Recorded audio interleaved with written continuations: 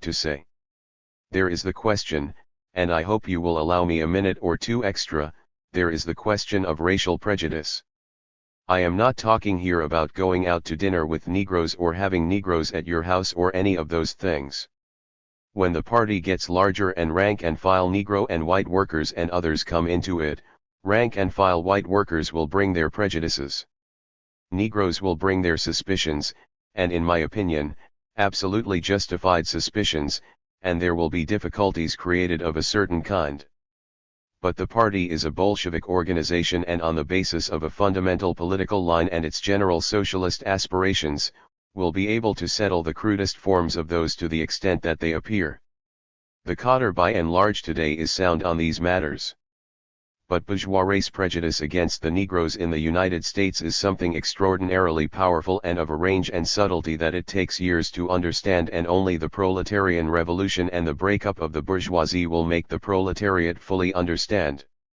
Such is the tremendous power which racial prejudice exercises in the United States, at every stage, wherever the races meet.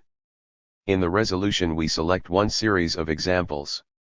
Undoubtedly this resolution is breaking a new stage in the organized form in which we are bringing forward Negro work and our conception of the Negro contribution, bringing it forward before the country and before the organized labor movement. We can accept it. We can feel that we shall do everything we can to carry it through. But bourgeois race prejudice isn't going to let it pass so easily. No. We have pointed out, and this has been the experience of many and particularly in the old Communist Party, that you will find many high-class Unionists who accept a sound policy on the Negro question, genuinely mean to carry it out. Then they find themselves in a certain situation in the Union, maybe a union of predominantly white workers, and the constant hammering home by the party of the importance of the Negro question and the significance of the Negro question in the party press and in the party propaganda and agitation begins to affect the work. There are problems created. 253. A problem arises and these Unionists ask, couldn't we in this particular situation, not on the whole but in this crisis, couldn't we play down the Negro angle a bit? Sometimes, in fact, we have to. But you can find, and it is possible that as we expand you will find this tendency to push the Negro question back a bit. Not for any reactionary reasons but with the genuine intention to advance what looms as more important, the role of the party in the organized labor movement at large. If we have time, maybe tonight, I will tell you many instances that have been given to me. This is not an individual aberration, it is not a personal weakness of a comrade. If it were, it wouldn't find a place in the resolution. It is the pressure of bourgeois race prejudice that will penetrate into the party and impede the development of Negro work to the stage that we want to place it. Problems facing Negro militants. There are other examples. You find a Negro unionist who for 30 years of his life has been bothered with chauvinism and the problem of where the Negro people are going to find some salvation. And at last he gets into the union movement, a progressive union. He meets other unionists, he sees what the union signifies, he grasps the question of the class struggle. Good. Now he has a perspective. He comes to the Revolutionary Party, and there he sees in embryo, despite certain difficulties, he catches a glimpse of the perspectives of a new society, and he is reinforced in his fundamental conceptions. When the party now begins to insist upon the significance and vitality of the independent Negro movement, this is a shock to him. He doesn't understand it too well. He thinks that we may be taking a step back. He doesn't quite see it. And you will find that he may align himself with those, I have seen this, who are finding some sort of objection to the projection forward of the Negro work. That is only another aspect of bourgeois race prejudice. It isn't that the Negro unionist is prejudiced. Don't misunderstand it. It is the impact of prejudice, that affects us at every turn. There are plenty of others besides those that are mentioned here. There are petty bourgeois Negroes who more than most Negro groups suffer terribly in a personal way from the persecutions and humiliations of bourgeois society. When they come into a fairly large party, there they are able to work genuinely for the revolution and at the same time find a social milieu in which they can be comfortable and are saved from the merciless repression and savage attacks that bourgeois society subjects them to.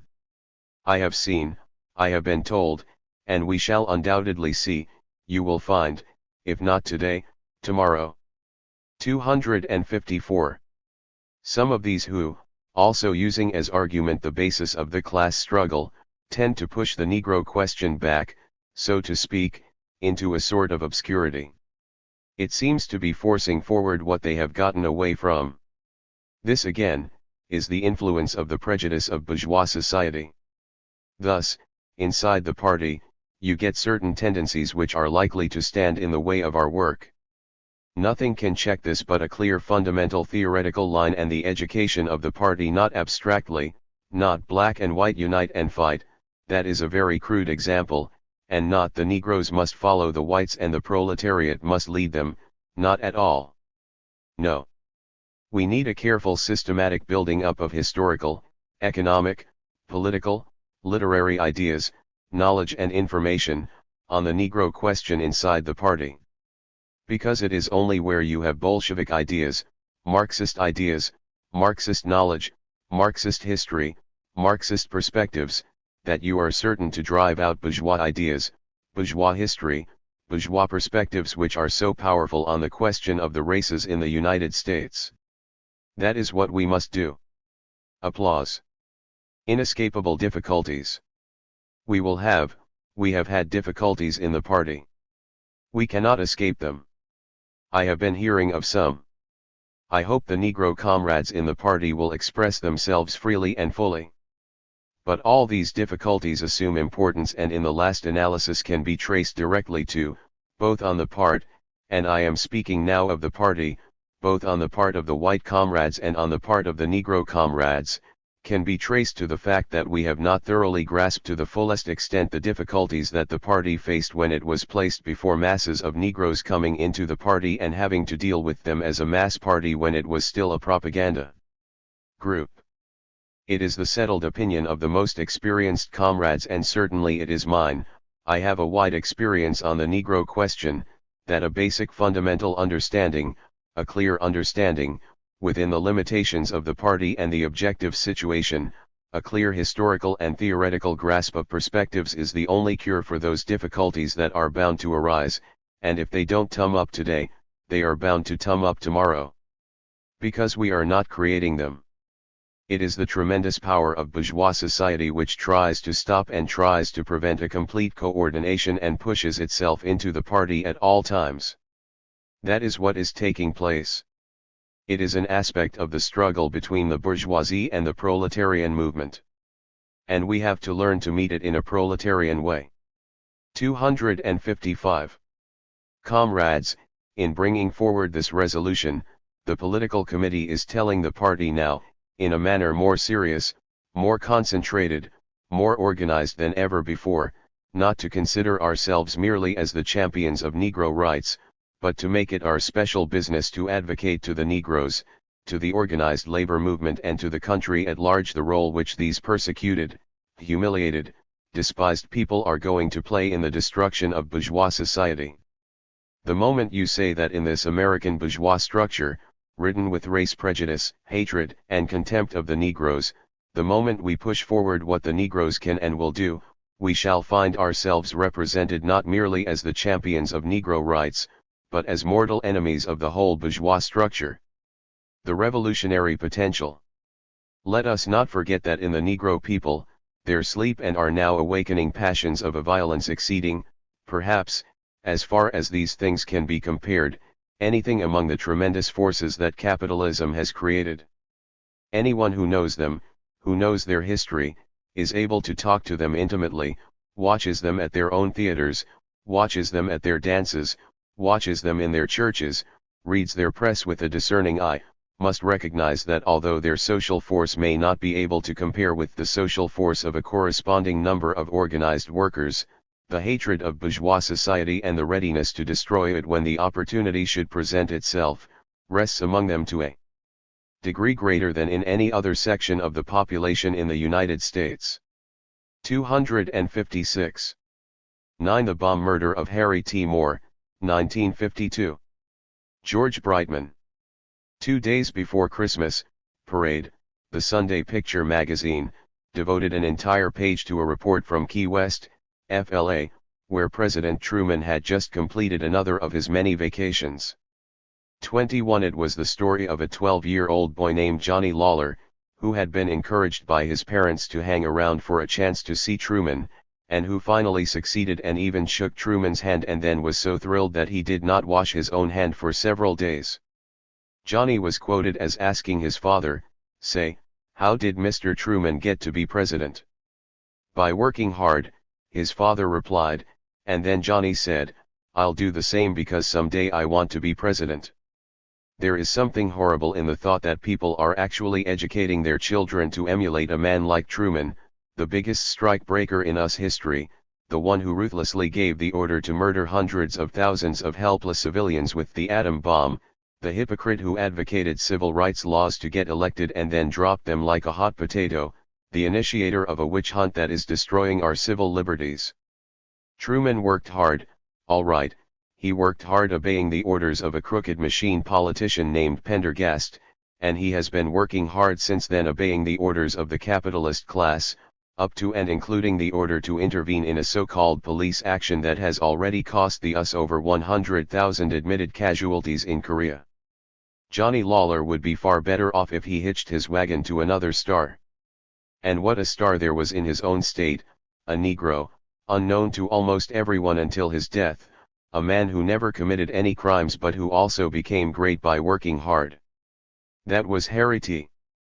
Moore, a hard worker, but one who worked on the side of the people and not against them. 21. Brightman, 1952. 257. Harry Moore, a truly noble man. It seems a shame that we never heard of Harry T. Moore until after Christmas night, when his life and his wife's life were ended by a bomb that blew up their home in Mims, Florida. Because he was a truly great and noble human being, the kind of man we should look up to for guidance in how to live our lives, a man whose memory we should keep forever fresh and green. He was a school principal, and better off than most Negroes in the South. But he was not content to think only of himself. He joined the fight to win equal salaries for Negro teachers, and for doing that was fired from his job. That would have silenced some people, as it has intimidated many teachers of liberal or radical views and others menaced or victimized by the witch hunt. But it did not frighten Harry T. Moore. On the contrary, it increased his determination to fight for justice. He became more active than ever in the National Association for the Advancement of Colored People and in struggles to win and protect the right to vote for Negroes in his state. And when he was confronted with the Groveland rape frame-up, he became a thorn in the flesh of the white supremacists and Ku Kluxers and their protectors in high office.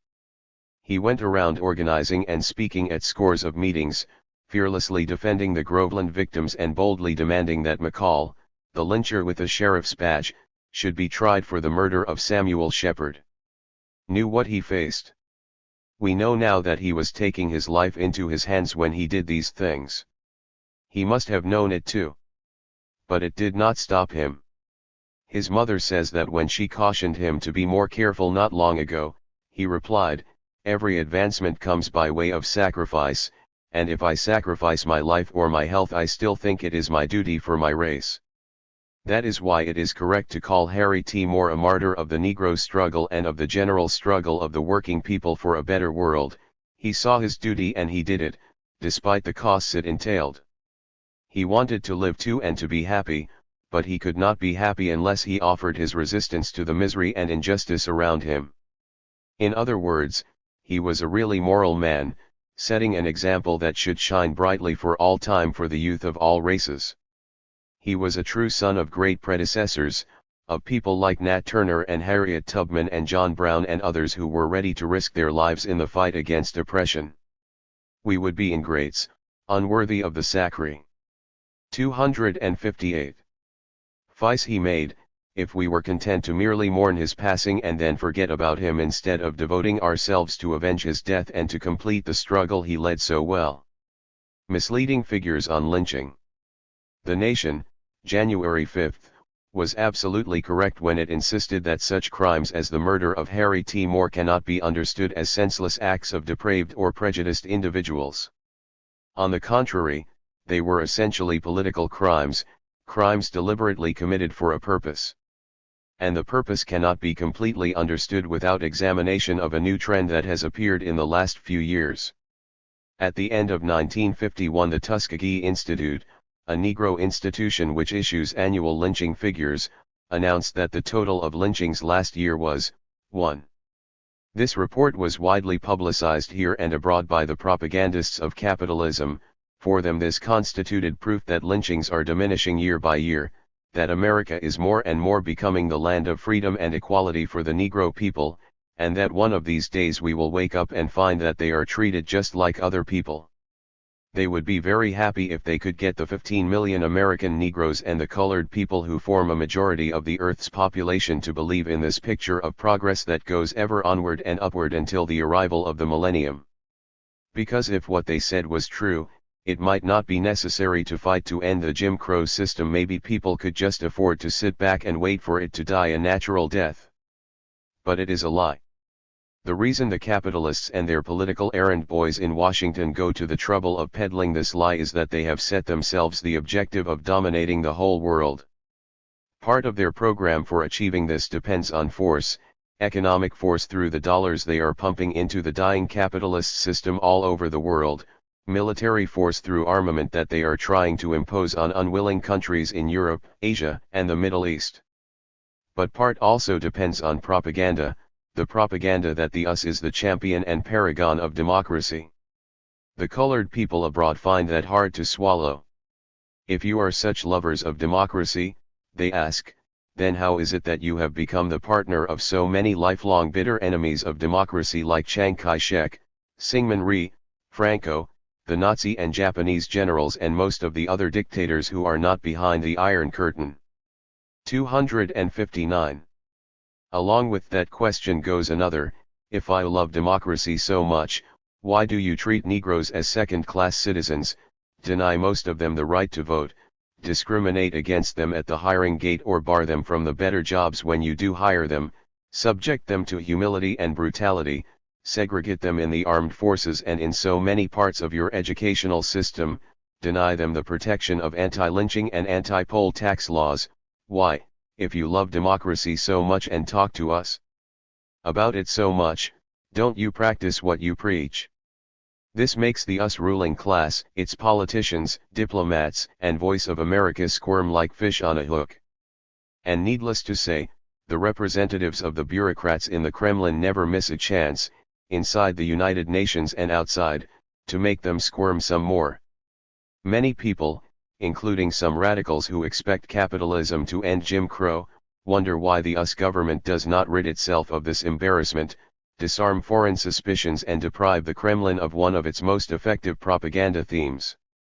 All they would have to do is quit discriminating against Negroes and begin treating them the same way as other citizens. But they don't do it, for reasons to be discussed later. Instead, they seek to get around their embarrassment by juggling figures to show that lynching is diminishing and conditions are improving, etc. When we say this is a lie, we do not mean to challenge the official lynching figures compiled every year. It is true that they have declined temporarily. What we mean is that lynching has assumed new forms. Everyone knows that lynchings are violence resulting in death committed by a mob, by more than a few people. If only one person does the killing, it is listed by the Tuskegee Institute as a murder and not a lynching. Harry T. Moore was not officially listed as a lynch victim, presumably because it has not been proved that more than one person killed him. But there is another and more crucial aspect to lynching: its purpose. The purpose is not so much to take a life that can just as easily be done by so-called legal procedure, in a Jim Crow court, that is, by legal lynching. The purpose of a lynching is not so much to take a life as it is to frighten, terrorize, silence, demoralize other people who are permitted to go on living, but who are expected to cringe as long as they live and not dare to organize or vote or go to court, just to live and work like a mule for the benefit of others. That is the real aim of a lynching, and if it does not have that effect it is not considered a success. 260. New trend in anti-Negro terror. The point can be illustrated by the Groveland case. In Groveland, Lake County, FLA, a large number of Negroes were working and living under conditions of virtual peonage, a system about halfway between slave labor and wage labor. After the war, the Negro workers began to complain about their conditions and talk about doing something to improve them. When their employers heard about this, they decided to do something drastic to throw the fear of God into their employees. That was the background of the Groveland case in 1949, and when a white woman yelled rape, the employers had just what they wanted. They unloosed a reign of terror that lasted over a week. Negro homes were burned, Negroes were shot at if they ventured out of doors, and finally 400 Negro families had to flee out of the county. One Negro was shot dead by a posse, 3 others were almost lynched and later were convicted, 1 was given life imprisonment, 2 were sentenced to death. When the Supreme Court ordered a new trial for the latter, a sheriff shot them in cold blood, murdering one and leaving the other for dead. But it was not these victims the ruling class was most concerned about. They wanted blood and some bodies burning in the electric chair so that they could point to them and remind the remaining, living Negroes of what they could expect if they tried to alter the wonderful American way of life as it is practiced in the South. Real aim: to frighten the living. To frighten the living, that is the real aim of lynching. When that is understood, we can see that there may be less of the old-style type of lynchings, where mobs are used, but that lynchings have continued as much as before, only in new forms. Today, when they want to achieve the purpose of lynchings, they send out only 2 or 3 men to shoot down a Negro who will serve as an example to others, or they may even send out only 1 man, armed with a bomb, which he can throw under a house where people are sleeping at night. And in some cases they use the police instead. Because these people who are so brave about murdering sleeping men and women don't like to take any risks, and even small vigilante committees face a risk that their victim may resist. But with the police taking over the function of the lynch mob, there is practically no risk. The police have always been noted for their brutality toward Negroes. Now, in addition, in ever-increasing numbers, they are killing Negroes too, in the North and the South. 261. It is estimated that in the city of Birmingham alone almost 100 Negroes have been shot or beaten to death on the streets or in the police stations during the last 2.5 years alone. Nobody knows what the national total is, but it surely equals any annual total of official lynchings recorded in the US since the early days of the Ku Klux Klan. It is not a matter of punishing individual Negroes or of letting the police work off their sadistic frustrations. The main aim is to paralyze the members of the Negro community with fright, to make them shudder every time they see a cop, to keep the memory of broken and bloody bodies on their minds so that they will be afraid to talk back or stand up for their rights. In other words, the same aim as the old-style lynchings, only now committed under guise of law, now protected by the police badge and uniform, now masked as resisting an officer or trying to escape. That is one of the new trends in the struggle for Negro equality. The Negro people have been pressing forward. It is estimated that 2 million of them will go to the polls in the South this year as compared with about 1 million in 1948. Unable to sweet-talk them into accepting second-class citizenship, the ruling class and its political agents have decided to beat them into submission. It is impossible to exaggerate the dangers presented by the new forms of lynching. If they are not stopped where they are already being committed, then they will spread into every state and city where the ruling class wants to keep the Negro people down, that is, every state and city where Negroes live. Danger evident not only to radicals. Revolutionary socialists are not the only ones who understand what is happening. The psychology department of the City College of New York, 20 educators, sent a wire to Truman last November after the sheriff of Lake County took the 2 handcuffed Groveland defendants for a ride and shot them. They noted that the pattern for denying Negroes their constitutional rights has shifted from mob violence to the more subtle forms of quasi-legal executions or violence at the hands of law enforcement officers. The new pattern, they said, would give the aura of official sanction to racial murders and would expose all the people to the dangers of a capricious jungle-like state. This is an acute observation, because once the cops get such powers of life and death in their hands, they will not confine their use to Negroes but will employ them against whites as well. And they warned that only the most immediate and strongest action of the federal government can prevent the legal murder of a great many more Negroes in the near future. Events have already begun to confirm this warning. 262. Another conservative source, Walter White, in his annual report for the NAACP, declared, "At times during the year justice and human rights in America seemed to be standing still or even moving backward.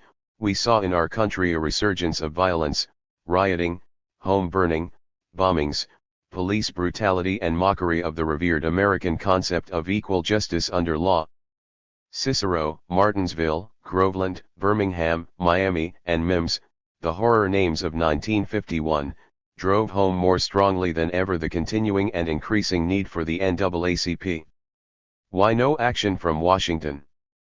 The International Executive Board of the CW Auto Workers, not one radical among them, protested the Groveland killing, the murder of an NAACP member who had filed suit for the right to vote in Louisiana and was shot down by a deputy sheriff, and the murder of a Negro steward at sea by a white captain. These crimes were designated as signs of an intensification of terroristic aggression against Negroes by officers charged with upholding and enforcement of the law. Urging Attorney General McGrath to arrest, indict, and try the killers for murder, the UAW board wrote, "Failure to take such action subverts all of our lofty professions of democratic principles. The hour is late. Action now is imperative." The hour certainly is late, but no action has been forthcoming, despite thousands of appeals to Truman for the government to step into the picture and do something to stop the terrorism.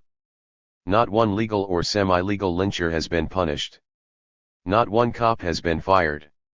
Not one bomb thrower has been apprehended. The strongest government in the world seems to be helpless, or else tries to give that impression. The mighty FBI has found nothing. The Department of Justice can't seem to get the wheels of justice moving. Are they really so inefficient? The answer is that it all depends on whom they are hunting. When they want to catch a radical, nothing seems to stop them. The whole machinery of the government is thrown into high gear, thousands of cops and FBI agents labor ceaselessly, no financial expense is too high, they lap wires and open mail, they set up a stool pigeon system extending across the whole country. And they get results, when they really want them. So when they don't get results, we have good reason to believe they don't want them. They arrest radicals and prosecute them and send them to jail, not for 263. Employing force and violence, there has not been a single case of this kind, but for allegedly conspiring to advocate force and violence, a frame-up assault on the Bill of Rights.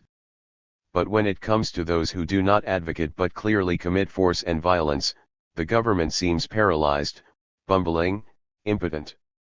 They are great at hounding people whose only crime is that they express their opinions, but a complete dud when it comes to catching and punishing fascistic elements who commit crimes in violation of all the federal, state and local laws. Liberals think this is accidental, but it is not. The truth is that the government is not really disturbed by fascist elements while it is afraid of ideas and free speech and free press. This gives a better and sharper insight into the true character of the government and the capitalist ruling class than can be gotten in almost any other way. Are warnings confirmed? What is the government doing about the murder of Mr. and Mrs. Harry T. Moore? Look first of all at Truman, the so-called great civil libertarian and humanitarian. Not one word. He can't be bothered by such trifles. When us airmen fly over Hungarian territory in violation of international law, you can imagine what would happen if a Soviet or Hungarian plane flew over us territory without permission, and then are arrested and fined. There is a great hubbub. Truman demands restitution and firm action, and even after they are released he vindictively demands that the case be taken before the UN. But when people are murdered in his own country, in the state where he takes his vacations, Truman is silent, and no newspaper reporter questions him about it at his press conferences. Not that it would mean anything if he did say something about the Moore case, because he has proved that his promises cannot be trusted anyhow. Action speaks louder than words. And the inaction of the Truman administration also speaks louder than words. Attorney General McGrath promises the full facilities of the FB1. Eventually he sends down two FBI agents, who, when added to those already stationed in Florida, make a grand total of 9, which is less than 1/10 as many as he set into action like bloodhounds when 4 Stalinists convicted under the Smith Act jumped bail last summer. Evidently expressing opinions that Truman and McGrath do not like is a more heinous crime than murder. The FBI agents in Florida have achieved exactly nothing. The whole thing is a farce. Because even if they should arrest someone for violating the federal civil rights of Mr. and Mrs. Moore, the penalty, the maximum penalty, would be 1 year in prison and a few $1,000s in fine. Provided a Southern jury could be 264 found to convict the defendant.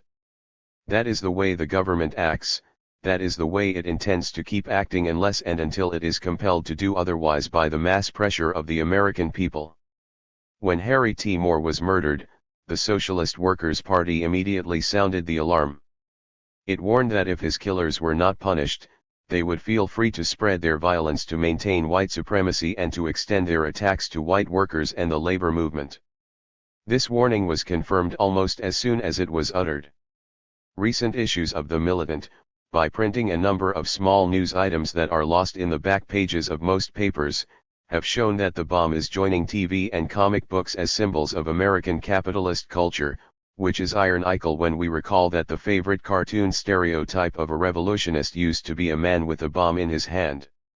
A white evangelist in Florida is warned that he will get the MIMS treatment if he does not stop preaching against sin so vigorously. Moore's home was in MIMS. A crusader against vice in Alabama comes home to find his house in smoke and his son blown 30 feet through the air by a bomb, and he decides to move his family out of the state. Why he sent them to Florida for protection from bombs is a mystery. The white sheriff of a North Carolina county complains that his deputies cannot do their job at night in the rural areas because the Klan has been flogging so many people that the residents have become jittery and start firing their shotguns as soon as they hear a noise outside. The sheriff says if this kind of thing goes on, why, it will not be possible for his deputies to preserve law and order much longer. The United Press reports a dynamite explosion near a Negro nightclub in Dallas, Texas, and calls it the third such apparently pointless bombing in less than a month. And now the scene shifts north, to Chicago, where a black powder bomb is exploded outside the new headquarters of the AFL Amalgamated Meat Cutters and Butcher Workmen's Union, shattering 40 windows and rocking the whole area. The police began an investigation, of course, not of the labor haters, not of the anti-union racists or the White Circle League, but of the CIO United Packing House Workers Union. What is being done? What is being done by the groups that are directly affected by this new wave of terrorism? The NAACP, which is most vitally involved, denounced the outrage, offered a reward for the killers of Mr. and Mrs. Moore, held memorial meetings for them, and urged McGrath to appoint a special prosecutor and 265 grand jury, which he refused to do. And then, 2 weeks after the bombing, it voted to consult the labor leaders for a nationwide work stoppage, something it had never done before and something which it did almost on the spur of the moment under the pressure of the mass indignation over the Moore case. All these measures were justified and progressive, but inadequate. The leaders of the labor movement too know they are involved, and knew it before the bombing of the Chicago AFL Union. They know that union organizers and members will be next on the death list, that the forces behind lynch terror are the same ones that seek to smash unions. But beyond sending a few telegrams of protest, they do nothing. An editorial in the January GAFL News Reporter concludes by wondering if maybe reactionaries everywhere won't stop to think whether stirring up race hatred in order to win an election is worth the damage it helps to cause. This is not a summons for the people to fight the reactionaries but an appeal to the reactionaries to think over what they are doing and decide if the terrorism really benefits them, as if the reactionaries do not know what they are doing. The Socialist Workers' Party takes an altogether different approach.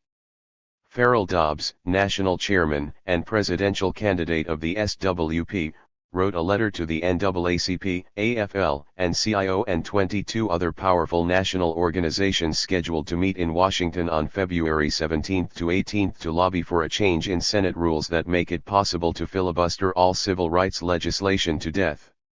Speaking on behalf of the SWP, Dobbs urged them to revise the plans for their conference, to turn it into a broader affair, to summon a mass march on Washington by tens of thousands instead of staging a lobby with a few hundred polite representatives, to call mass meetings and demonstrations in cities all over the country at the same time, to endorse the proposal for a nationwide work stoppage, and to support the idea of forming defense guards to protect lives and homes and liberties which the authorities have failed to protect. The need for defense guards. The proposal for defense guards originated in Florida, and not with the SWP. For several months in Miami, bombs have been thrown or planted in Negro housing projects, Jewish synagogues, and a Catholic church. When the police failed to stop this, here is what happened. According to the January 2 New York Times, members of the Jewish War Veterans recently suggested that 325 of their members be deputized to guard synagogues, but this was turned down after several rabbis had issued a statement declaring that to resort to vigilante action at this time is to succumb to hysteria and panic. 266. The subsequent killing of Mr. and Mrs. Moore, undoubtedly encouraged when the racists saw they could act with impunity in Miami, proves how blind those rabbis were to put their confidence in the police. In the first place, defense guards need not be deputized. When needed, they can and should be formed without getting the recognition or approval of the police, who usually act in connivance with the lynchers anyhow. In the second place, formation of defense guards is not vigilante action but its very opposite, protection against vigilante action. And in the third place, it is not panic or hysteria to protect your life when the police fail to do so, but good sense. The bombers respect only those who can oppose them effectively. They will think twice about going out to take another life when they see Negroes and Jews and workers banding together and promising to resist. Even the police will think it over before clubbing a helpless victim if they know he has friends who will come to his aid. Without ever having heard of the Socialist Workers' Party, the Jewish veterans in Miami sensed this. So did 18 whites who stood armed guard around the church of the preacher threatened with the MIMS treatment in Jacksonville, and so did the Negroes who formed a guard around the home of a Negro farmer in North Carolina after a bomb had been exploded there. What impedes the leaders? Farrell Dobbs' proposals were not answered by the labor, Negro, liberal and civic organizations. But they made it clear that they rejected them by changing the name of their lobbying conference in February to the Leadership Conference on Civil Rights, an obvious refusal to call for mass action. But what about the proposal for a nationwide work stoppage, which was made first by the NAACP itself? The NAACP authorized the setting up of a committee to consult the labor leaders. What happened? Was it set up, and if it was set up, why isn't it functioning? If it is functioning, why is the NAACP so silent about the whole thing, which was their idea and not ours? If labor leaders refuse to go along with the proposal, why doesn't the NAACP announce this so that the people can do something about it? Why, if they say this is a situation of crisis, don't they act accordingly? What are they waiting for? The answer can be found by examining the new form of propaganda that both Negro and labor leaders have become very fond of in recent years. This has already been done in the militant, but it bears repetition and amplification. Today this propaganda is being applied to just about every public issue that can be thought of. When Truman asks for another $5 billion in new taxes, he seeks to justify this unpopular demand by its necessity for the struggle against Com. 267. Munism. But his Republican opponents say new taxes are out of the question for the same reason, they would hurt the economy and weaken the struggle against communism. When Philip Murray asks for a steel wage increase, he explains it is needed so the steel workers can contribute their maximum effort to the fight against Stalin. Fearless of Us Steel retorts that a wage increase would undermine the steel industry, which would please no one so much as Stalin. Of course the class struggle continues just the same. The steel workers are not impressed with Fearless' arguments, nor he with theirs. This shows that propaganda has certain limits, and while it can mix things up it cannot change the realities of social life and struggle. False propaganda paralyzes action. But it can mix things up, which is why it must be paid some attention when it is applied to the Negro question, where the argument runs like this: Jim Crow, discrimination, segregation, bombings are all crimes because they help Stalin, and should be ended so that Negroes will be able and willing to go all out in the crusade against communism. This was the theme sounded over and over by Philip Murray and Walter Reuther at the last CW convention, and given a timely application by Walter White, secretary of the NAACP, when he said the murder of Harry T. Moore was one of the greatest services that could have been performed for Joe Stalin. The duty of leaders, labor or Negro, is to educate the people, teach them to know causes and effects, otherwise, no lasting progress is possible. Specifically, it is their job to teach the masses what causes Jim Crow oppression, who benefits from it, how all workers are harmed by it, why they should fight it, and how to fight it effectively. The basic cause is the profit system, and the beneficiaries are the capitalists who do everything they can to keep the workers divided along any lines possible: racial, geographic, religious, sexual, etc. Because the more the workers are divided, the easier it is for the employers to exploit them and squeeze the maximum profit out of their labor. The workers have to be shown that Jim Crow benefits the ruling class, and that anything that perpetuates Jim Crow is harmful to their own interests. It must be made plain that Jim Crow is not the product of Stalin. This is not said in defense of Stalin, but of a historically incontrovertible fact. Jim Crow is the product of capitalism, American capitalism. Its seat is in Washington, not Moscow. Any propaganda that obscures this fact is harmful and not helpful to the Negroes and their white allies. 268. The roots of Jim Crow. The workers must be encouraged and taught to figure out their problems from the standpoint of how their problems affect the class and individual conditions and liberties of the masses themselves.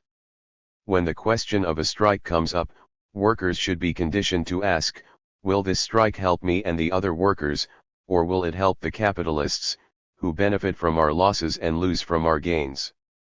They should not be bamboozled into introducing extraneous questions, like, will this strike help Stalin, or hurt him?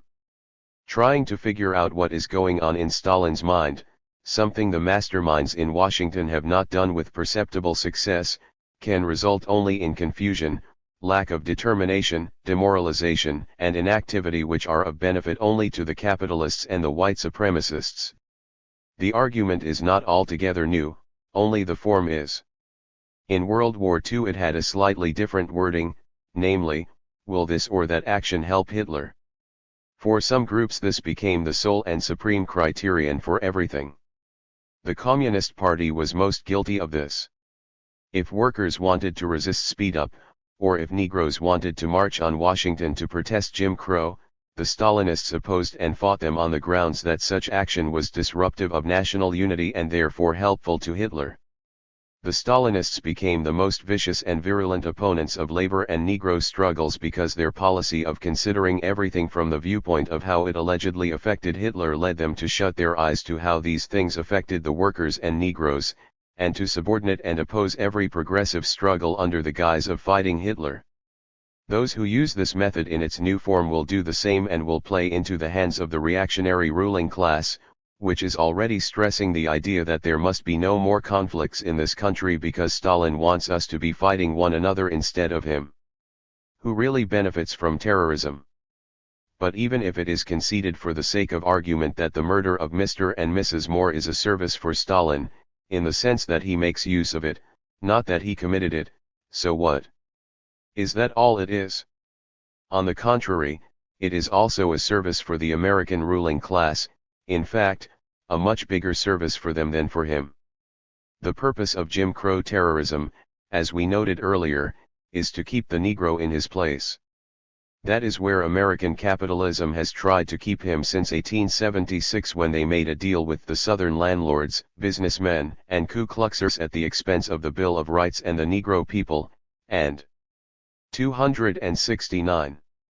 That is where they are trying to keep him today. Stalin may reap certain indirect propaganda benefits from Jim Crow terrorism, but American capitalism benefits from it directly, politically, and economically, and in a big way. That is why they do nothing to stop it. The more murders embarrass them in the United Nations. But not enough so that they want to end Jim Crow at home. For them it is cheaper to pay the price of being embarrassed than of having anything done to overthrow the Jim Crow system. So Walter White is telling only half the truth.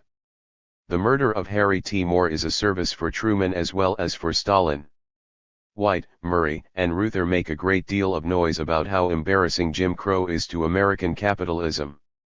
The Truman administration, which would not be in power without the support of the South, knows all about this embarrassment, even better than its labor and Negro supporters. But that does not stop them from maintaining the Jim Crow system.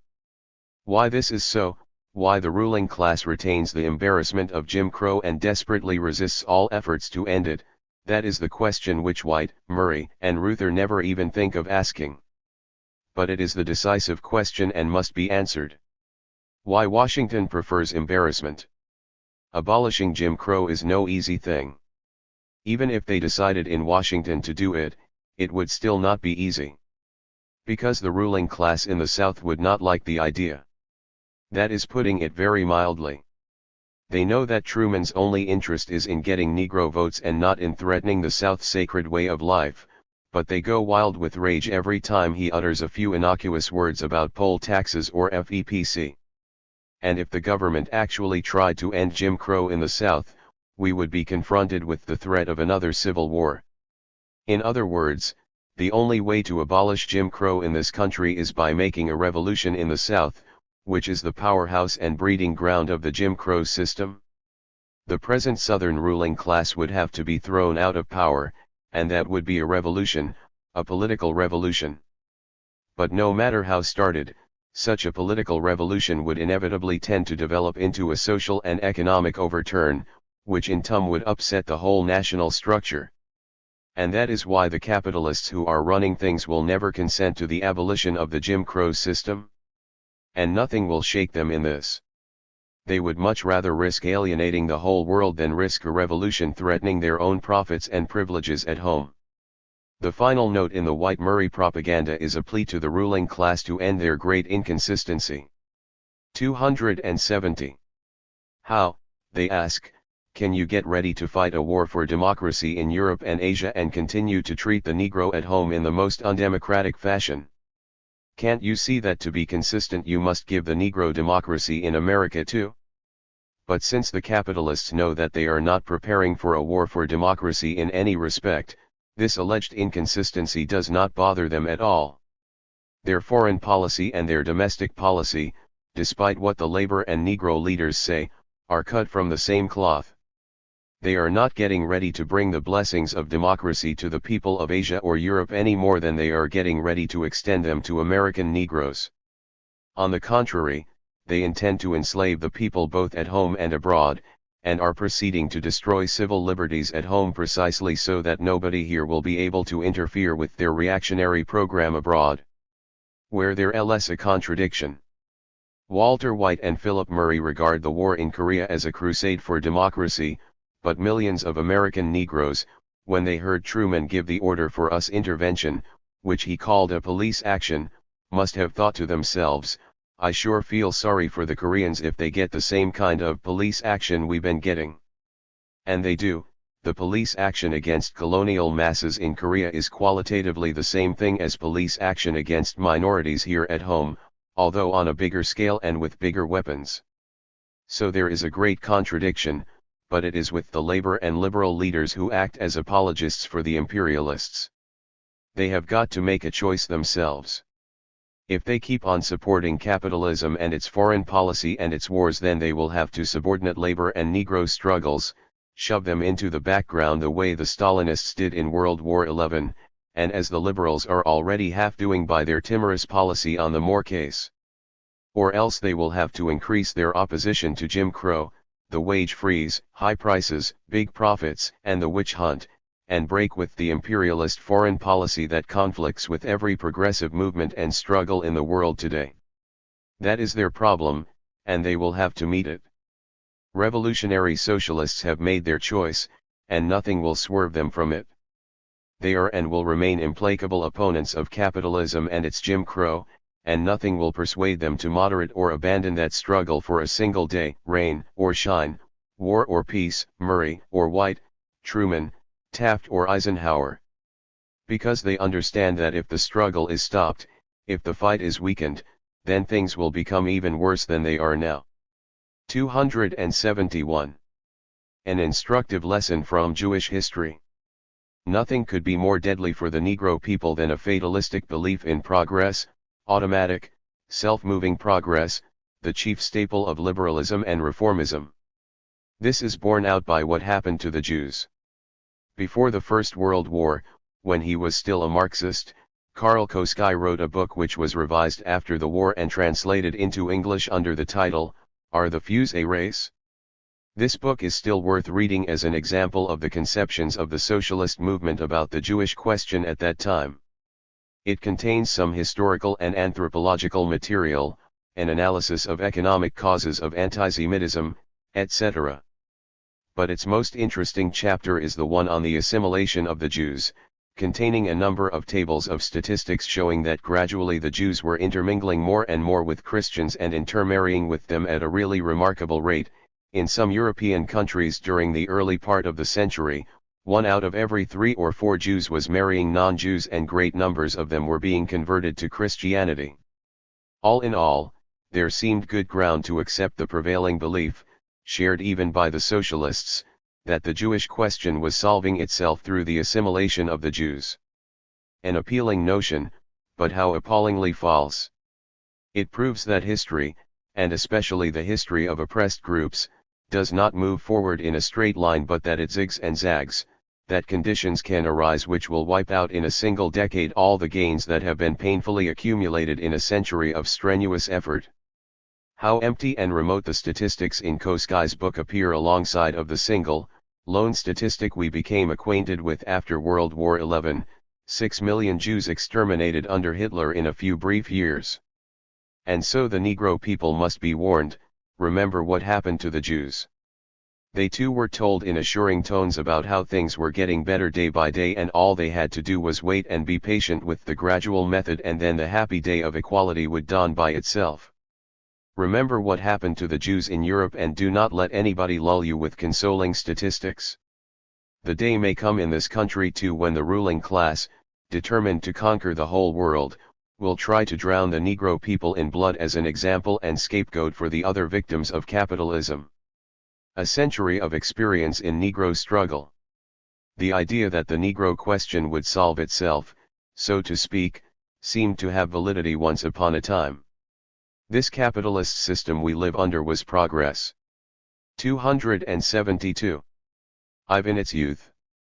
Less than 100 years ago the capitalists united, although reluctantly at first, with Negroes and workers and farmers to wage a bloody civil war that ended in the smashing of the chattel slave system. There was reason then to think that under capitalism Negroes could eventually prosper or at least breathe the free air of equality. Then, after the Civil War, came the period of Reconstruction, whose first stages were the brightest chapter in the book of American history, when the capitalist government did not hesitate to suppress the former slaveholders and to keep them suppressed and to use federal troops and guns in support of the Negro's struggle for freedom. But that was when capitalism was young and thriving and moving ahead. Today this profit system is old and decrepit, attacked by incurable diseases, demented by illusions of grandeur and vain hopes that it can succeed in the program of world conquest that Hitler failed to achieve. It's a different animal now. Since the betrayal of Reconstruction, which gave the reins of power in the South back to the former slave owners, there has been no reason whatever to expect anything progressive from the capitalists. Besides, why should the Negro people expect that their capitalist oppressors are going to grant them more rights at a time when the capitalists are busily engaged in withdrawing rights from the white workers, staging a witch hunt to destroy freedom of speech and press and association for the white workers? Preparations for an imperialist world war do not portend the flowering of democracy for the Negro people, they signify an attempt to wipe out the democratic rights of all the masses. Even without the evidence of new and spreading forms of lynching and terrorism, it does not take much vision to see that the prospects for things getting better by themselves are very slim, and are going to get slimmer unless they are resisted vigorously, militantly, in the spirit of Harry T. Moore. Moore pointed to the road. The solution is not easy, and anyone who thinks it is fooling himself. These are not easy times in which to make progress. Many people who know that the answer lies in struggle have been frightened by the witch hunt and have retired to the sidelines. But struggle is still the only answer, and no slick or cheap substitutes will do. Sending petitions to Truman will not bear any better results now than in the past. Proposals for a boycott of Florida citrus fruits and vacation centers are not harmful as such, unless the idea is created that they are the answer. By themselves they do no harm, but they cannot do much good either. Struggle, backed up by the readiness to sacrifice that Harry T. Moore exhibited, remains the only answer. 273. The nature of the struggle is primarily political.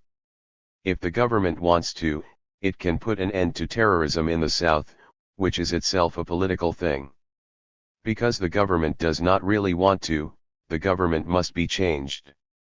Not changed by shifting from control by one capitalist party to control by another capitalist party, but changed from a government representing the interests of the capitalist class to one representing the interests of the workers, Negroes, working farmers, housewives, and youth, representing them, controlled by them, responsible to them and replaceable by them.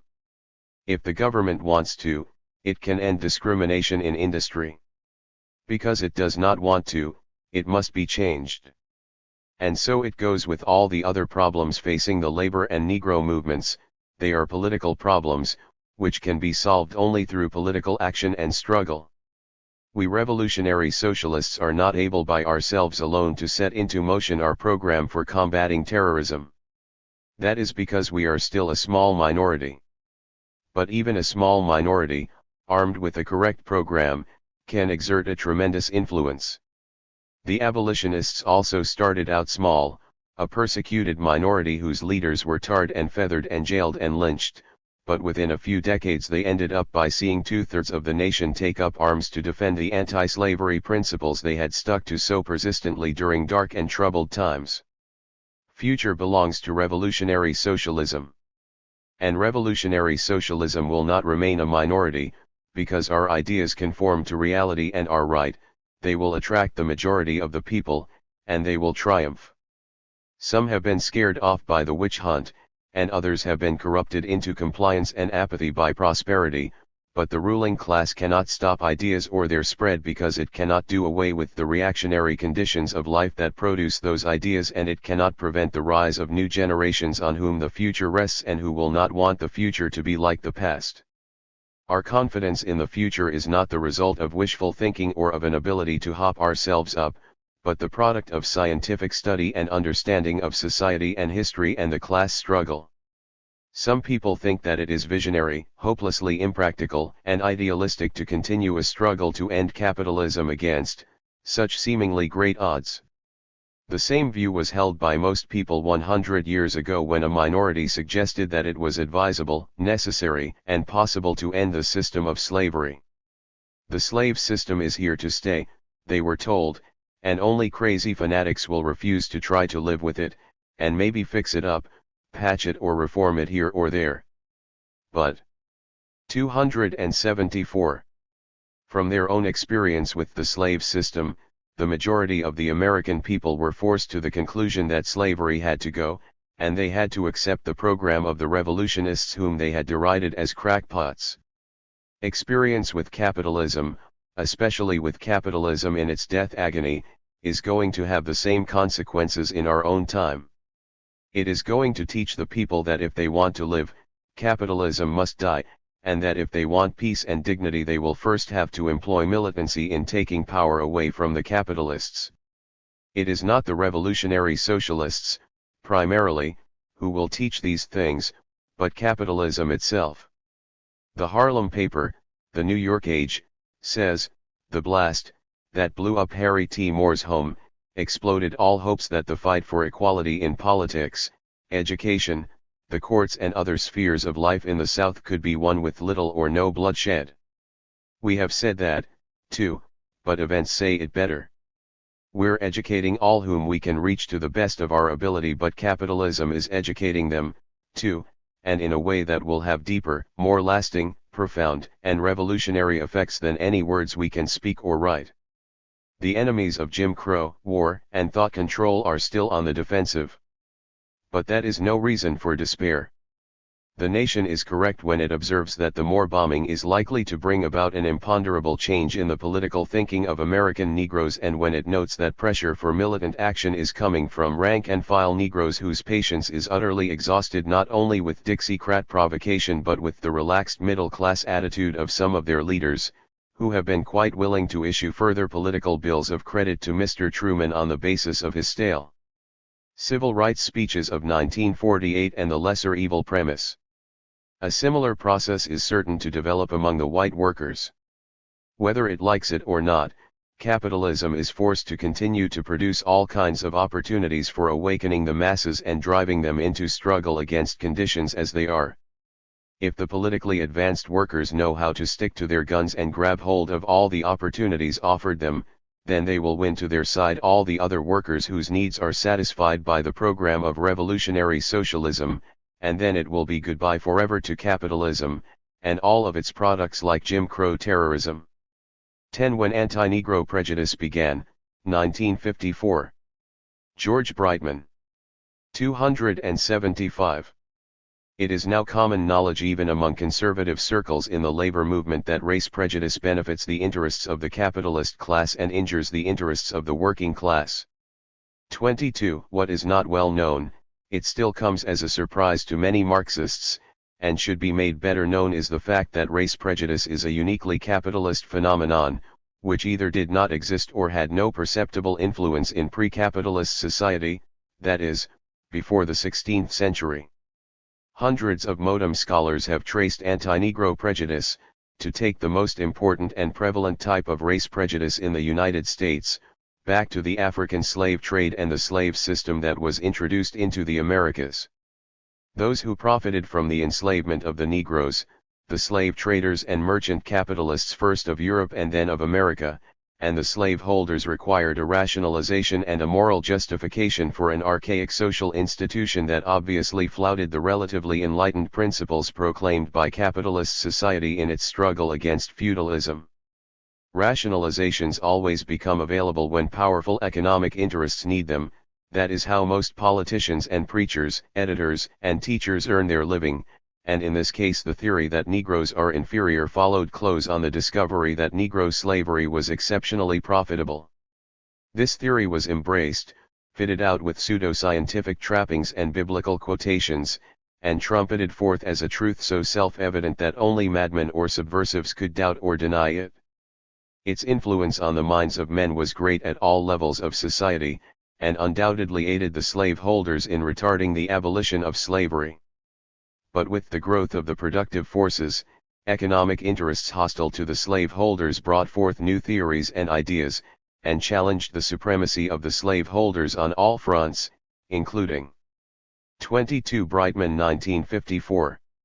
276. Ideology. The ensuing class struggles, between the capitalists, slaves, workers, and farmers on one side and the slaveholders on the other, resulted in the destruction of the slave system. But if anti-Negro prejudices and ideas arose out of the need to justify and maintain slavery, why didn't they wither away after slavery was abolished?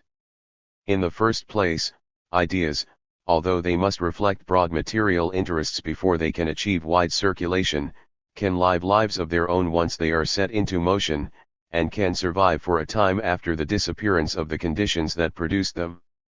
It is instructive to note, for example, that Lincoln did not free himself wholly of race prejudice and continued to believe in the inferiority of the Negro even while he was engaged in prosecuting the Civil War that abolished the slave system, a striking illustration both of the tendency of ideas to lag behind events and of the primacy of material interest over ideology. This is a generalization, however, and does not provide the main explanation for the survival of anti-Negro prejudice after the Civil War. For the striking thing about the Reconstruction period which followed the abolition of slavery was the speed with which old ideas and customs began to change and break up.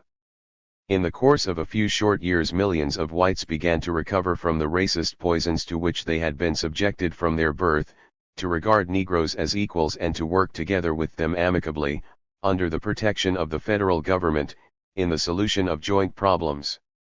The obliteration of anti-Negro prejudice was started in the social revolution that we know by the name of Reconstruction, and it would have been completed if Reconstruction had been permitted to develop further. But Reconstruction was halted and then strangled, by the capitalists, acting now in alliance with the former slaveholders.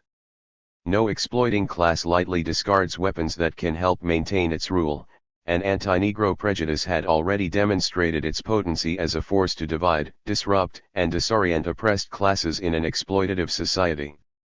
After some vacillation and internal struggle that lasted through most of Reconstruction, the capitalist class decided it could make use of anti-Negro prejudice for its own purposes. The capitalists adopted it, nursed it, fed it, gave it new clothing, and infused it with a vigor and an influence it had never commanded before. Anti-Negro prejudice today operates in a different social setting and therefore in a somewhat different form than a century ago, but it was retained after slavery for essentially the same reason that it was introduced under the slave system that developed from the 16th century on, for its convenience as an instrument of exploitation, and for that same reason it will not be abandoned by the ruling class of any exploitative society in this country. 277. But why do we speak of the introduction of anti-Negro prejudice in the slave system, whose spread coincided with the birth of capitalism? Wasn't there slavery long centuries before capitalism? Didn't race prejudice exist in the earlier slave societies? Why designate race prejudice as a uniquely capitalist phenomenon? A brief look at slavery of both the capitalist and pre-capitalist periods can lead us to the answers. Capitalism, the social system that followed and replaced feudalism, owed its rise to world dominance in part to its revival or expansion of forms of exploitation originally developed in the pre-feudal slave societies, and to its adaptation and integration of those forms into the framework of capitalist productive relations. As the chief momenta of primitive accumulation through which the early capitalists gathered together the capital necessary to establish and spread the new system, Marx listed the discovery of gold and silver in America, the extirpation, enslavement, and entombment in mines of the aboriginal population, the beginning of the conquest and looting of the East Indies, the turning of Africa into a warren for the commercial hunting of blackskins. The African slave trade and slavery produced fortunes that laid the foundations for the most important of the early industries of capitalism, which in turn served to revolutionize the economy of the whole world.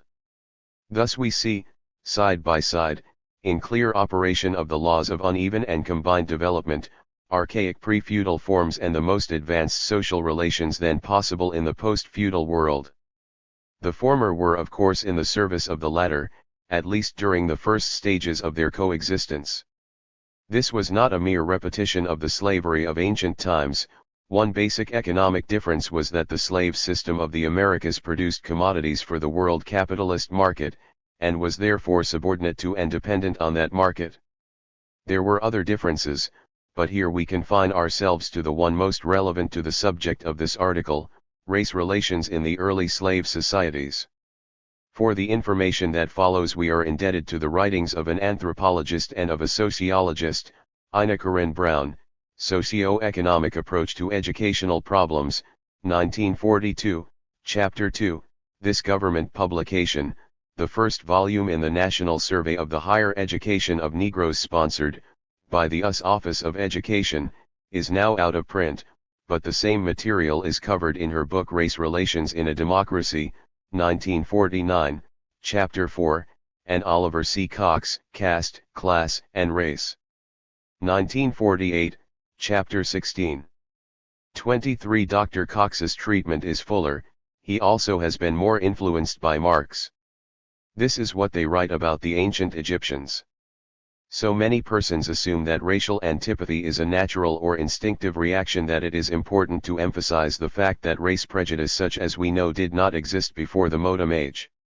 To be sure, there was group antipathy which those who read history backwards take to be race prejudice, but actually this antipathy had little or nothing to do with color or the other physical differences by which races are distinguished. For example, the ancient Egyptians looked down upon the Negroes to the south of them. They enslaved these Negroes and spoke scornfully of them. Many writers, reading later racial attitudes into the situation, have seen in this scorn a color prejudice. But the Egyptians were just as scornful of the Asiatic sand dwellers, or troglodytes as Herodotus called them, and of their other neighbors who were as light or lighter than the Egyptians. The Egyptian artists caricature the wretched captives taken in the frequent wars, but they emphasize the hooked noses of the Hittites, the woolen garments of the Hebrews, and the peculiar dress of the Libyans quite as much as the color or the thick lips of the Negroes. That the Egyptians mixed freely with their southern neighbors, either in slavery or out of it, is evidenced by the fact that some of the pharaohs were obviously Negroid and eventually Egypt was ruled by an Ethiopian dynasty. Brown, 1942. There seems to be no basis for imputing racial antagonism to the Egyptians, Babylonians, or Persians. Cox. On the Greeks. One frequently finds mention of the scornful way in which Negro slaves were referred to in Greece and Rome, but the fact is that equally scornful remarks were made of the white slaves from the north and the east. There seems to be no evidence that color antipathy was involved, and of the total slave population the Negroes constituted only a minor element. Brown, 1942. The slave population was enormous, but the slave and the master in Greece were commonly of the same race and there was no occasion to associate any given physical type with the slave status.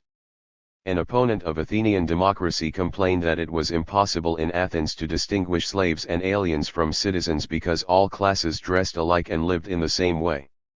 Brown, 1949. We do not find race prejudice even in the great Hellenistic Empire, which extended deeper into the territories of colored people than any other European empire up to the end of the 15th century. The Hellenic Greeks had a cultural, not a racial, standard of belonging, so that their basic division of the peoples of the world were Greeks and barbarians, the barbarians having been all those persons who did not possess the Greek culture, especially its language, the people of the Greek city-states, who founded colonies among the barbarians on the shores of the Black Sea and of the Mediterranean, welcomed those barbarians to the extent that they were able to participate in Greek culture, and intermarried freely with them. The Greeks knew that they had a superior culture to those of the barbarians, but they included Europeans, Africans, and Asiatics in the concept Hellas as these peoples acquired a working knowledge of the Greek culture. The experience of the later Hellenistic Empire of Alexander tended to be the direct contrary of modern racial antagonism. The narrow patriotism of the city-states was given up for a new cosmopolitanism. Every effort was made to assimilate the barbarians to Greek culture, and in the process a new Greco-Oriental culture with a Greco-Oriental ruling class came into being. Alexander himself took a Persian princess for his wife and encouraged his men to intermarry with the native population. In this empire there was an estate, not a racial, distinction between the rulers and the unhellenized natives. Cox. On the Romans. In Rome, as in Greece, the slaves did not differ in outward appearance from free men. R.H. Barrow in his study of the Roman slave says that neither color nor clothing revealed his condition. Slaves of different nationalities intermarried. There was no color barrier. A woman might be despised as a wife because she came from a despised group or because she 280 practiced barbaric rites but not because her skin was darker. Furthermore, as W.W. Buckland points out, any citizen might conceivably become a slave, almost any slave might become a citizen. Brown 1949. In this civilization also we do not find racial antagonism, for the norm of superiority in the Roman system remained a cultural class attribute. The basic distinction was Roman citizenship, and gradually this was extended to all freeborn persons in the municipalities of the empire. Slaves came from every province, and there was no racial distinction among them. Cox. There is really no need to go on quoting. The same general picture is true of all the societies, slave and non-slave, from the Roman Empire down to the discovery of America, in the barbarian invasions into Europe, which led to enslavement of whites, in the reign of the Muslims, in the era of political domination by the Catholic Church. There were divisions, discriminations, and antagonisms of class, cultural, political and religious character, but none along race or color lines, at least none that have left any serious trace in the historical materials now available. As late as the middle of the 15th century, when the West African slave trade to Portugal first began, the rationalization for the enslavement of Negroes was not that they were Negro but that they were not Christian. Those who became Christians were freed, intermarried with the Portuguese and were accepted as equals in Portugal. Afterward, of course, when the slave trade became a big business, the readiness of a slave to convert to Christianity no longer sufficed to gain his emancipation. Why did race prejudice develop in the capitalist era when it did not under the earlier slave systems?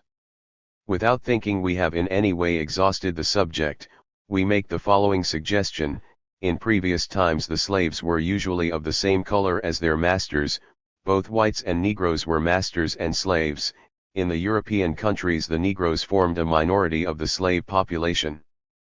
The invidious connotations of slavery were attached to all slaves, white and Negro.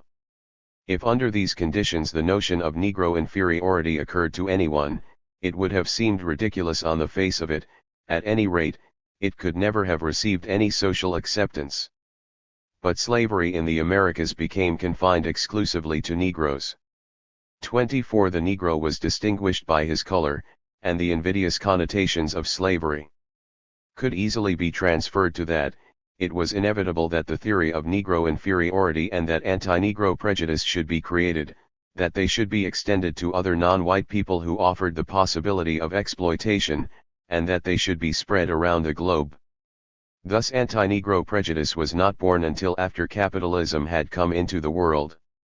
There are differences of opinion as to the approximate birth date. M.F. Ashley Montague, discussing the modern conception of race, says, neither in the ancient world nor in the world up to the latter part of the 18th century did there exist any notion corresponding to it. A study of the cultures and literatures of mankind, both ancient and recent, shows us that the conception of natural or biological races of mankind differing from one another mentally as well as physically, is an idea which was not born until the latter part of the 18th century, or around the French Revolution. Man's most dangerous myth, the fallacy of race. Cox says that if he had to put his finger on the year which marked the beginning of race relations, he would select 1493-94, when the Pope granted to Catholic Spain and Portugal jurisdictional control over, and the right to exploit, all of the, predominantly non-white, heathen people of the world and their resources. He sees nascent race prejudice with the beginning of the slave trade. Although this peculiar kind of exploitation was then in its incipiency, it had already achieved its significant characteristics. However, he finds that racial antagonism attained full maturity only in the second half of the 19th century. Whichever century one chooses, the point is this: anti-Negro prejudice was originated to justify and preserve a slave labor system that operated in the interests of capitalism in its pre-industrialist stages, and it was retained in slightly modified form by industrial capitalism after slavery became an obstacle. 282. To the further development of capitalism and had to be abolished. Few things in the world are more distinctly stamped with the mark of capitalism. The implications of this fact are so plain that it is no wonder it has received so little attention in the schools and press of a country dominated by capitalists and their apologists. Anti-Negro prejudice arose out of the needs of capitalism, it is a product of capitalism, it belongs to capitalism, and it will die when capitalism dies. We who are going to participate in the replacement of capitalism by socialism, and who have good reason to be curious about the first stages of socialism, because we will be living in them, need have no fear about the possibility of any extended lag with respect to race prejudice. Unlike the capitalist system that dominated this country after the Civil War, the socialist society will be free of all exploitative features, it will have no conceivable use for race prejudice, and it will consciously seek to eradicate it along with all the other props of the old system. That is why race prejudice will wither away when capitalism dies, just as surely as the leaf withers when the tree dies, and not much later. Dissensions. Paul L. E. Blanc. We have noted that Leon Trotsky's 1937 analysis of the approaching Second World War was remarkably prescient on a number of points, but in regard to the wartime and post-war prospects of the Fourth International there was an optimism that some have referred to as revolutionary fatalism. The founding document of the Fourth International, composed by Trotsky in 1938, proclaimed, "Workers, men and women, of all countries, place yourselves under the banner of the Fourth International. It is the banner of your approaching victory, won the 1940 resolution Imperialist War and the Proletarian Revolution, written for an emergency conference of the Fourth International, projected revolutionary opportunities in the USSR and in Western Europe." In the former, the resolution asserted that the epoch of great convulsions upon which mankind has entered will strike the Kremlin oligarchy with blow after blow, will break up its totalitarian apparatus, will raise the self-confidence of the working masses and thereby facilitate the formation of the Soviet section of the Fourth International. In reference to Western Europe, it emphasized, war speeds up enormously the political development. Those great tasks which only yesterday seemed long years, if not decades away, can loom up directly before us in the next 2 or 3 years, and even sooner. The Fourth International's program of transitional demands, which seemed so unreal to nearsighted politicians, will reveal its full significance in the process of the mobilization of the masses for the conquest of state power. The SWP, in its great majority, continued to adhere to this perspective from 1941 through 1946. We have seen that the Cannon leadership was even inclined to envision for the post-war period the coming American Revolution.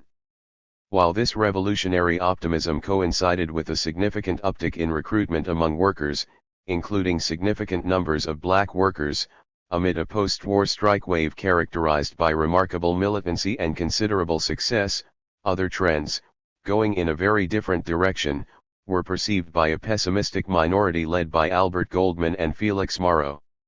Others drawn to this current were the business manager of the Militant and of the party's theoretical magazine, Lydia Beidel, Trotsky's former secretary Jean Van Hyenurt, living in New York since 1939, and the well-known novelist James T. Farrell who, while not a member, had been publicly aligned with the SWP from its beginning, and with Trotsky before that.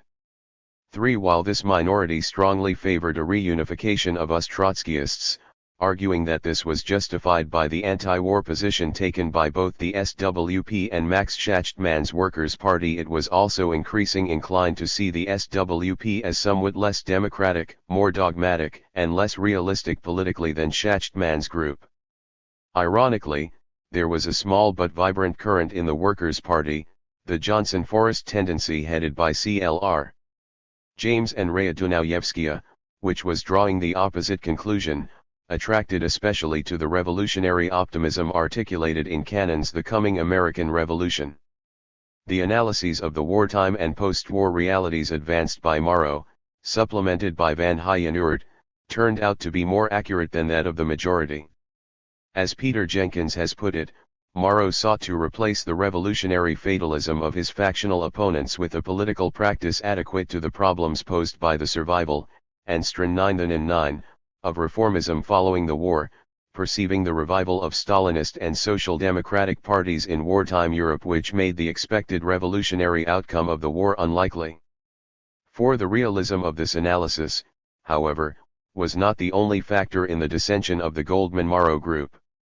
The question of reunifying Trotskyist forces was certainly an issue, but while Goldman and a few others quite simply walked out of the SWP to join the Workers' Party, Morrow disagreed with this act and remained until he was expelled for indiscipline in 1946. But there was another factor stressed in a discussion of Lydia Beidel by a young comrade who had known her in the Chicago branch of the SWP. In general, she was a fine woman. She left with the group around Goldman. She was obviously an old-timer, and she was just tired. When people are tired, they often develop all sorts of reasons other than the fact that they're tired. As he had been through all of the wars on the left. They were terribly demoralized. A couple of them participated in the Schachtman group, but most of them just dropped out of politics. They were just tired. 5. Although starting off with the claim that they were defending and utilizing the Trotskyist, Leninist, and Marxist method, principles and traditions from the vulgarization and rigidities presumably represented by the canon leadership, the central figures of the Goldman-Morrow group quickly abandoned all of this.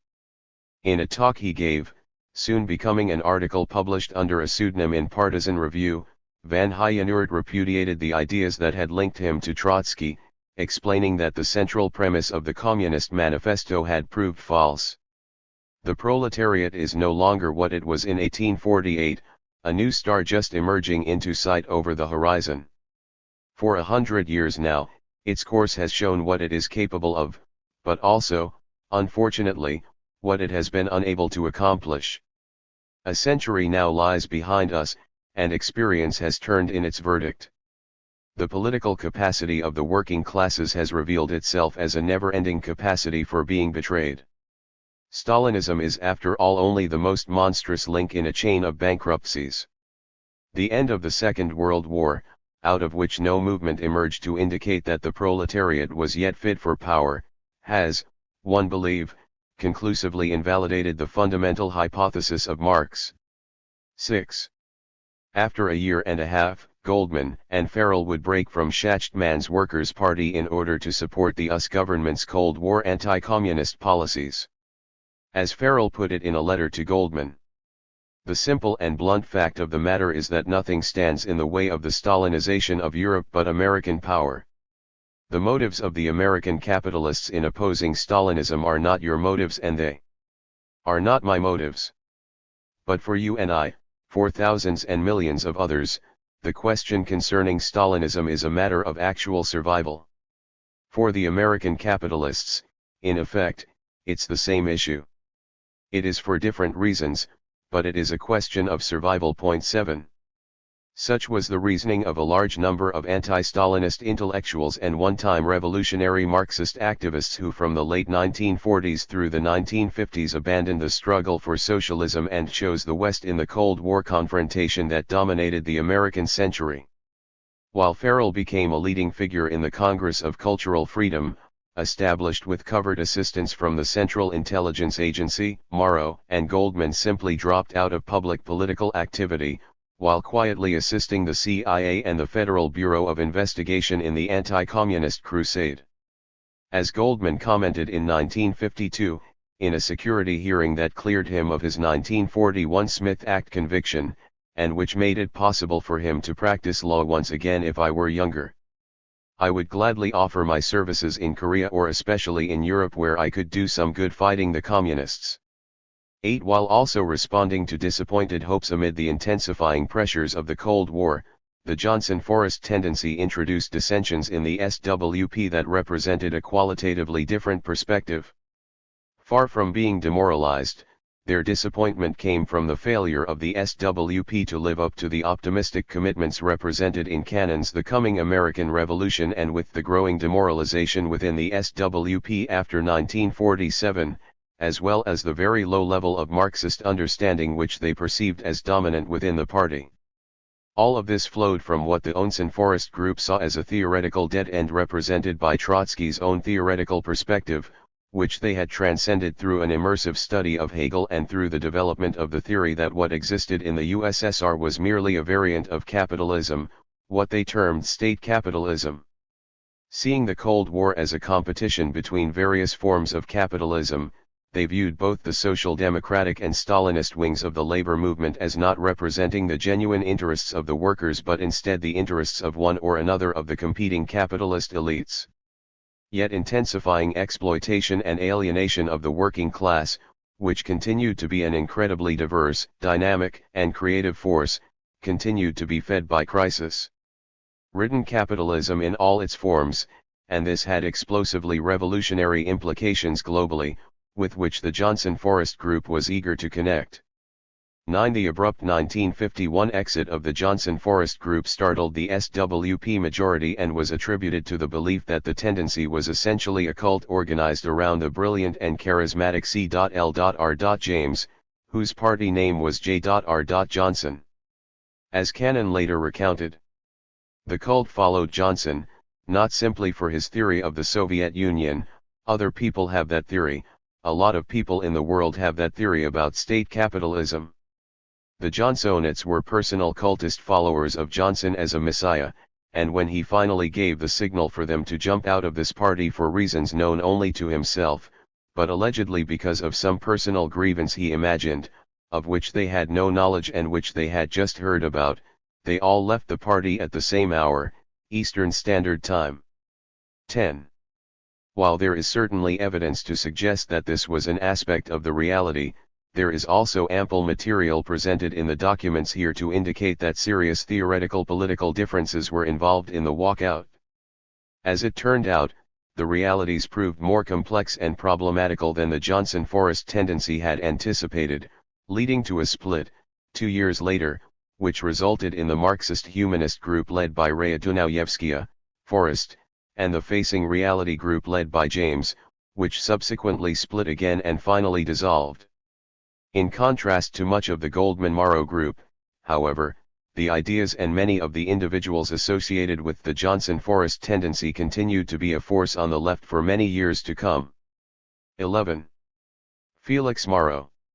Editor's note, Fourth International, May 1945, 12. The following article by Comrade Morrow deals with the controversial issues which arose during the pre-convention discussion and which then came before the 11th Convention of the Socialist Workers' Party. In this article, which is published for the information of our readers, Comrade Morrow presents his own views and position. For the position of the SWP majority we refer our readers to the December 1944 issue of Fourth International, which carried the European resolution adopted by the convention and the editorial article The 11th Convention of the American Trotskyist Movement, and also to E.R. Frank's The Imperialist War and Revolutionary Perspectives, which appeared in the February 1945 issue of our magazine. In the December Fourth International there appeared an article by the editors, The 11th Convention of the American Trotskyist Movement. One of its sections was entitled Convention Minority. It proceeds from the correct statement that the minority had its origin at the party plenum of October 1943, where a dispute arose over the plenum resolution. But what actually were the issues in dispute at the plenum? What happened to those issues in the course of the dispute? To what extent the majority and minority had arrived at a common position by the time of the November 1944 convention? On these, the really important questions, the editors of Fourth International have not a word to say. Nor do they help the reader by their choice of documents which they publish in the same issue. The reader is told that the minority took issue with the resolution on the European Revolution and the tasks of the Revolutionary Party. In actual fact, however, this resolution in its final form was voted for by the minority. Instead, the reader is left with the impression that the final convention resolution of November 1944 represents only the position of the majority, while side by side with it is published, as representing the position of the minority, my December 1943 criticism of the October 1943 plenum resolution. True, my article of December 1943 is relevant to a complete understanding of the dispute. but my article is relevant when one reads it in conjunction with the October 1943 plenum resolution which it criticized. It belongs to that stage of the dispute. Without a word of explanation, however, the December 1944 issue of Fourth International counterposes my 1943 article to the final convention resolution of November 1944.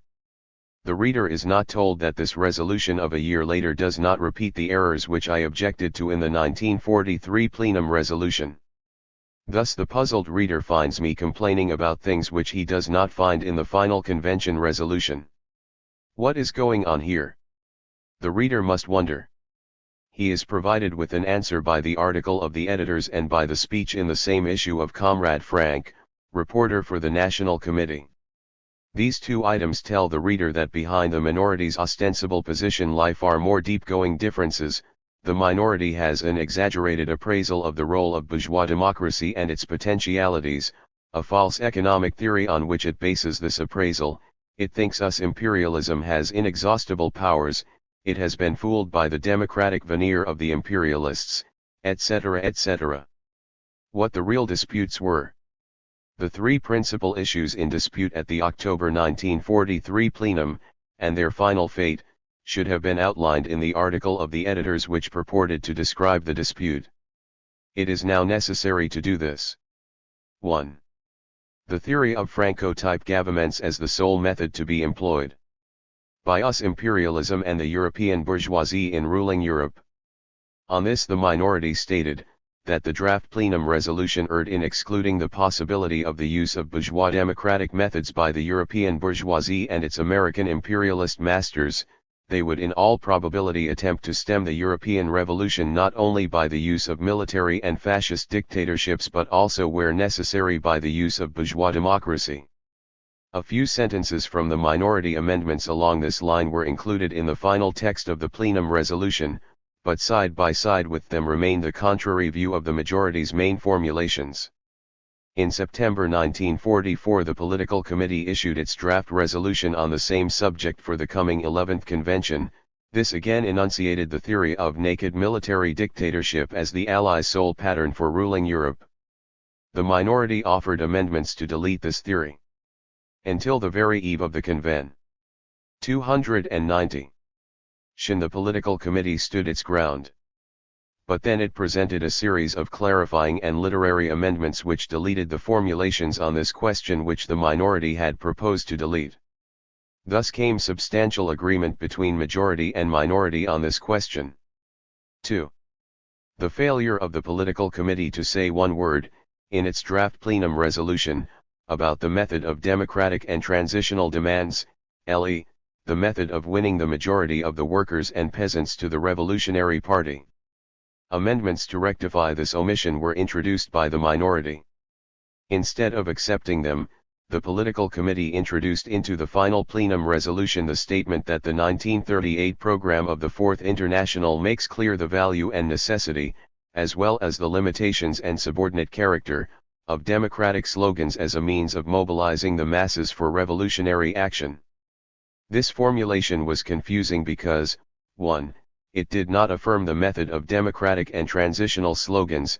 The method includes both and does not counterpose one to the other, as the method of winning a majority of the masses, and 2. It appeared to minimize the role of democratic demands in the coming period in Europe. Hence the dispute on this question continued after the plenum. The political committee a year later corrected its position substantially, when its draft convention resolution dropped the plenum resolution's characterization of the limitations and subordinate character of democratic demands and instead spoke of a bold program of transitional and democratic demands as the method to rally the masses for the revolutionary struggle. The one concrete democratic slogan proposed by the minority for Italy, immediate proclamation of the Democratic Republic, was rejected by the majority, but the resolution took no position on the question. All that is in the final resolution is the formally correct generalization on the role of democratic and transitional demands. So far as the resolution is concerned, therefore, nothing remained in it of the original dispute on this question. 3. The third important dispute which originated at the October 1943 plenum was formulated as follows by the minority: that the draft resolution erred in minimizing the Stalinist danger, we must recognize that the victories of the Red Army have temporarily strengthened the prestige of Stalinism, and we must, therefore, include in the resolution a warning of the very real danger of Stalinism to the European Revolution. Rejecting this view, the majority persisted in repeating in the final plenum resolution its original formulations, a whole section on the significance of the Soviet victories which saw in them only progressive consequences, and a condemnation of defeatists who foresee only a repetition of the Spanish events in Stalin's political maneuvers in Europe, whereas the majority proclaimed the vast differences in conditions between the Spanish Revolution and the coming European Revolution. But a year later the political committee had to retreat. Its September 1944 draft convention resolution abandoned the formulations of the plenum and, as the minority had originally proposed, warns of the unmistakable danger signals that Stalin is prepared to repeat his hangman's work in Spain on a continental scale. Thus this dispute, too, was resolved. The alleged disputes. 1. Are the imperialisms equally predatory? Not a word about all this appears in the December article of the editors of Fourth International. Instead it lists 3 main flaws in my 1943 article and thereby conveys the impression that these flaws were the issues in the dispute. Actually these flaws were secondary details. But since the editors make so much of them, it is necessary to examine them. 1. The contention that American imperialism is less predatory in character than German imperialism, that this difference between the two great imperialisms aspiring to subjugate Europe is based on the difference in the economic resources of the two, and that therefore it is quite false to refer to them as equally predatory. The editors thus quote my phrase that the two imperialisms are not equally predatory, but take good care not to try to refute me on the real question I had posed: is it not a fact that US imperialism is employing very different methods than Nazi imperialism in Europe? I had written. Hence it is quite false when the plenum resolution, without distinguishing between the long-term and short-term perspectives, says, Europe, today enslaved by the Nazis, will tomorrow be overrun by equally predatory Anglo-American imperialism. Equally imperialist, yes, but not equally predatory. One could permit oneself such language loosely in an agitational speech, but it has no place in a plenum resolution, which should provide a coldly precise estimate of different methods which are being employed by different imperialisms. Instead of politically grappling with the different methods of the two imperialisms, the editors of Fourth International pick out the one phrase about not equally predatory. Very well, let us examine it.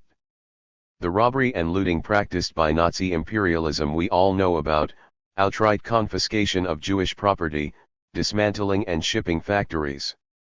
292. And machinery to Germany, looting of gold stores and art treasures, etc. Nazi oppression, too, we know about the cremation plants, the mass executions of hostages, totalitarian rule, mass deportations, and forced labor, etc.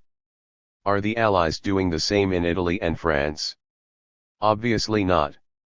Call the Allies' rule, if you will, predatory, robbing and looting. But you cannot call it equally predatory as that of the Nazis.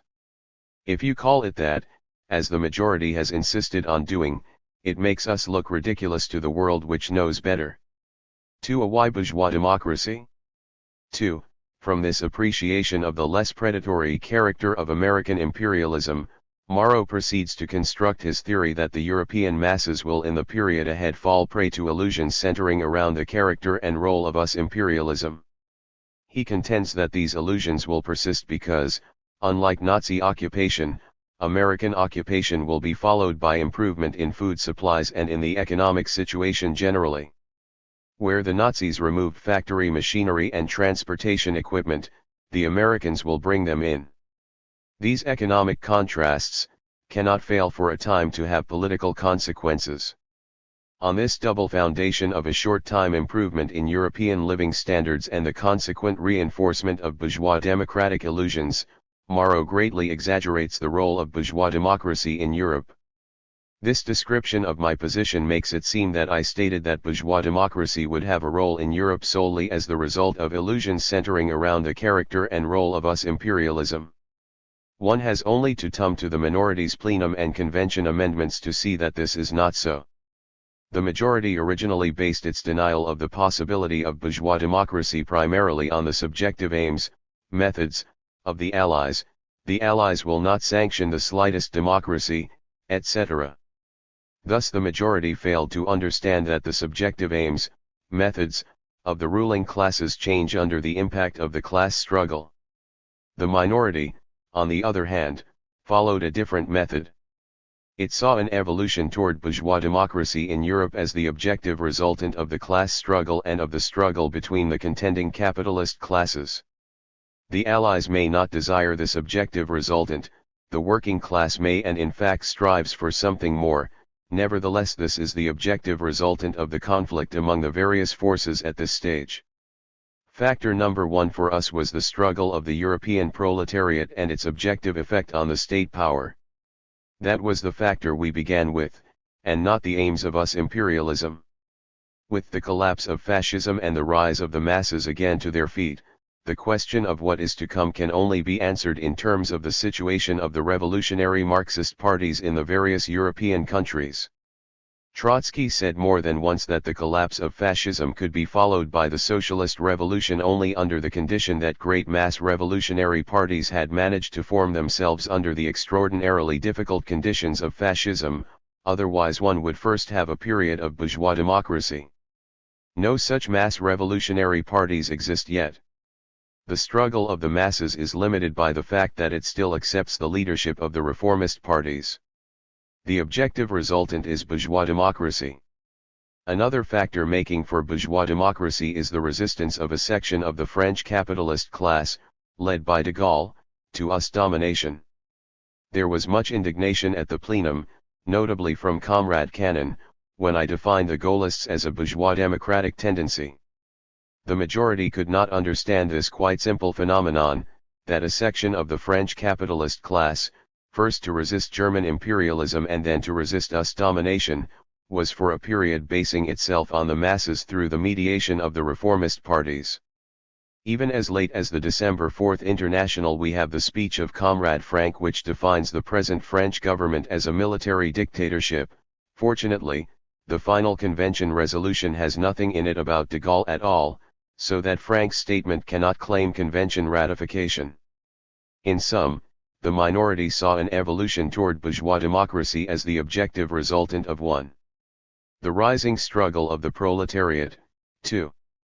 The limitations of that struggle due to the present hegemony of the Stalinists and Social Democrats and the smallness of the Fourth International parties, 3. The resistance of French imperialism, supporting itself on the masses, to us domination, 4. The ability of us imperialism to shift from methods of military dictatorship to bourgeois democratic methods under the given conditions, 5.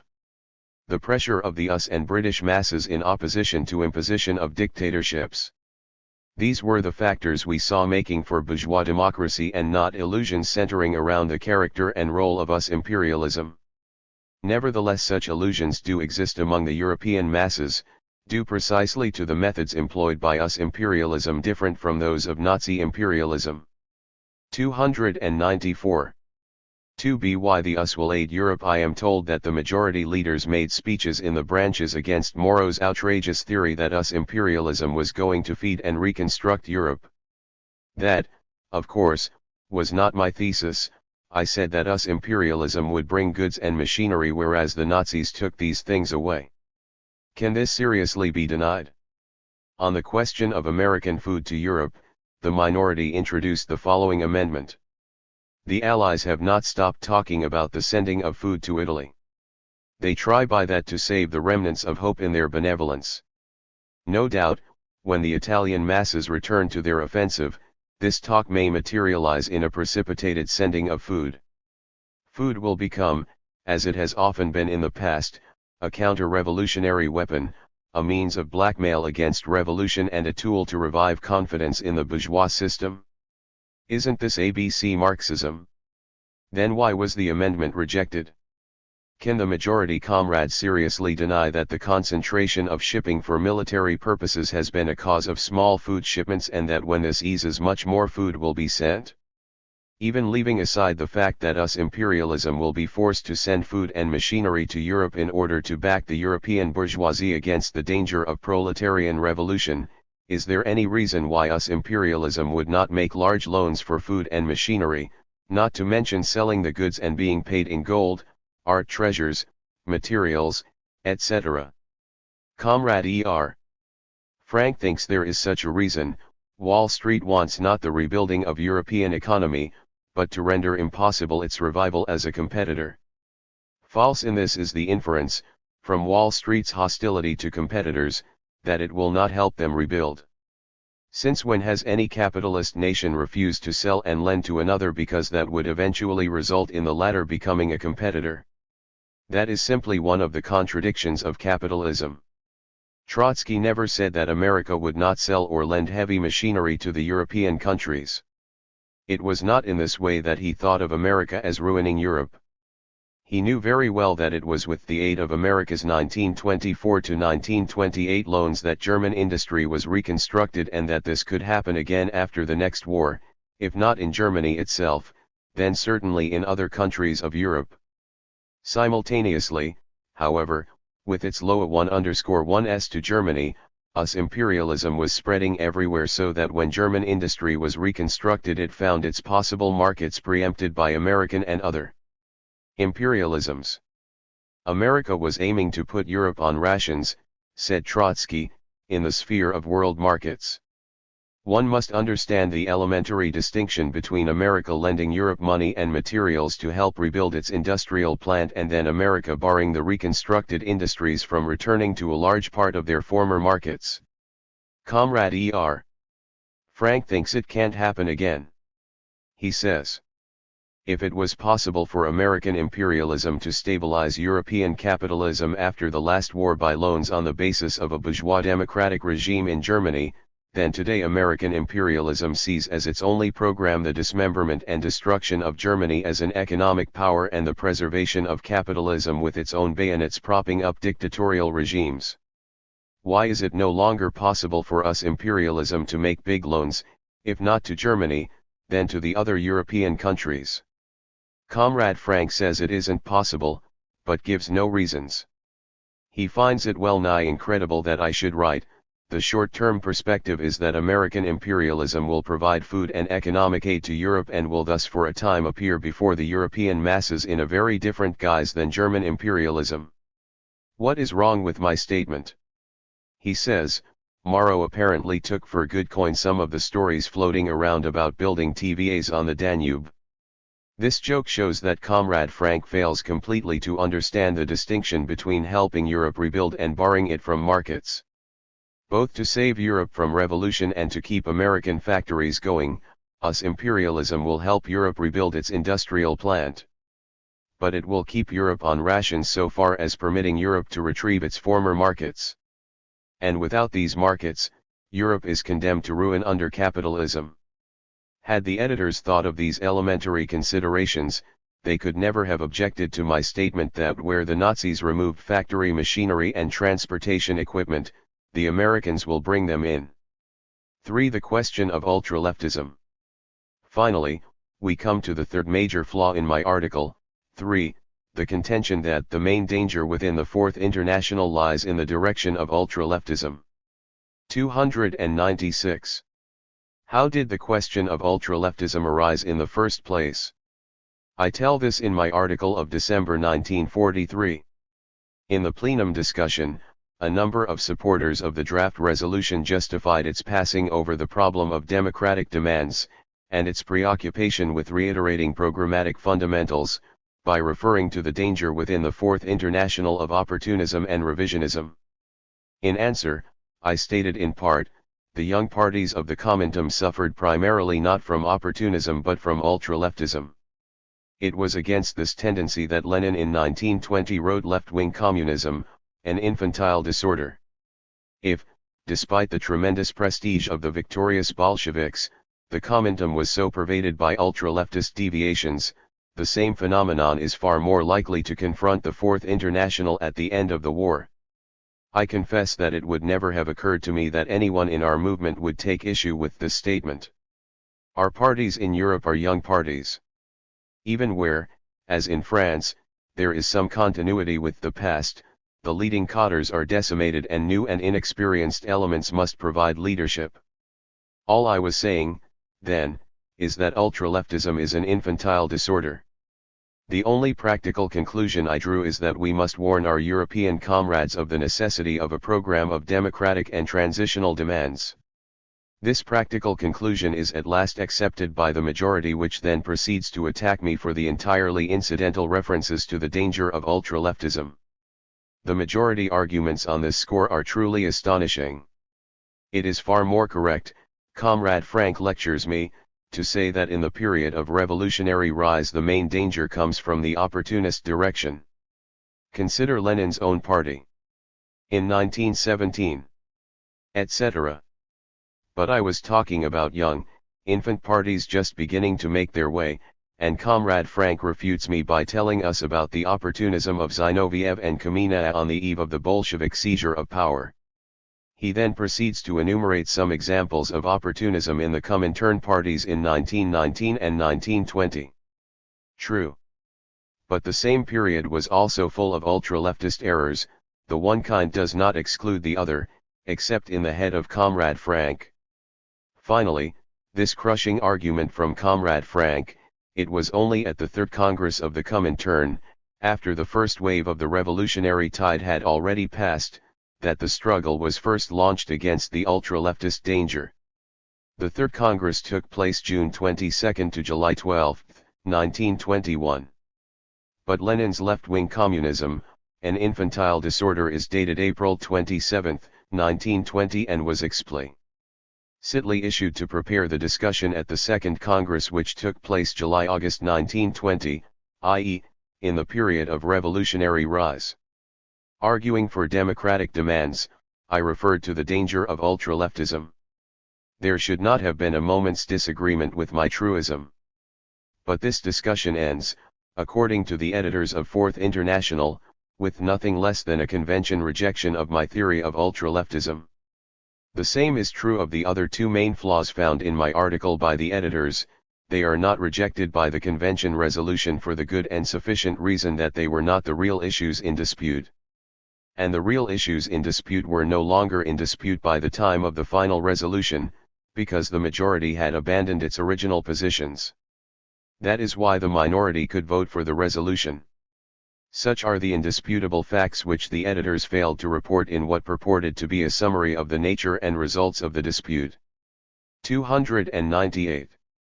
2. Minority Statement on Joining the Workers' Party, 1946.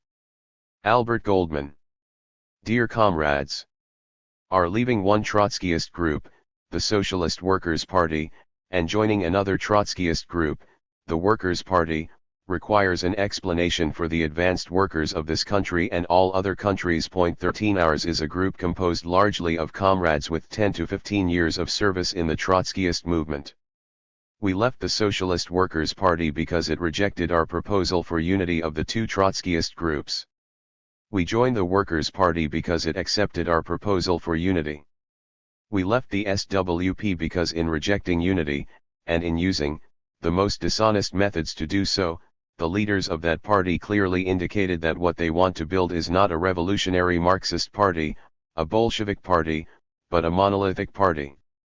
We joined the Workers' Party because the leaders and members of that party want to build the kind of a party we are interested in building, a living, thinking revolutionary socialist party.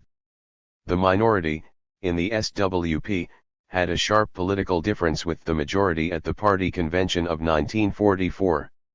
The majority, basing itself on the proposition that we are living in an epoch of imperialist wars and proletarian revolutions, denied the importance of democratic demands for the European countries. The minority, accepting the same basic premise, insisted on the great importance of democratic demands as a means of mobilizing the European masses against the capitalists, Stalinists, and Social Democrats. but it never entered the mind of any comrade in the minority to leave the party because of that difference. We had sharp differences with the majority on minor organizational questions. They were important only because the position of the majority on those minor organizational questions indicated the existence of a Stalinist trend on the part of the majority with reference to the nature of the party. An article which was clearly a build-up of canon was permitted in the Fourth International, a letter by Comrade Goldman mildly criticizing the tendency to leader worship evidenced in that article, and insisting that leader worship is hostile to the tradition of Bolshevism, was refused publication. A letter written by James T. Farrell criticizing articles that appeared in the Fourth International was refused publication. The minority protested vigorously. 4 comrades were censured by the majority for organizing a discussion with members of the Workers' Party on the Russian question. The minority objected, declaring that to prevent members from discussing with opponents was a characteristic of Stalinism, and was completely alien Trotskyism. It was the dishonest attitude of the majority on the unity question, an attitude that clearly revealed the majority's monolithic conception of the party, that is the fundamental cause of our decision to leave the party.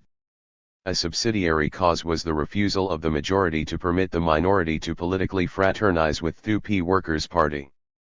The minority's argument for unity of UP and SWP. The minority raised the question of unity after the SWP recognized that the defense of the Soviet Union was no longer an important question, and that the defense of the European Revolution against Stalin was far more important. True, we always accepted the position that differences on the nature of the Soviet Union or the defense of the Soviet Union do not justify a split. But it was only natural that the end of the war, which brought the necessity of defending the European Revolution against the Stalinist army, should have turned our attention to the question of unity. On the question of the defense of the European Revolution against Stalin, the two parties had an identical position. The position of the minority on the question of unity was simple indeed. The two parties had the same fundamental program for the overthrow of capitalism, they carried on approximately the same agitation on the important immediate questions. Why not unite? Why continue a split that weakens the Trotskyist movement? Why have two parties with two weekly agitational organs, with two monthly theoretical magazines, with enormous duplication of effort and with resulting confusion created in the ranks of the advanced workers? 300. There are of course differences, but a Bolshevik party without differences is inconceivable. The minority had no hesitation in saying that the differences were compatible with membership in one party. The minority did not propose immediate unity. It proposed that the two parties go on record in favor of unity and proceed to joint work in the trade unions, to joint election campaigns, to joint anti-fascist campaigns, all for the purpose of preparing the parties for unity. It was necessary to eliminate the personal animosities resulting from the sharp factional struggle of 1940. Common work in the interest of the working class would show whether unity was possible without the danger of a factional struggle immediately following the unification. Without the slightest hesitation, the leaders of the majority rejected the proposal for unity.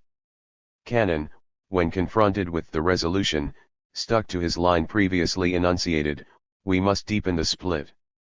He had encouraged the SWP members to consider the WP members as renegades, and unity with renegades was out of the question. His first and honest reaction to the proposal of unity was a definite no. WP declares itself clearly for unity. The WP, on the other hand, accepted the proposal of unity. The leader of the majority claimed that the acceptance was only a maneuver, that in reality the WP wanted to enter to prepare another split. On the face of it, the claim is absurd.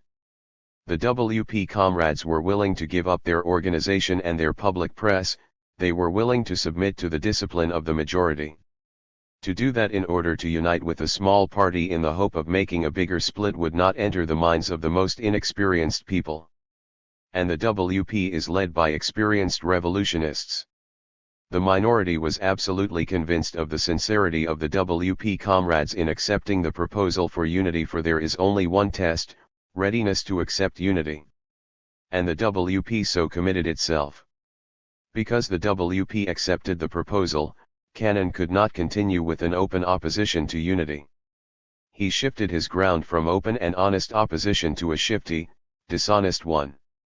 Whereas at first he took the position that there was nothing to discuss, that the press of the WP gave us all the information we needed, he began a farce of insisting on a thorough discussion and probing of the differences.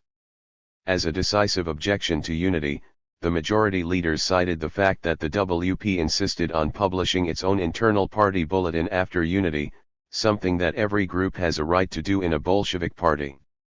To remove that pretext, the minority requested the WP to promise not to publish its own organ provided the majority recognized the right of a minority to publish an internal bulletin if it so desires.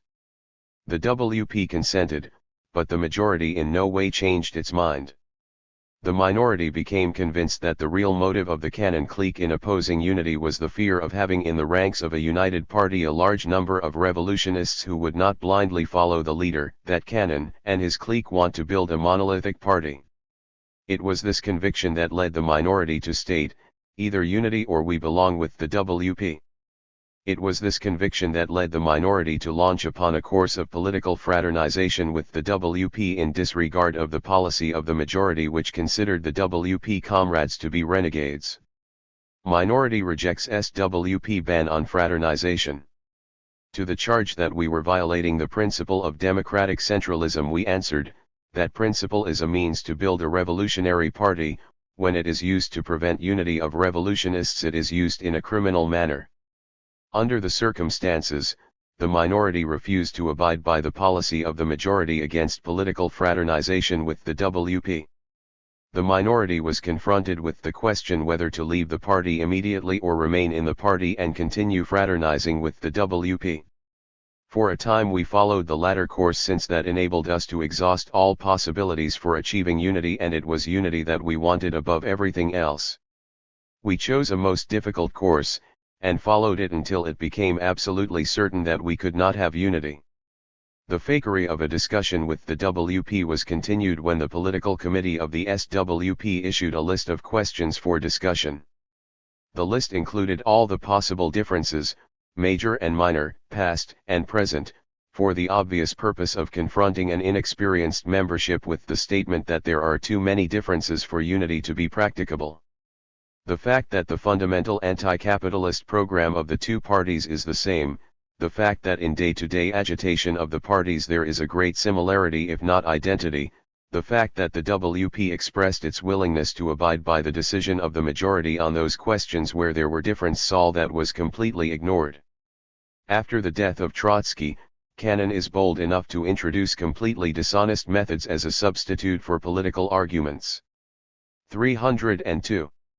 Responsibility for split rests on Cannon clique.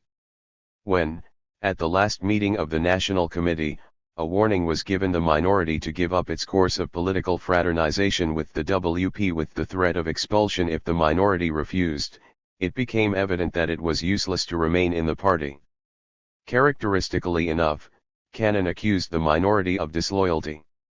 What was essentially a political question he, in the manner of a policeman, transformed into a question of disloyalty. There can be no criticism of a majority expelling a minority that refuses to abide by the decision of the majority, but honest and understanding Trotskyists do not pursue the method of Stalinism and then raise accusations of disloyalty. Upon the shoulders of the Cannon clique rests the responsibility of the continuation of a tragic division of forces in the American Trotskyist movement. It is responsible for perpetuating the split in the American Trotskyist movement. The comrades of the SWP minority, in joining the WP, do not give up the platform of unity. Together with the other comrades of the WP they are ready to unite the Trotskyist forces. It is entirely up to the Cannonite clique. To the question as to why we chose to leave the SWP instead of continuing the struggle, we answer, since there is another Trotskyist party in existence led by comrades who have our point of view on the nature of a revolutionary party, it is far more fruitful for us to join that party and help build it than to waste our efforts in constant factional struggle with opponents who are not interested in honest discussion but in mere distortion and name-calling. Until unity is achieved, we shall be in the WP helping to build a revolutionary party without a trace of Stalinism. In the WP we shall work to effect unity of the two Trotskyist organizations. And we call upon our comrades who have remained in the SWP to continue their fight for unity. We appeal to all unaffiliated revolutionists to join the Party of Unity, the Workers' Party. Join the Workers' Party with us. Join us in building the kind of party that led the Russian masses to victory in 1917. Albert Goldman, for the SWP minority. Three-State Capitalism and the World Revolution, excerpts, September 1950. In 1940 the theory of Trotskyism seemed founded on a rock. Today, August 4, 1950, this is the situation in the world Trotskyist movement. 1. The irresponsible RCP Revolutionary Communist Party of Great Britain and a powerful and very responsible minority of us Trotskyists claim that the states in Eastern Europe are workers' states. Pablo's latest position is indistinguishable from theirs. 2. A great majority now accept Yugoslavia, hitherto denounced as a capital totalitarian police state, as a workers' state. 3. The cornerstone of Trotskyist policy for nearly 20 years, that the nationalization of industry alone gave Russia the claim to be a workers' state, is now vigorously denied, though what then makes it a workers' state is impossible to see because the transitional program says that politically the Stalinist state does not differ from the fascist state save in its more unbridled savagery. 4. Those who are opposed to the states in Eastern Europe being considered workers' states denounce the theory as based upon exceptional circumstances and say, rightly, that conclusions would have to be drawn for the whole world. When asked to explain how nationalization took place without the proletarian revolution, these bitter opponents of any theory of exceptional circumstances do not hesitate to reply that the nationalizations were due to exceptional circumstances. But one of their number, Germain, generalizes the theory of exceptional circumstances, and declares that the property relations can be overturned without permitting us to conclude that what we have is a workers' state. 5. Pablo declares, a. Stalinist parties can under exceptional circumstances lead a proletarian revolution. This destroys the historical necessity of the Fourth International. b. We must be prepared to have degenerated workers' states for centuries. This means either that some capitalism, actually American capitalism, will last for that time, or that all proletarian revolutions will be betrayed. To this pro-Stalinist, liquidationist tendency, now months old, there is no resistance. Under the impact of the events of 1940–50 the theory of the Fourth International is in chaos. Concretely the majority and the minority are now engaged in an unrestrained attempt to establish the closest possible alliance with the Communist Party of Yugoslavia, CPY. To this Johnson Forrest are opposed and attribute the action to the prevalence in the international, implicit and explicit, of the ideas expressed by Pablo. The Johnson Forrest tendency. All tendencies inside world Trotskyism, sharp as the differences may be, have been united in adherence to the fundamental theory of the permanent revolution, in maintaining the traditions of Bolshevism, in irreconcilable opposition to all other tendencies in the labor movement. The ideas put forward by Johnson Forrest originate in that common heritage and have no other purpose than to bind us together in the achievement of our aims. Johnson Forrest have abstained almost totally from the Yugoslav discussion and now enter it only to the degree that it is a part of the preparation for definitive decisions. We ask that our views, however far-reaching, be considered on their merits. We believe that we have earned the right to such a hearing, and more so because in the death agony of capitalism, the chief spokesman of the Fourth International has called into question the validity of Marxism for our epoch. We have to mention this because all positions, even Pablo's, claim, and no doubt sincerely, to be interpreting and bringing up to date the basic ideas of Trotsky. We are not doing that. Our position is that the chaos in the International is due to the fact that Trotsky's method of analysis and system of ideas are wrong, and that the chaos in the International will continue to grow until a new system is substituted for the present one. We are very conscious of the fact that for the system of ideas which we claim must be discarded, thousands have died, and that by it many now living have shaped their lives. But the class position of the proletariat is involved the moment you reach the question of defensism or defeatism. 305. As long as this was confined to Russia, there was no urgent necessity to draw what was implicit to its conclusions. But today the question involves half of Europe and half of Asia, that is to say, the whole world. What is Stalinism? Trotsky's analysis. The first, the basic, the indispensable task of a revolutionary international is to define correctly the working class organization it proposes to overthrow. In this task the failure of orthodox Trotskyism is complete. The transitional program asserts the definite passing over of the Comintern to the side of the bourgeois order. Later the same document says, the Third International has taken to the road of reformism. The Comintern's policy demonstrates that the Comintern is likewise incapable of learning anything further or of changing.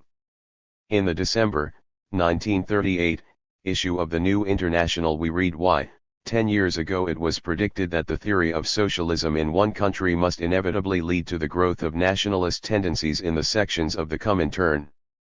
This prediction has become an obvious fact. Today we can predict with assurance the inception of a new stage. The growth of imperialist antagonisms, the obvious proximity of the war danger and the equally obvious isolation of the USSR must unavoidably strengthen the centrifugal nationalist tendencies within the Comintern. Each one of its sections will begin to evolve a patriotic policy on its own account.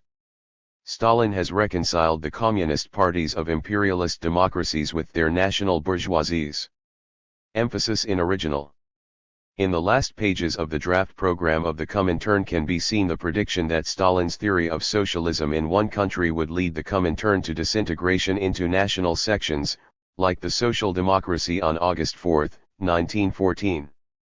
This is the theory from 1929 to 1938, absolutely clear and absolutely wrong. It is precisely this question, this and no other which, since the end of World War XI, has crippled the French party. To this day the International does not know whether the Chinese Stalinists are enemies of the Chinese bourgeoisie or collaborators with it. At the World Congress in 1948 those in Europe who held our views moved that the quoted sections be deleted from the transitional program. The motion was voted down.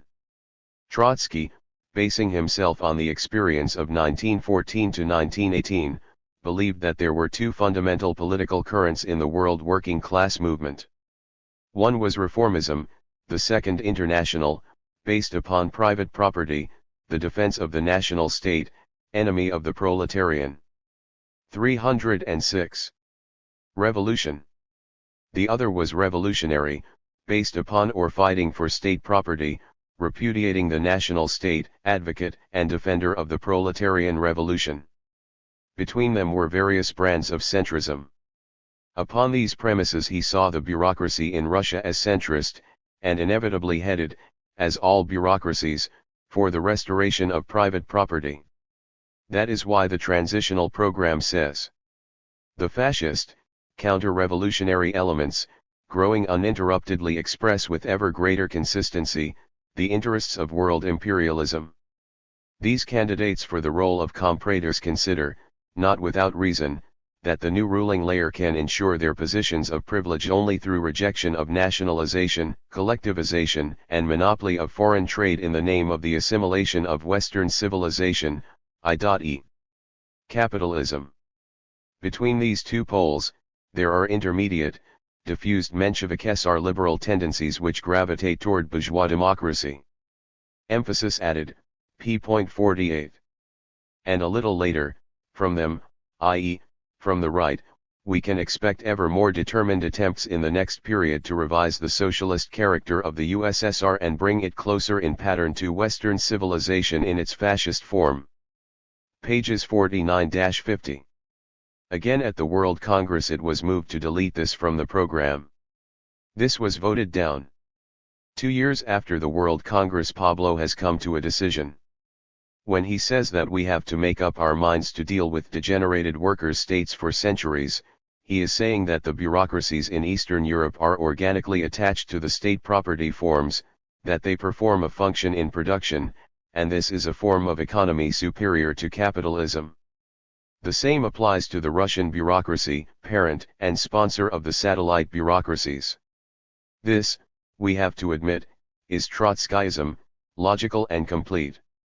Pablo leaves out only the one thing that Trotsky did not leave out, namely, that if this were so, then Marxism is utopia. 307. The analyses of Johnson Forrest repudiate all this, theory, practice and methodology. We base our analysis on the theory of state capitalism. It is commonly believed that this has mainly to do with defeatism or defensism of Russia. That is the least of our concerns.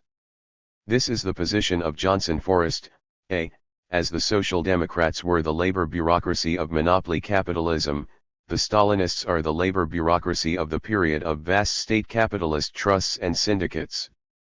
B. The Stalinists are not class collaborationists, fools, cowards, idiots, men with supple spines, but conscious clear-sighted aspirants for world power. They are deadly enemies of private property capitalism. They aim to seize the power and take the place of the bourgeoisie.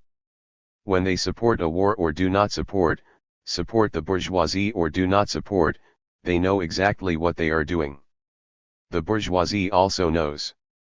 In fact, everybody, including most workers, knows this, except orthodox Trotskyism. C. But the Stalinists are not proletarian revolutionists.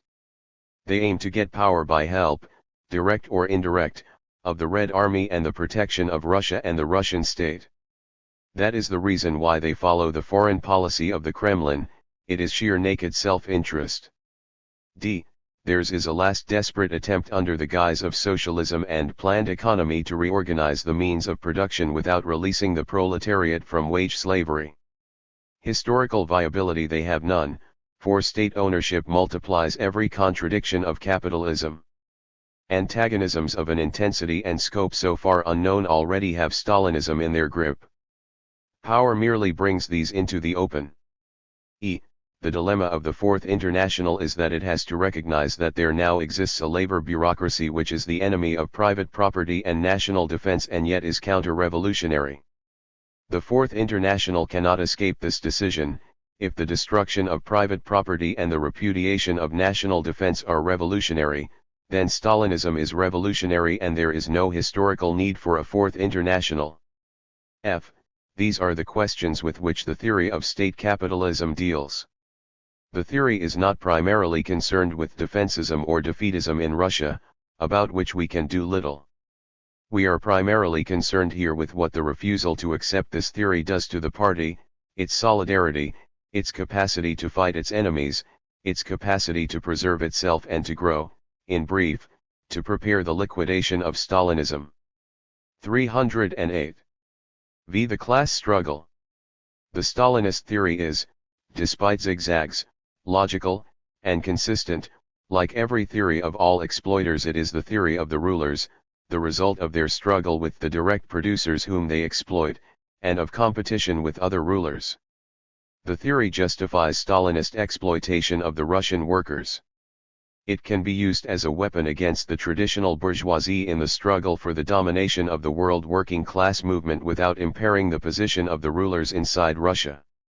It fortifies this position in the minds of the public which is interested in these questions and the members and fellow travelers of the Stalinist parties.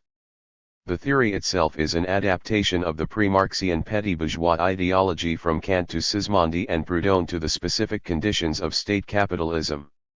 That we shall go into later. But then as now its purpose can be summed up in a phrase: the radical reorganization of society with the proletariat as object and not as subject, i.e., with no essential change in the mode of labor. The crisis of world capitalism, 100 years of Marxism, 30 years of Leninism, impose upon this theory, as a primary task, the need to destroy and to obscure the theory of class struggle in the process of production itself, the very basis of Marxism and of the proletarian revolution. The Stalinists did not arbitrarily choose this theory. Politics on the basis of the analysis of property is of necessity the struggle over correct policy and the correction of evil. Social division, if not rooted in classes, automatically becomes a selection of personnel. The criterion not being a criterion of class becomes automatically a criterion according to competence, ability, loyalty, devotion, etc. This personnel, comprising many millions, the Stalinists have enshrined in the 1936 Constitution under the name of our socialist intelligentsia. The most competent, the most able, most loyal, most devoted, the elite become the party. The instrument of the party is the state. The corollary to disguising the rulers of production as our socialist intelligentsia is the Stalinist denunciation of bureaucracy as inefficiency, red tape, rudeness to workers, laziness, etc. Purely subjective characterizations. The bureaucracy in industry. The first task of the Revolutionary International is clarification of this term, bureaucracy.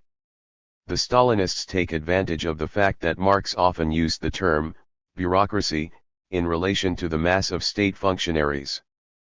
But with the analysis of state capitalism by Engels, the word bureaucracy began to take on a wider connotation.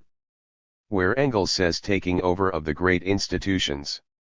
309. For production and communication, first by joint stock companies, later on by trusts, then by the state, he adds, the bourgeoisie demonstrated to be a superfluous class. All its social functions are now performed by salaried employees. Socialism, Utopian, and Scientific, p. 138. These are bureaucrats.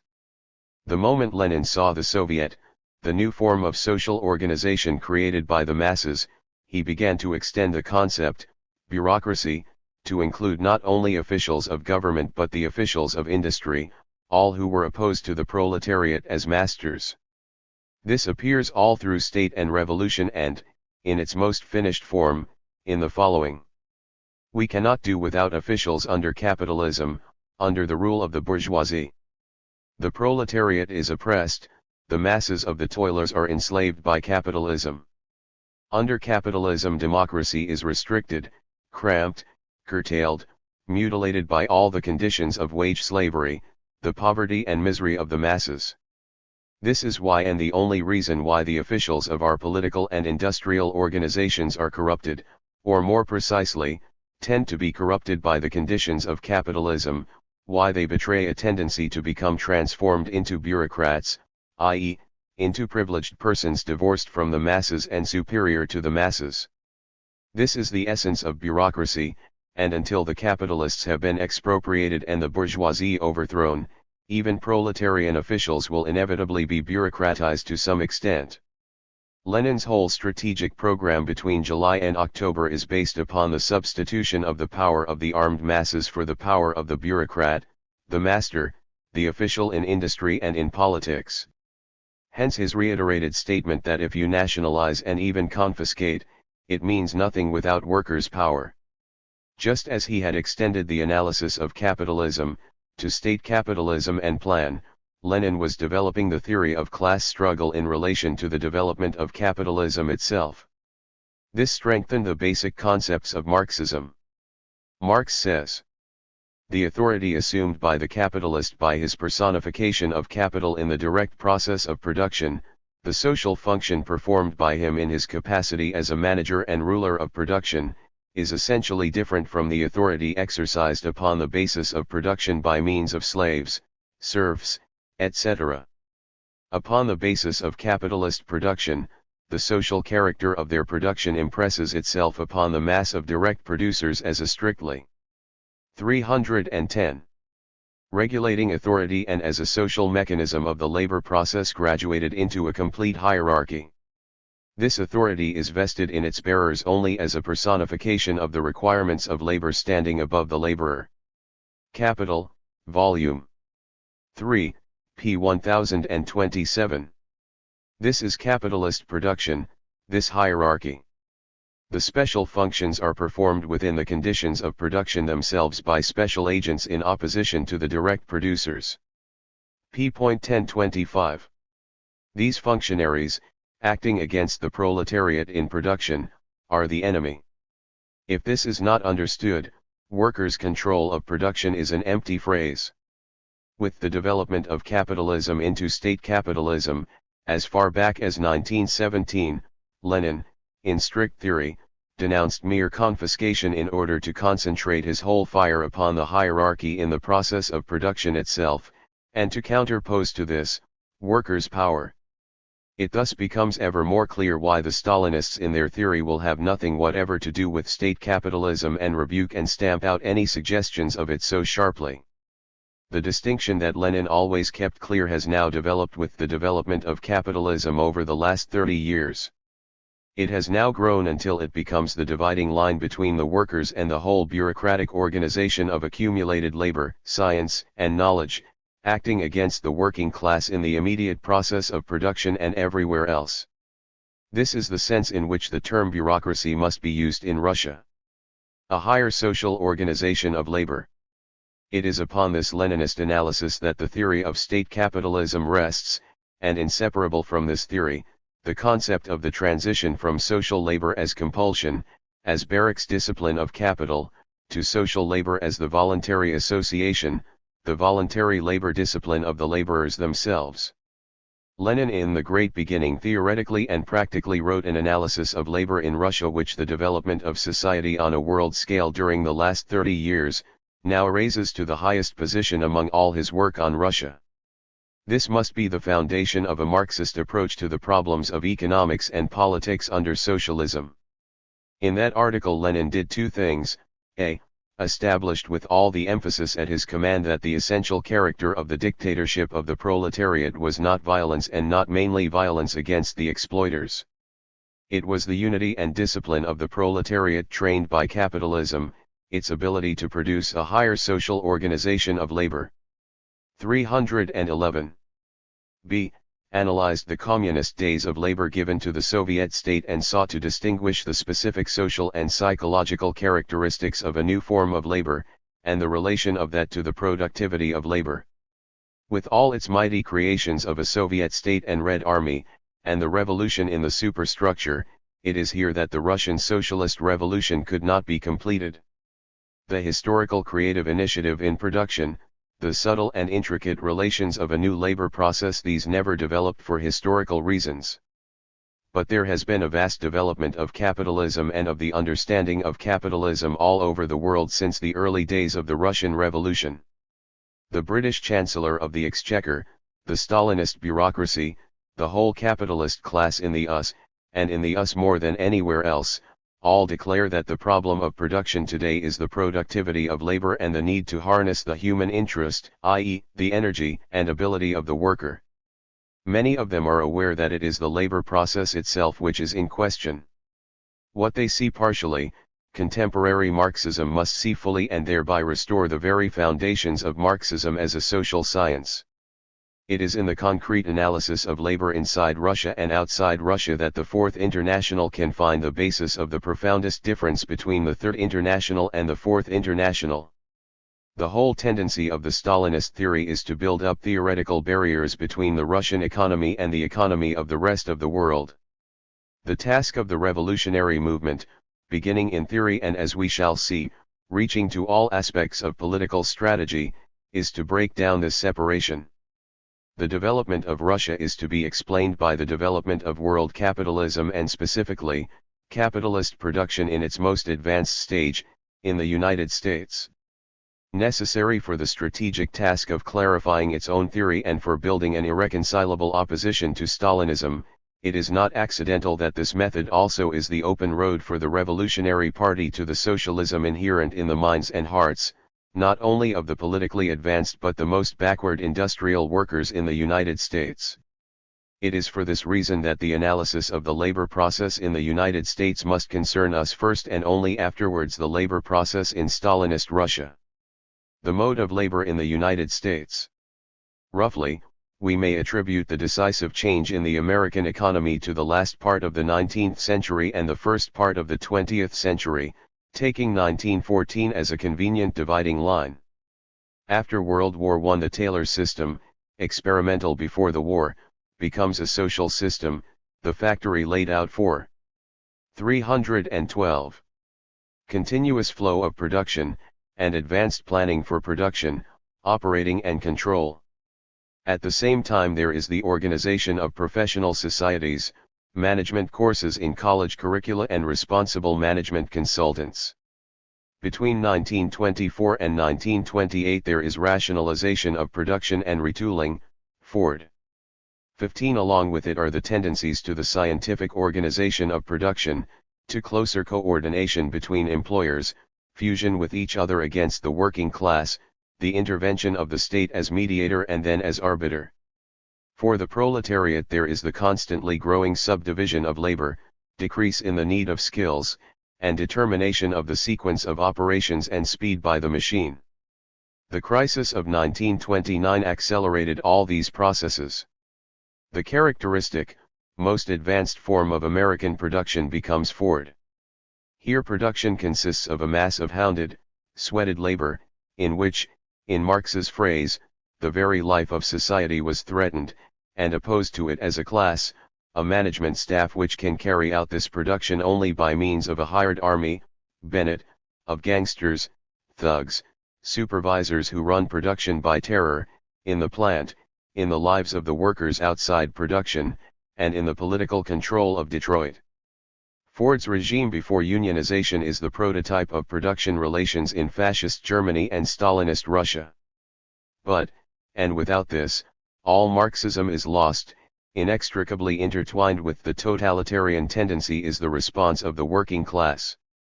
A whole new layer of workers, the result of the economic development, burst into revolt in the CW. The CIO in its inception aimed at a revolution in production. The workers would examine what they were told to do and then decide whether it was satisfactory to them or not. This rejection of the basis of capitalist economy is the preliminary basis of a socialist economy. The next positive step is the total management of industry by the proletariat. Where the transitional program says that the CW is the most indisputable expression of the instinctive striving of the American workers to raise themselves to the level of the tasks imposed upon them by history, it is absolutely correct. The task imposed upon them by history is socialism, and the outburst, in aim and method, was the first instinctive preparation of the social revolution. Because it was not and could not be carried through to a conclusion, the inevitable counterpart was the creation of a labor bureaucracy. The history of production since is the corruption of the bureaucracy and its transformation. 15. Footnote by Johnson. Forest tendency, a similar process in Germany led straight to Hitler. 313.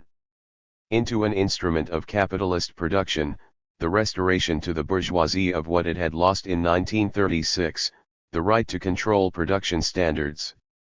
Without this mediating role of the bureaucracy, production in the United States would be violently and continuously disrupted until one class was undisputed master.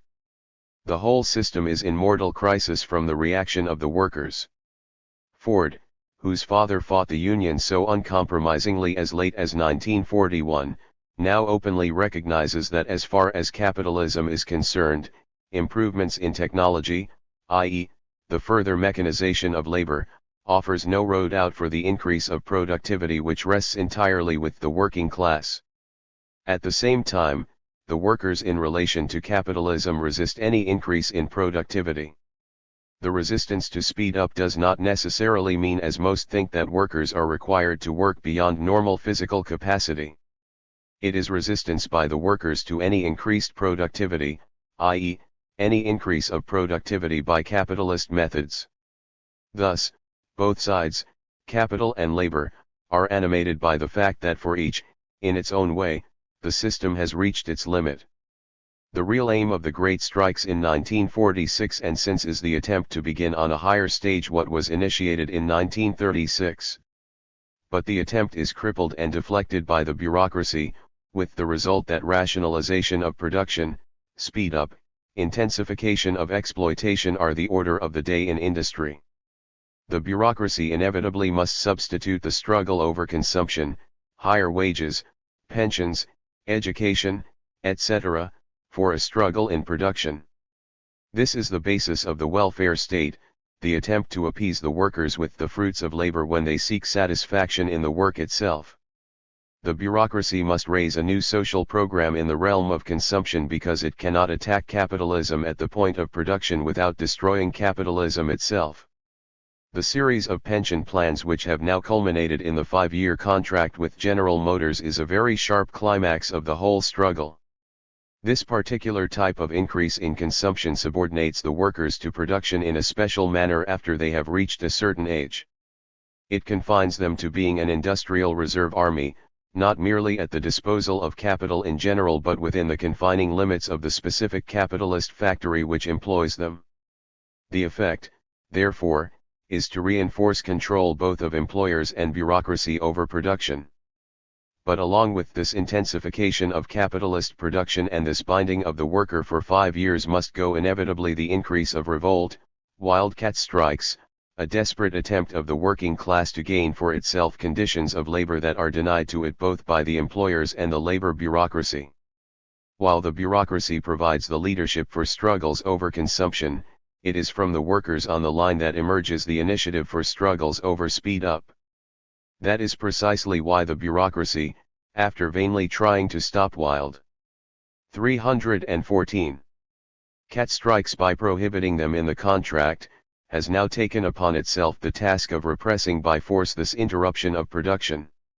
It expels from the unions workers who indulge in these illegal stoppages, i.e., who protest against the present stage of capitalist production itself. The flying squads, originated by the Union for struggle against the bourgeoisie, are now converted by the bureaucracy into a weapon of struggle against the proletariat, and all this in the name of a higher standard of living, greater consumption by the workers, but in reality to ensure capitalist production. The increase of coercion and terror by the bureaucracy increases the tendency of the workers to violent explosion.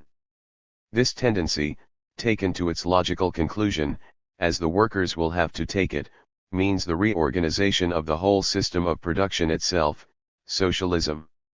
Either this or the complete destruction of the union movement as the instrument of proletarian emancipation and its complete transformation into the only possible instrument of capital against the proletariat at this stage of production. This is the fundamental function of the bureaucracy in Russia. Already the tentative philosophy of the bureaucracy in the United States, its political economy of regulation of wages and prices, nationalization and even planning, its ruthless political methods, show the organic similarity of the American labor bureaucracy and the Stalinists. The struggle in the United States reveals concretely what is involved in the Stalinist falsification of the Marxist theory of accumulation, etc., and the totalitarian violence against the proletariat which this falsification protects. In the recent coal strikes, despite the wage and welfare gains of the miners, the heads of the operators declared that control of production had been restored to them by the 2-year contract. C.E. Wilson, president of General Motors, hailed the 5-year settlement as allowing the company to run our own plants, and as the union's complete acceptance of technological progress. Reuther hailed the GM settlement as a tremendous step forward in stabilizing labor relations at G.M. An editor of Fortune magazine hailed the contract as the harbinger of new and more meaningful associative principles with the corporation as the center of a new kind of community. The Stalinist bureaucracy is the American bureaucracy carried to its ultimate and logical conclusion, both of them products of capitalist production in the epoch of state capitalism. To reply to this that the bureaucracy can never arrive at maturity without a proletarian revolution is the complete degradation of Marxist theory. Not a single Marxist of all the great Marxists who analyzed state capitalism, not one ever believed capitalism would reach the specific stage of complete centralization. It was because of the necessity to examine all its tendencies in order to 315. Be able to mobilize theoretical and practical opposition in the proletariat that they followed the dialectical method and took these tendencies to their conclusions as an indispensable theoretical step. In the present stage of our theory it is the scrupulous analysis of production in the United States as the most advanced stage of world capitalism that forms the indispensable prelude to the analysis of the labor process of Russia. The mode of labor in Russia. The Russian Revolution of October 1917, abolished feudalism with a thoroughness never before achieved. The stage was therefore set for a tremendous economic expansion.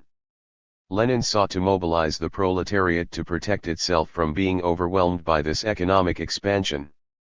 The isolated proletariat of backward Russia was unable to do this. The subsequent history of the labor process of Russia is the telescopic reenactment of the stages of the process of production of the United States, and, added to this, the special degradation imposed upon it by the totalitarian control of the bureaucracy and the plan. The Russian Revolution in 1917 substituted for the authority of the capitalist in the factory the workers' control of production. Immediately there appeared both the concrete development of self-initiative in the factory and the simplification of the state apparatus outside. There was workers' control, with some capitalists as owners, but mere owners. Production conferences, not of bureaucrats but of workers, decided what and how to produce. What capitalists there remained seemed to vanish into thin air once their economic power was broken, and workers' control was supplemented the following year by nationalization of the means of production. The red thread that runs through these first years of workers' rule, workers' control, seems to suffer a setback under war communism in general and with Order 1042-16 in particular. It takes less than a year for the workers to force a change, and the all-important trade union debate of 1920 follows. Lenin fights successfully both Trotsky, the administrator, and Shlyapnikov, the syndico-anarchist, and strives to steer a course in consonance with the Declaration of the Rights of the Toilers, that only the masses from below can manage the economy, and that the trade unions are the transmission belts to the state wherein every cook can be an administrator. Stalinism in the Russian factory. In the transition period between 1924 and 1928, when the first five-year plan is initiated, the production conferences undergo a bureaucratization, and with it the form of labor. There begins the alienation of mass activity to conform to specified quantities of abstract labor demanded by the plan to catch up with capitalism. The results are, a. In 1929, the year of decision and transformation, there crystallizes in direct opposition to management by the masses from below the conference of the planners, the engineers, economists, administrators, in a word, the specialists. B. Stalin's famous talk of 1931 put an end to depersonalization. His 6 conditions of labor contrasted the masses to the personalized individual who would outdo the norms of the average. Competition is not on the basis of creativity and subotniks, 17, but on the basis of outstanding individual, read, bureaucrat, who will devise norms and have others surpass them. C. 1935 sees Stakhanovism and the definitive formation of an aristocracy of labor. Stakhanovism is the pure model of the manner in which foremen, overseers, and leadermen are chosen in the factories the world over. These individuals, exceptional to their class, voluntarily devote an intensity of their labor to capital for a brief period, thus setting the norm, which they personify, to dominate the labor of the mass for an indefinite period. With the Stakhanovites, the bureaucratic administrators acquire a social base, and alongside, there grows the instability and crisis in the economy. It is the counter-revolution of state capital. D. Beginning with 1939, the mode of labor changes again. In his report on the Third Five-Year Plan, Molotov stressed the fact that it was insufficient to be concerned merely with the mass of goods produced. The crucial point for outstripping capitalism was not the mass but the rate at which that mass was produced. It was necessary that per capita production be increased, that is to say, that each worker's productivity be so increased that fewer workers would be needed to obtain an ever greater mass of goods. Intensity of labor becomes the norm. During the war, that norm turned out to be the most vicious of all forms of exploitation. The Stalinists sanctified it by the name of socialist emulation. Socialist emulation meant, firstly, that the pay incentive that was the due of a Stakhanovite was no longer the reward of the workers as individuals, once they as a mass produced according to the new raised norm. In other words, the take-home pay was the same despite the speed up on a plant-wide basis. Secondly, and above all, Competition was no longer limited to individual workers competing on a piecework basis, nor even to groups of workers on a plant-wide basis, but was extended to cover factory against factory. Labor reserves are established to assure the perpetuation of skills and a sufficient labor supply. Youth are trained from the start to labor as ordered. The climax comes in 1943 with the discovery of the conveyor belt system. This is the year also of the Stalinist admission that the law of value functions in Russia. We thus have the Declaration of the Rights of Toilers, every cook an administrator. Abstract mass labor, lots of it to catch up with capitalism. Differentiation within labor, personalized individual, the piece worker the hero. Stakhanovism, individual competition to surpass the norm. Stalinist constitution, Stakhanovites and the intelligentsia singled out as those whom we respect. Systematization of piecework, factory competing against factory. The year of the conversion to the conveyor belt system. Whereas in 1936 we had the singling out of a ruling class, a simple division between mental and physical work, we now have the stratification of mental and physical labor. Leontiev's political economy in the Soviet Union lays stress not merely on the intelligentsia against the mass, but on specific skills and differentials, lower, higher, middle, in between and highest. If we take production since the plan, not in the detail we have just given, but only the major changes, we can say that 1937 closes one period. It is the period of catching up with and outdistancing capitalism, which means mass production and relatively simple planning. But competition on a world scale and the 318. Approaching Second World War is the severest type of capitalist competition for world mastery. This opens up the new period of per capita production as against mere catching up. Planning must now include productivity of labor. Such planning knows and can know only machines and intensity of exploitation. Furthermore, it includes what the Russians call rentability, that is to say profitability. The era of the state helping the factory whose production is especially needed is over. The factory itself must prove its worthiness by showing a profit, and a profit big enough to pay for ever-expanded production. And that can be done only by ever-expanded production of abstract labor in mass and in rate. Nowhere in the world is labor so degraded as in Russia today. We are here many stages beyond the degradation which Marx described in the general law of accumulation. For not merely is the Russian laborer reduced to an appendage to a machine and a mere cog in the accumulation of capital. Marx said that the reserve army kept the working laborer riveted to his martyrdom. In Russia, because of the power to plan, the industrial reserve army is planned. Some 15 million laborers are planned in direct forced labor camps. They are organized by the MVD, GPU, for production. The disciplinary laws which began with reduction in wages for coming 15 minutes late have as their final stage, for lack of discipline, corrective labor, i.e., the concentration camp. What the American workers are revolting against since 1936 and holding at bay, this, and nothing else but this, has overwhelmed the Russian proletariat. The rulers of Russia perform the same functions as are performed by Ford, General Motors, the coal operators and their huge bureaucratic staffs. Capital is not Henry Ford, he can die and leave his whole empire to an institution, the plant, the scientific apparatus, the method, the personnel of organization and supervision, the social system which sets these up in opposition to the direct producer will remain.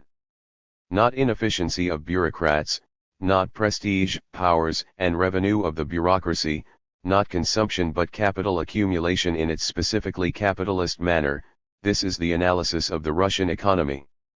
To think that the struggle in Russia is over consumption not only strikes at the whole theory of the relationship of the superstructure to the productive mechanism. In practice, today, the crisis in Russia is manifestly the crisis in production. Whoever is convinced that this whole problem is a problem of consumption is driven away from Marxism, not toward it. 319. The crisis of state capitalism. It was Marx's contention that the existence of a laboring force compelled to sell its labor power in order to live meant automatically the system of capitalist accumulation. The capitalist was merely the agent of capital. The bureaucrats are the same. Neither can use nor knows any other mode of production. A new mode of production requires primarily that they be totally removed or totally subordinated. At this point it is convenient to summarize briefly the abstract economic analysis of state capitalism. We have never said that the economy of the United States is the same as the economy of Russia. What we have said is that, however great the differences, the fundamental laws of capitalism operate. It is just this that Marx indicated with his addition to capital dealing with complete centralization of capital in a given country. A given country meant one specific country, i.e., the laws of the world market still exist. If the whole world became centralized, then there would be a new society, for those who want it, since the world market would have been destroyed. Although completely centralized capital in a given country can plan, it cannot plan away the contradictions of capitalist production. If the organic composition of capital on a world scale is 5:1, moving to 6:1, to 7:1, etc., centralized capital in a given country has to keep pace with that. The only way to escape it would be by a productivity of labor so great that it could keep ahead of the rest and still organize its production for use. Such a productivity of labor is impossible in capitalism, which knows only the law of value and its consequence, accumulated labor and sweating proletarians.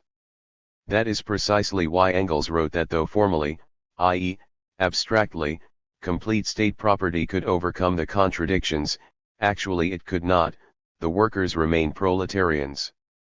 The whole long dispute between underconsumption and rate of profit theorists has now been definitively settled precisely by the experience of Russia.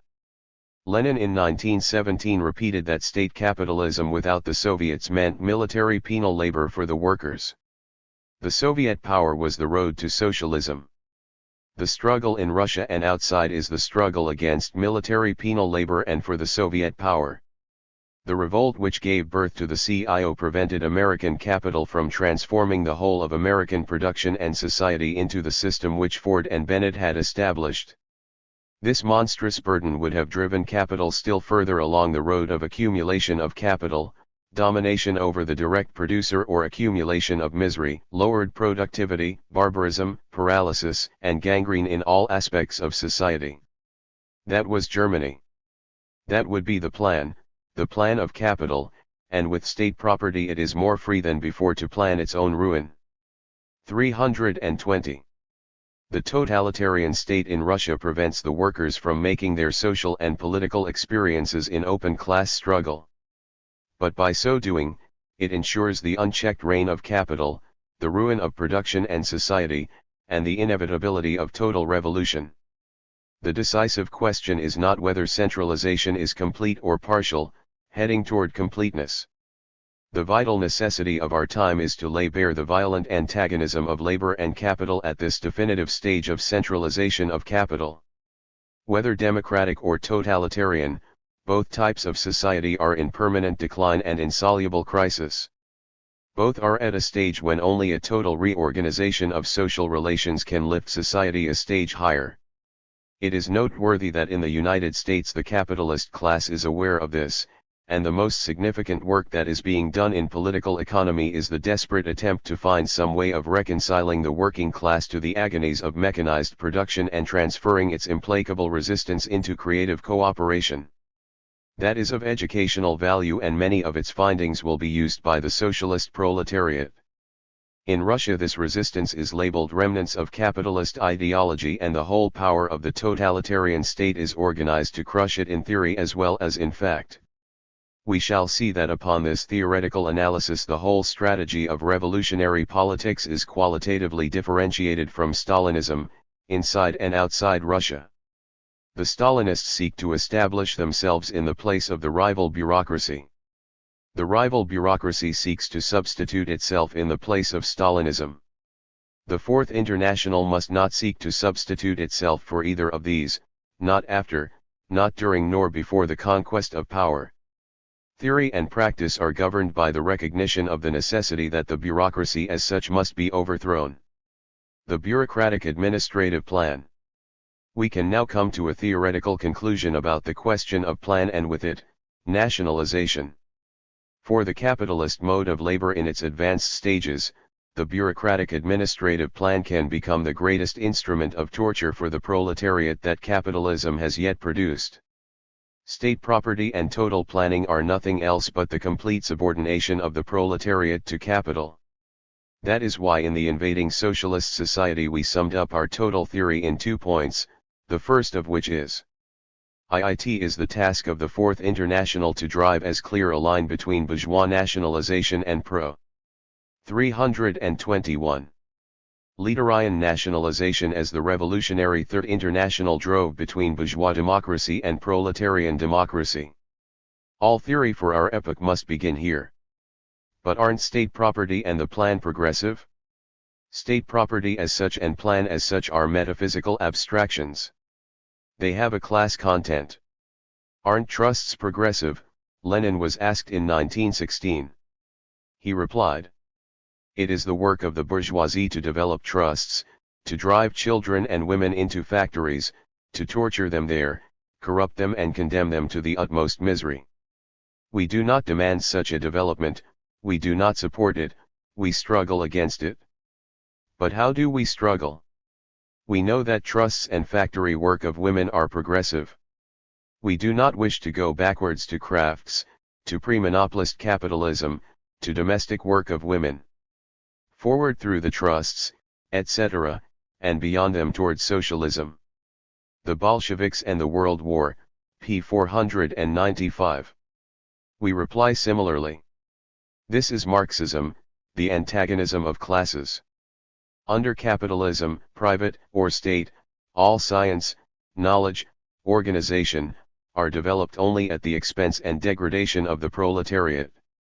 But at the same time capitalism organizes the proletariat for struggle. We do not demand or support plan. We propose to substitute proletarian power and subordinate plan to the revolutionary struggle of the proletariat. Where does orthodox Trotskyism stand on this? Every member knows the answer. Nowhere.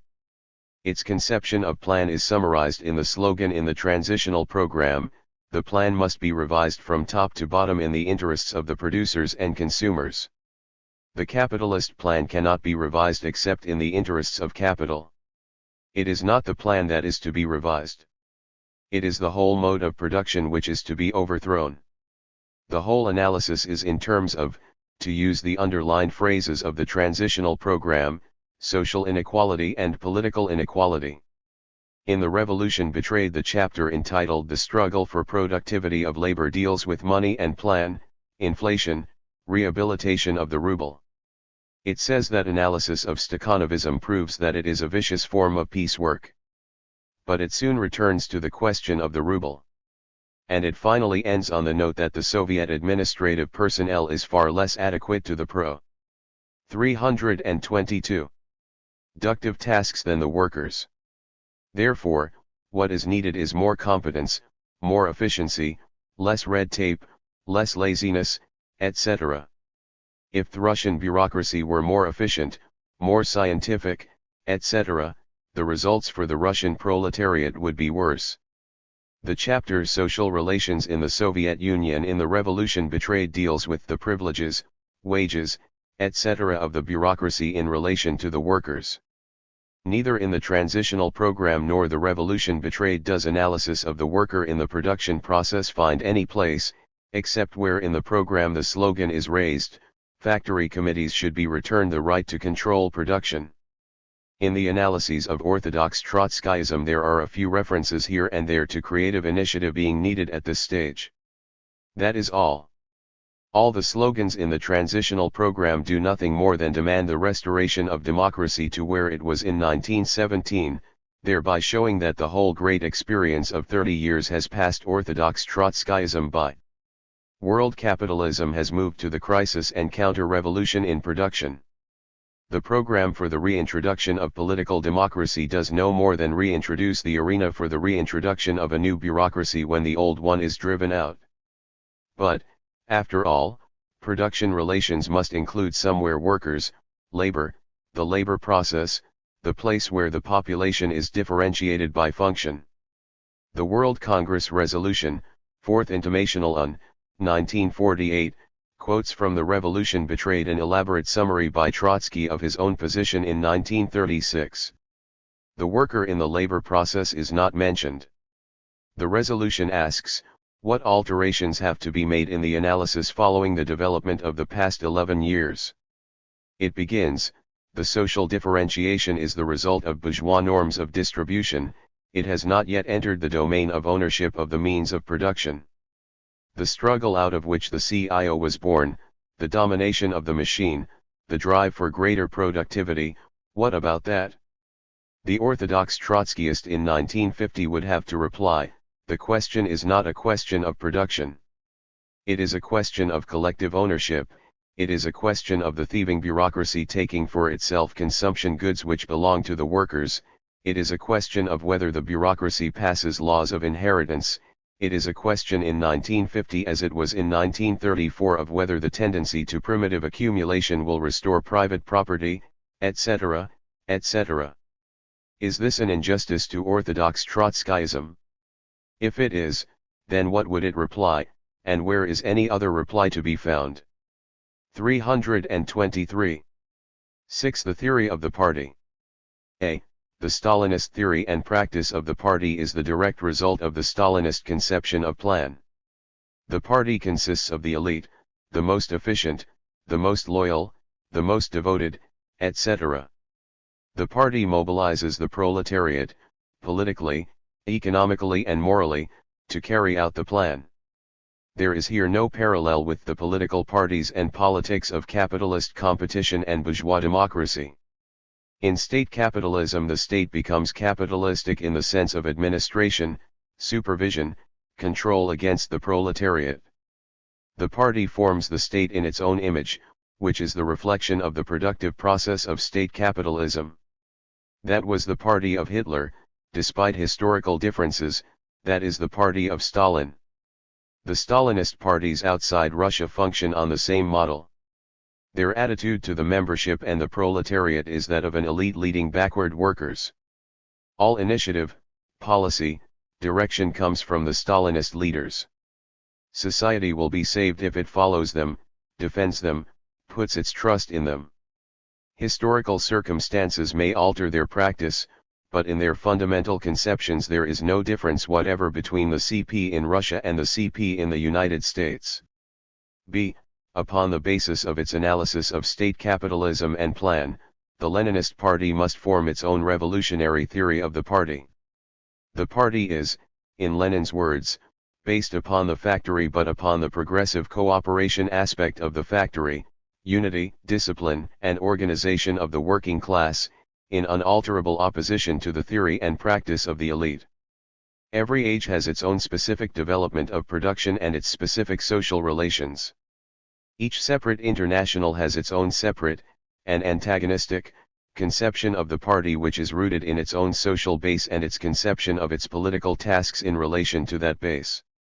Marx's conception of the party in 1848, the way he organized the First International, carefully explained by him, the organization of the Second International which Lenin accepted as sound up to 1914, the organization of the Third International, all were different and show a dialectical progression.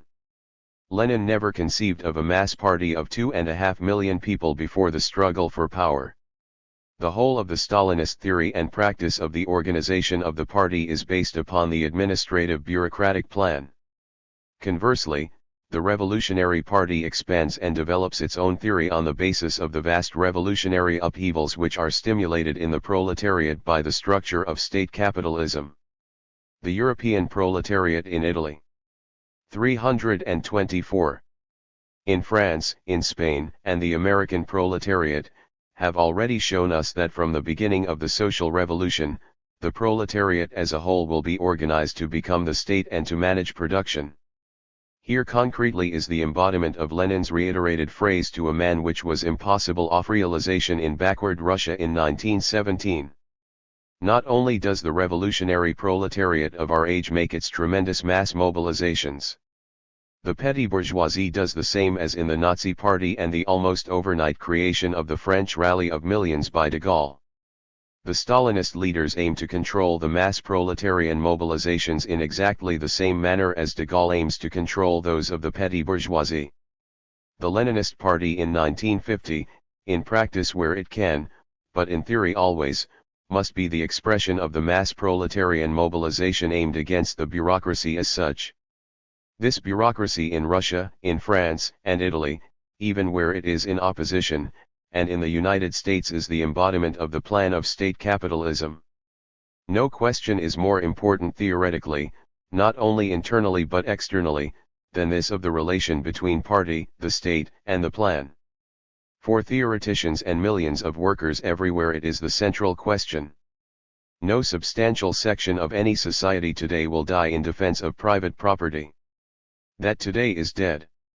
The question is, can the nationalized property be planned without having as the inevitable consequence the domination of a single party? The popular formulation, one-party state, is absolutely and exactly right. Johnson Forrest have given here the essentials of the answer. See, what does the Fourth International have to say on this question? It can be summed up in the following: the Stalinists are criminals, opposed to democracy in the party. The Trotskyists are believers in democracy as practiced by Lenin. The history of Trotskyist theory of the party, however, reinforces Stalinism in spite of all its criticism. In 1931 Trotsky believed that with the weakening of the party or with its degeneration even an unavoidable crisis in economy can become the cause for the fall of the dictatorship. What actually took place was the reverse. When the bureaucratic administrative plan of the ruling class was finally substituted for the planning of the revolutionary proletariat, it was the Bolshevik Party that was liquidated. State property remained. 15 years later, with the Bolshevik Party destroyed, the Fourth International improves upon the original thesis. The World Congress thesis says, the political dictatorship today as 20 years ago is decisive in preventing the complete collapse of planning, the breakthrough of the petty capitalist market, and the penetration of foreign capital into Russia. 325. The political dictatorship is an abstraction. Concretely it is the party of Stalin, the murderers of the Bolshevik Party, the antithesis in every respect of the Bolshevik Party. The theory is false whether it is standing on its head or its feet, and in either form it is useless as a theoretical weapon against Stalinism. Unfortunately, this conception is not confined to Russia. The first sentence of the transitional program states that the crisis of the revolution is the crisis of revolutionary leadership. This is the reiterated theme. Exactly the opposite is the case. It is the crisis of the self-mobilization of the proletariat. As we shall show, and it is perfectly obvious logically, this theme of orthodox Trotskyism implies that there is a competition for leadership, and that whereas the other internationals have betrayed, the Fourth International will be honest. Exactly the contrary must be the analysis. The concept that the whole problem is a problem of revolutionary leadership does not, cannot, upon its political premises, pose on the one hand the Stalinist leadership as clear-sighted, determined leaders with their own theory, program, policy for the enslavement of the proletariat, and opposed to them, ourselves as leaders, not simply honest but with a totally different conception of the role, movement, and function of the proletariat. Honesty and dishonesty, sincerity and betrayal imply that we shall do what they, because of supple spines, have failed to do. We do not propose to do what they have failed to do. We are different from them in morals because we are different from them in everything: origin, aims, purposes, strategy, tactics and ends. This fundamental antagonism Johnson Forrest derived from the theory of state capitalism. From the Stalinists' observation of state capitalism, their conception of the party becomes the essence of bureaucracy, bureaucratic administration, bureaucratic organization, the bureaucratic party. For the Fourth International, on the other hand, it is a matter of life and death, in the analysis of modern economy, to counterpose what has been created by the modern economy, the mass mobilization of the proletariat and sections of the petty bourgeoisie, as an opposition in form and content to Stalinism and the social democracy, and our role as a party in relation to this. To say that all the proletariat needs is revolutionary leadership drowns all differences between us and strengthens their conception of the party. Trotsky at any rate was practiced in the leadership of revolution. The transitional program and particularly the conversations preceding it are a sufficient indication of his profound comprehension of the mass movement. But as this whole document has shown, he gave it no theoretical basis. He did not relate it to the new stage of world economy. The result is the increased revolutionism of the masses becomes nothing else in the minds of his followers but an increased reaction to the crimes of capitalism, a mass base for leadership. 326. The theory as stated has had funereal consequences in our movement. Germain, for example, writes in an exhaustive analysis of the Stalinist parties, but despite all that has been revealed about the crimes of the GPU, the large mass of Stalinist workers will continue to follow their Stalinist leaders or will fall back into complete passivity, until the day when the Trotskyist parties can prove to them in practice the superiority of their policy over the policy of Stalinism. Fourth International, May, 194-7. In the resolution presented to the World Congress in 1948 by our European co-thinkers, there was pointed out in detail the practical consequences for politics of this conception of the party which constantly appears in the strategy and tactics of the Fourth International, particularly in France. It is the placing of this impossible, this fantastic, responsibility upon the Trotskyist organizations as they are that in the end produces Pablo Johnson Forrest has now made its final and complete break with what the Fourth International of today stands for. We are leaving behind forever the ideas of those who today represent Trotskyism, their unsocialist, anti-proletarian practice and organizational life. For years we loyally stood all of this, bearing in mind constantly the interests of the movement as a whole.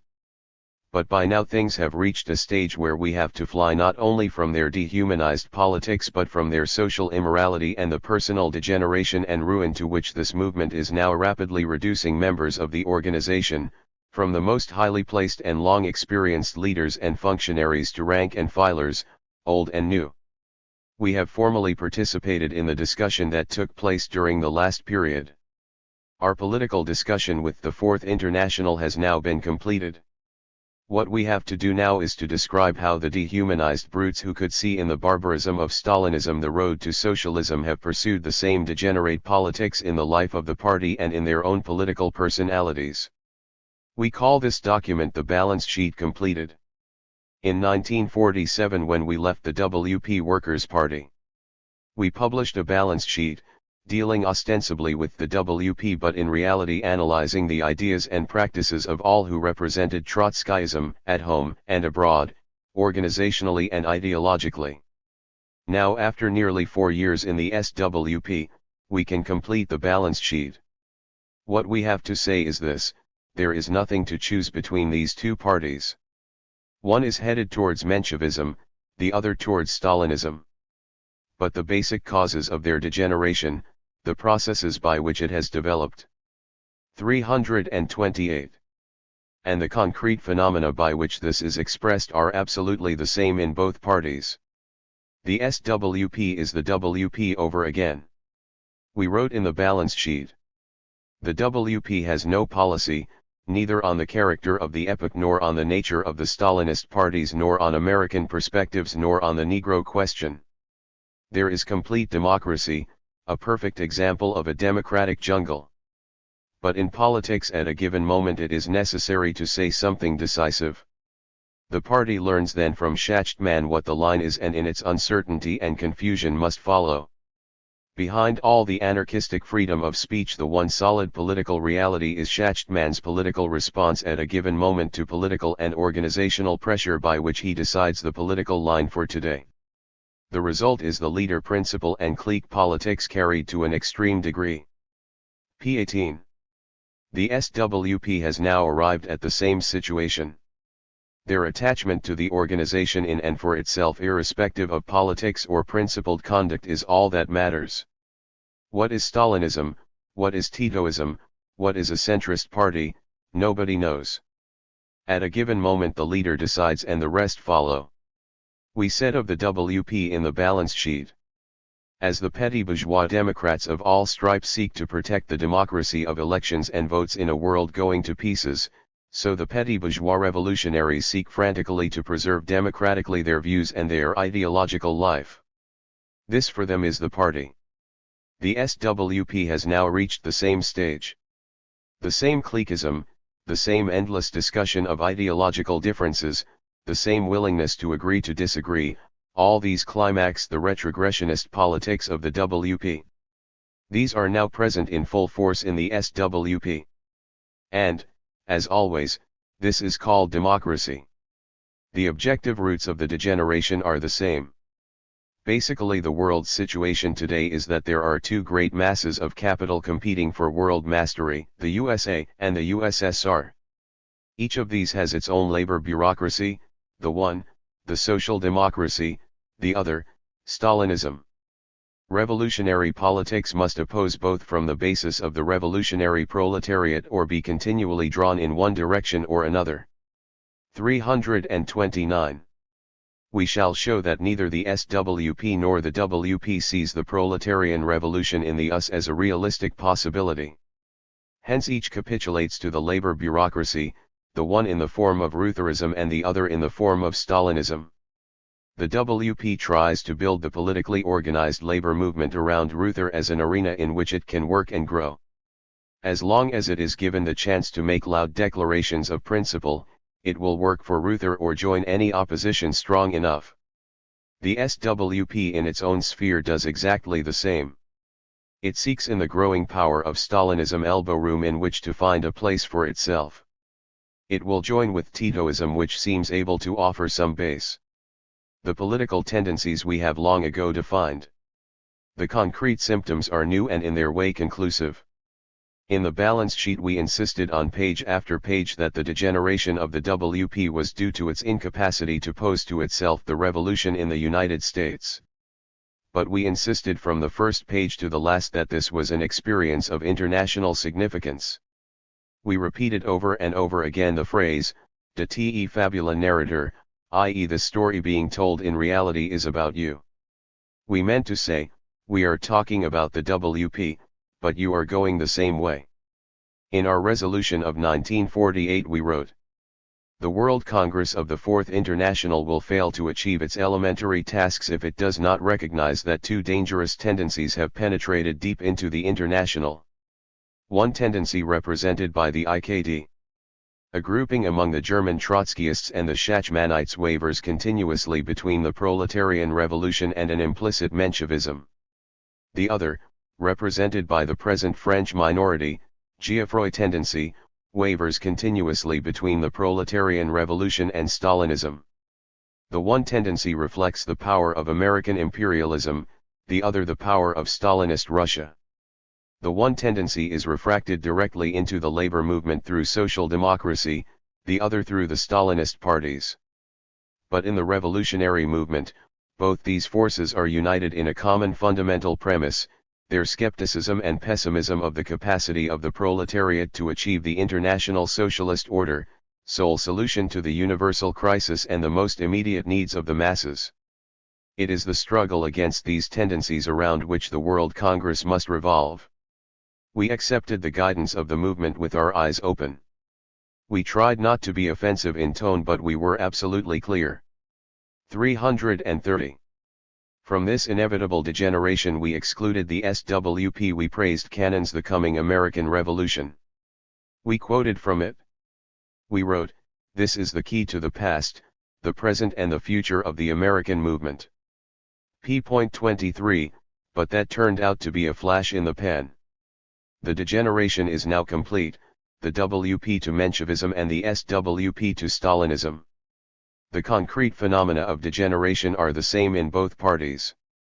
This we shall trace to the end.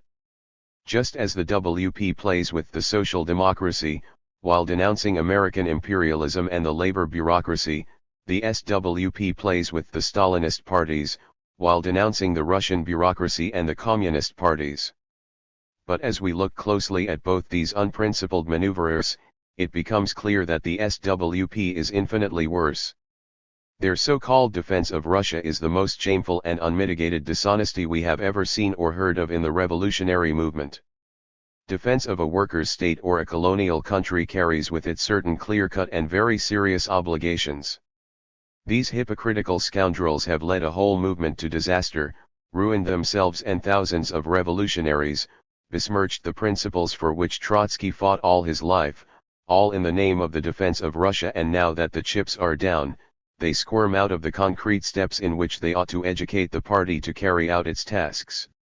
In the WP at any rate there are some who come boldly out for their counter-revolutionary pro-imperialist position. But in the SWP and the whole Fourth International, despite discreet but repeated proddings on our part, there is a common understanding to ignore and repudiate and forget about the practical consequences of their Russian position. To the Trotskyists and the American question. Let us briefly review our analysis of the WP which we made in 1947. It was an analysis of the WP, but the SWP leaders did not know, so insensitive are they, that in section after section it was intended as a warning not only to the International, but to them. They thought they were being friendly and considerate to us. In reality they were on trial. We had made the experience in the WP and we understood from early that the WP was a section of Trotskyism in the United States. This is the course of development of the WP. 1. The WP left the SWP in 1940.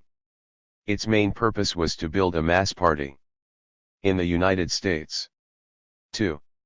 It attempted to do this by typical Menshevik methods: denunciation of capitalist profits and crimes, immediate demands, and plenty for all. The 331. Name of a WP pamphlet describing its vision of socialism in the future, all based upon the conception of the American proletariat as essentially backward and not ready for the revolution. 3. Its main expectation of revolution was from the European masses. 4. By 1944 it faced, according to its lights, total failure. It recognized that its mass distribution of the paper The Weekly Labor Action had led nowhere, and that its attempts to build trade union caucuses had backfired. The European Revolution did not come. The WP therefore turned to a. Inter-party polemics with the SWPB. On the question of world revolution it turned to the theory of retrogression. By this theory it could look for salvation to the social democracy. c. A sustained attempt to hound Johnson Forrest out of the party. The unity negotiations with the Socialist Workers' Party were only an interlude. Since then it has continued unchecked its course toward Menshevism. All this we documented fully and completely, and shall refer to only as necessary. In 1946, in detailing the Union policies of the WP we gave a specific warning to the SWP. The SWP and the small mass party. The small mass party conception is no personal aberration of Comrade Irby or a figure in the Schachtman leadership. The party must recognize it in essence the result of the political inexperience of the American proletariat and long years of struggle against the usurpation of revolutionary leadership by Stalinism. The party must especially recognize that in rejecting Irby's ideas and particularly their manifestations in the building of the party, it will be doing far more than putting itself on the right road toward building the Bolshevik Party. It will also help to correct the false course of the SWP, and lay the basis for an effective unified organization. The SWP practices the small mass party conception in a form concealed, and to some extent corrected, by its strenuous attempts to adhere to the strategic conceptions of Trotsky. Parallel to its genuine revolutionary temper in propaganda in concrete trade union activity, it builds illusions among its membership about its influence in the unions and leading the workers in mass struggles. Only a powerful mass party can attempt to exercise the organizational function of leading workers in day-to-day struggles without I. Succumbing to opportunism, and 2. having the work of its members swept away by obvious inability to withstand the pressure of the trade union bureaucracy whenever these wished to destroy the influence of the propaganda group. 332. The past history of the party, Los Angeles and Philadelphia, show, and the inevitable puncturing of the illusions of the SWP will show, that only a correct conception of its function can save the Fourth International from diverting its precious energies into fruitless and demoralizing channels. Building the Bolshevik Party, pages 18 to 19. That was clear enough. We knew then what these wise men were only just beginning to glimpse. 1. The whole attempt to build caucuses and manipulate in the unions would confuse and disorient the membership, sow distrust in those workers looking on, and eventually have to be abandoned. 2. Nothing would save the American Party unless it based itself on the pro-Leaderian revolution in the United States as a concrete universal, viewed all daily politics as a manifestation of this, and educated itself from top to bottom on this. 3. Politically, in the United States, revolutionary politics in our epoch must be based upon the conflict between the masses and the bureaucracy. The promise of the American Revolution. Cannon's coming American Revolution was the high point of the SWP. It came after the tremendous strikes of 1945 to 46. We hailed it, but whoever reads the balance sheet can see that we had reservations. We distrusted the theoretical premise of the document. In fact, it had none. We saw the American proletariat as part of this specific stage of the development of capitalism. We saw that the line of class demarcation was between the American proletariat and the labor bureaucracy, the bodyguards of capital. For us, the bureaucracy did not in any sense represent the proletariat. The proletariat was not backward, but revolutionary. The whole aim and purpose of the bureaucracy was to demoralize the revolutionary character of the proletariat. We are Marxists and therefore sober. We promised the revolution to no one at any time. For us, the American Revolution was a strategic perspective, to be constantly deepened theoretically as the proletariat itself developed. We said over and over again and in every conceivable way in the balance sheet, a revolutionary party in any country lacks sound formulations unless the perspectives of the revolution in that country are the granite foundation of the program and explicit in every branch and shade of its activity. We called for the Americanization of Bolshevism. We reminded the International of Trotsky's insistence that the American movement particularly must deepen its understanding of and apply the dialectic in the United States. This 333 was not theory for the sake of theory, or culture for the sake of broadening the mind, but concrete education for the class struggle. In the United States, above all, to build the party it is necessary for the vanguard to be armed with the theory of sudden violent eruption of creative mass activity. In the balance sheet we quoted extensively from our 1944 document Education, Propaganda, and Agitation.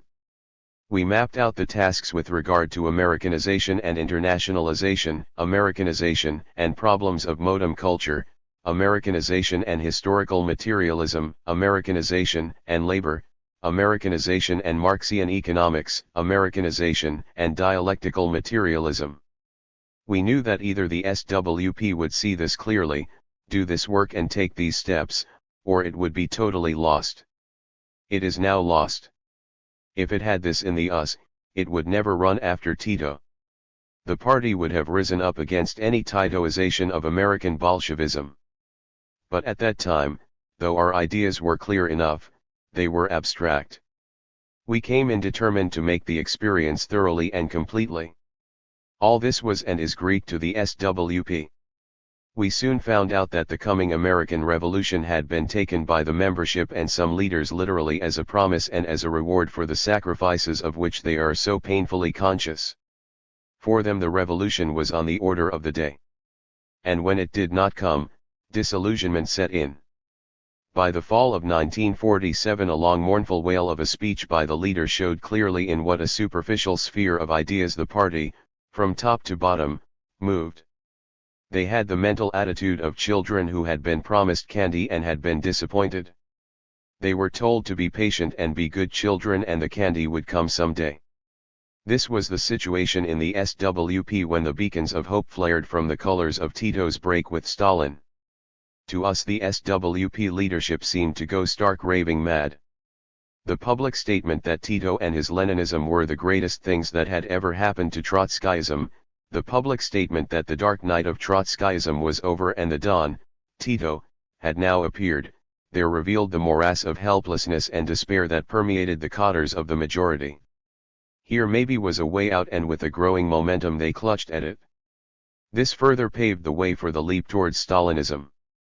Faced with a similar crisis and not seeing the revolution anywhere, the WP fastened onto retrogressionism and sought a place for itself in the international social democracy. The SWP grabbed onto Stalinism instead. Different as they may appear to be, the root in each case is hopelessness about the proletarian revolution in Europe.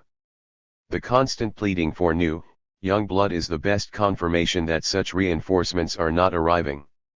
The particular tiredness which Damin 334 aids the SWP cadres is not from experiencing a revolution which failed. It arises from the total isolation of the SWP from any vital current in the revolutionary class and the absence of its corresponding counterpart inside the party. The attitude of Johnson Forrest. Through all this our tendency maintained an iron discipline and reserve. We used infinite patience, forbearance, and finesse to make relations easy. We watched our behavior and our language, were prolific in smiles and sparing in frowns. We did our best to help them. On the Negro question, for example, to have expected the SWP to adopt a complete revolutionary position was impossible. A fully Marxist position on the Negro question presupposes a fully Marxist position on the American proletariat. But from the start we accepted our limitations cheerfully. At an immense expenditure of labor, tact, and diplomacy, and using Trotsky as a smokescreen, we maneuvered them as far as we dared along the Marxist road. We tried to help them without offending them, looking always for ways to add a workers' and farmers' government here, or a revolutionary position there, to push the party along. But these simpletons, like their fellows in the WP, could not understand us. We submitted state capitalism and world revolution, but having said our piece we showed that we did not want to talk too much. The switch from anti-Stalinism to pro-Stalinism was a shock. Still, we kept our tempers and our heads. We merely said at the convention, get a position and then we shall discuss with you. The result was a new insight into the process of degeneration. The party turned on us with bared fangs. Irreconcilable tendencies was hurled at us from all sides. In Detroit, in Philadelphia particularly, and in New York and Los Angeles, the provocations were unbridled. The tendency met this assault in exemplary fashion. We could not but note that the hysteria, the red eyes and the shaking fists were on their side while it was we who remained calm, conciliatory but politically firm and unyielding. We satisfied ourselves that the central leadership was not at the back of this. We let the matter slide. But the political flip-flop and the organizational hooliganism deeply affected the tendency. The whole episode marked, it seemed to us, a turning point in our relations with the SWP. 335. 3. The life of the party. The Shachtmanites lived entirely in the spheres of the Russian question, party democracy, collective leadership, and such like. The SWP claimed a correct position on the Russian question, that the party did practice party democracy, and collective leadership and so on and so forth. They were merely different sides of the same coin. The SWP cadre was able to establish itself as a propaganda group on the basis of the general ideas of Trotsky and the solid, in fact, genuinely Bolshevik character of the cadres it took over from the split, particularly those from Minneapolis. But once this was established, the organization came to a halt. The leading cadre sees itself very literally as leaders. The revolution will put the cadre, vastly extended, of course, but still the cadre, into power. The masses will make the revolution under their guidance. Then they will plan and organize, above all they will plan. They are honest, devoted, sincere, and the proof is their readiness to sacrifice. Their tasks, therefore, are 1. To maintain principled politics, i.e., politics which do not capitulate to the bourgeoisie, 2. To prepare themselves and the party to get hold of unions and other organizations in preparation for the revolution. The whole conception is not merely bureaucratic in a theoretical sense. It is a profoundly bourgeois conception. They propose to substitute their honest, and sacrificing, selves for the corrupt bourgeoisie. They propose to substitute plan for the anarchy of bourgeois production. This conception governs every aspect of party life, strategy, education, propaganda, agitation, and social life. It spears most sharply and clearly in the attitude to organized labor and the very definition of what is a revolutionary worker. For this leadership, this cadre, and this party, an revolutionary worker is one who is prepared to devote himself completely to assisting the party leadership to gain control of a union. This is the road to the revolution. Any labor bureaucrat who appears to be sympathetic to these aims is the greatest of all prizes, and infinite, devious, and, as in Detroit recently, very illuminating are the means employed to incorporate him. 10 years of this policy has now proved its complete practical bankruptcy. The party has not only gained nothing by it. The result is that the party seems to be justified in its conception of the backwardness of the proletariat and preaches a recession of the working class struggle. 336. Johnson Forrest and the rank-and-file worker. The rank-and-file worker comes to the party to find out about himself and the potentialities of his class. He finds nothing.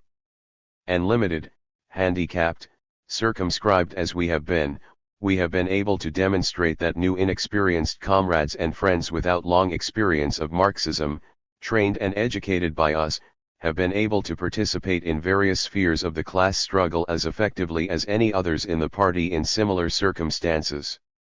The SWP leaders preach the backwardness of the workers, the corrupting wealth of American imperialism, the sacrifices which only they are prepared to make, a whole series of falsehoods, follies, and slanders of the working class as the reasons why the average worker does not join, or when he joins, leaves. The workers leave because the revolution is not concretized for them, and it is not concretized because the SWP does not concretely practice revolutionary politics. All these proletarians ever got was that the American imperialists were plotting war and made high profits, which they knew before they entered. In return they were to make sacrifices, ring doorbells, and sell the militant, which in any case few party members read except by an effort. In the SWP and the WP rank-and-file proletarians have always known that Johnson Forrest had what they were seeking. That is why our very presence in the branch, as workers in the plant, and as members of Johnson Forrest was the cause of such a bitterness on the part of the leadership in Detroit. Constantly in the party the Johnson Forrest comrades in some of the simplest day-to-day conversations have had to walk on eggs in order to avoid this question of the backwardness of the American proletariat. It becomes an issue simmering under the surface of all relations in the party. For Bolshevism and personality. A political line ultimately expresses itself in the very personalities of those who are shaped by it or adhere to it. This was so in the WP. The Johnson Forrest comrades had a long experience of soul sickness among the members of the WP. Their Freud, or rather his popularizers, for these people study nothing seriously, took first place before Marx. When we came into the SWP we noted with satisfaction that there was none of this in our new party. But as the coming American Revolution receded and as we got to know the party better, slowly certain characteristic traits began to emerge. The first theme was sacrifice. From top to bottom there can never have been a set of people as conscious of the sacrifices they are making. The Johnson Forrest. 337. Comrades could not understand this. We in 1951 are not conscious of making any sacrifices. When we see radical types, especially the petty bourgeois intellectuals outside the movement and the lives they lead, We thank our stars that we have found some way of life by which we can develop our capacities in every direction. Even on ceremonial occasions this intangible but very real dash would be obvious to the discerning.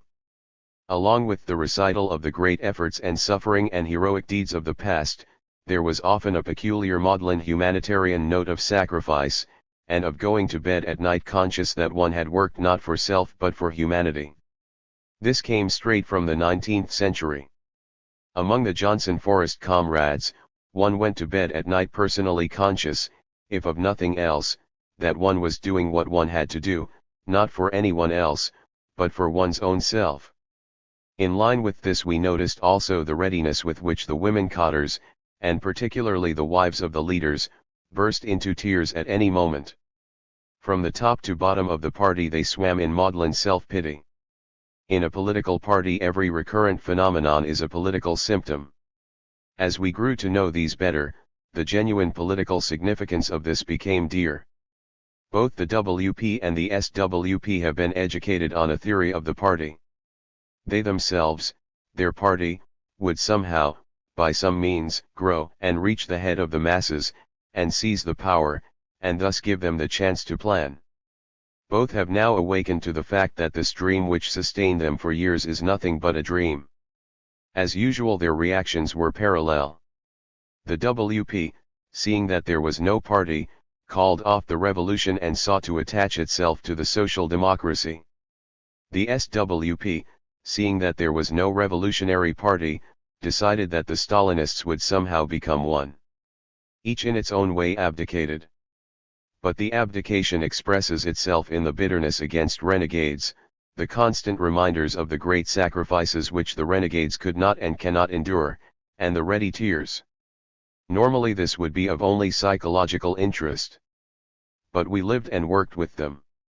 They too found us strange. The Johnson Forest comrades, vigorous, confident, without a trace of skepticism about the proletariat, found it difficult to establish other than formal relations with many of these people. But off late the whole question has assumed an aspect which has forced itself on our notice and compelled recognition. Openly discussed crises of personality in the highest leadership of the party have come to our attention. The more sensitive of the leadership knew that the party was attracting elements who could not possibly be called revolutionary. This was particularly so in New York, where a certain type of petty bourgeois was coming into the party, people who knew nothing and cared less about Marxism and the Revolu. 338. Shinary proletariat, but were bringing into the party their preoccupation with their own personality in an absolutely individualistic sense. The old cotter still had enough revolutionary tradition and temper to recognize these elements for what they were and to be hostile to them. They showed this hostility on various occasions. One of the most striking of these types, distinguished by great energy in the ersatz political activity of the party, was at the same time distinguished by a vulgarity and corruption of character which repelled even those who depended on her and those like her for the success of party activities. The Johnson Forest comrades felt not only disgusted but bewildered by the appearance of these political types, the substantial role they were playing in the party, the distaste of the leadership for them, and yet the incapacity of the leadership to handle the situation. The Johnson Forest leadership talked to some of the comrades in the tendency. When they were questioned and invited to say what they knew and thought, they poured out such a torrent of horrible experiences, grievances, provocations, day-to-day struggle against demoralization and such a devastating analysis of the life and politics of the SWP as overwhelmed us. With splendid loyalty and discipline our younger comrades in particular had endured in silence and said little to us because they felt that to do so would be an indirect questioning of our line of complete integration into the SWP. How we struggled to remain in this party.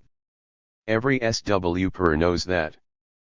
But now our comrades were able to establish concretely what the leadership of the tendency now knew, that integration into this party meant self-destruction.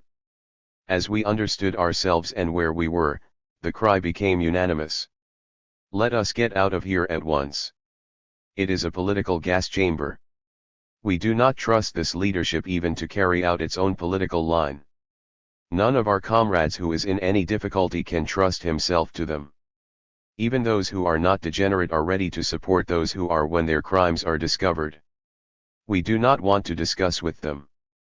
Such a discussion can only besmirch us. Let us get out of here as quickly as we can. We come out infinitely stronger, more disciplined, more mature, more confident than when we entered. The SWP has totally demoralized some of our weaker comrades, but surprisingly few. The SWP knows that against all elements of degeneration in our own ranks we have always been and are quite merciless politically, though tolerant organizationally, as Bolsheviks have always been. All our principled politics have meant nothing to them. They cannot learn. We have not lost by it. But we want not a single second more of it. 339.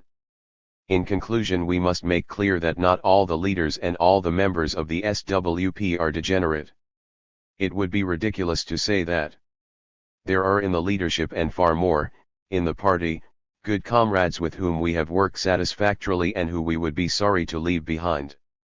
But they must understand that they belong to an organization, and that they are responsible for the dominant political and organizational practices by which that organization lives. That responsibility they cannot escape. Coping with the Cold War, global and domestic. Paul L. E. Blanc. At the close of the 20th century, the Cold War was described as a confrontation, military, economic, ideological, between two great superpower blocs, the United States and the Soviet Union, that constituted the central story of our times.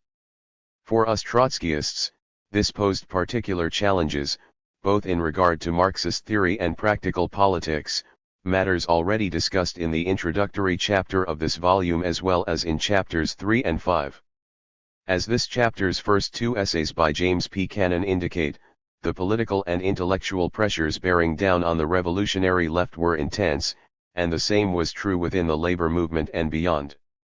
One critical-minded historian of the US left has suggested that the Socialist Workers' Party, despite serious mistakes and limitations, managed to chart an honorable course through the difficult World War I and Cold War years, avoiding the Scylla of Stalinism and the Charybdis of imperialism better than any other American radical group of its time. Won the creation of the two great superpower blocs in a contest for global defense and dominance involved an effort to secure the American century that US publishing mogul Henry Luce had advocated, which from a Marxist standpoint could naturally be theorized with reference to an imperialism flowing naturally and necessarily from the capitalist needs for secure global markets, expanding investment opportunities, and ready supplies of raw materials. But what was the meaning of the USSR's expansion into Eastern Europe, where Communist Party dictatorships, loyal to the USSR, were established? 2. A majority within the Fourth International, among whom was the brilliant young theoretician Ernest Mondale, referred to as Germain in discussions and debates, asserted that the USSR remained a degenerated workers' state, as Trotsky had argued, but that since Stalinism is incapable of being a revolutionary force, the new satellite states in the USSR's power bloc remained some variant of capitalism. This was initially the perspective of a majority in the Socialist Workers' Party as well, but the position was sharply and effectively challenged by Joseph Hansen and, under the party name E.R. Frank, Bert Cochran. The nuanced and informative positions they advanced soon changed minds among majorities of US and world Trotskyists, including Mondale. 3. As we have already noted, there were also strong counter-arguments among Trotskyists, denying that the USSR could be considered any kind of workers' state, degenerated or otherwise. In the previous volume we noted the theory of bureaucratic collectivism pungently articulated by Max Schachtman and his co-thinkers. In Chapter 5 we saw the conception of state capitalism advanced by the Johnson-Forrest tendency, whose partisans ended up agreeing that such comrades as Hansen and Cochran had demonstrated the consistency of their analyses with Trotskyist fundamentals, and therefore ended by rejecting Trotskyism in all its forms. A different variant of state capitalist theorization, remaining within a basic Trotskyist framework, was developed in Britain by Tony Cliff. For there were other analytical approaches as well, and in his massive exploration of Marxist theorizations, Marcel van der Linden has suggested that numerous attempts were made to understand Soviet society, some with solid empirical foundations, but most lacking them, some consistent and carefully thought out, others illogical and superficial. Van der Linden notes that for Trotsky planned economy and bureaucratic dictatorship were fundamentally incompatible. He envisioned either the working class once again taking control of its own workers' state, clearing away the bureaucratic deformations and, within the context of working class revolutions spreading to other lands, moving forward to socialism, or instead a continued bureaucratic decay ultimately resulting in a collapse that would pave the way for capitalist restoration, which is, of course, what took place 50 years after his death.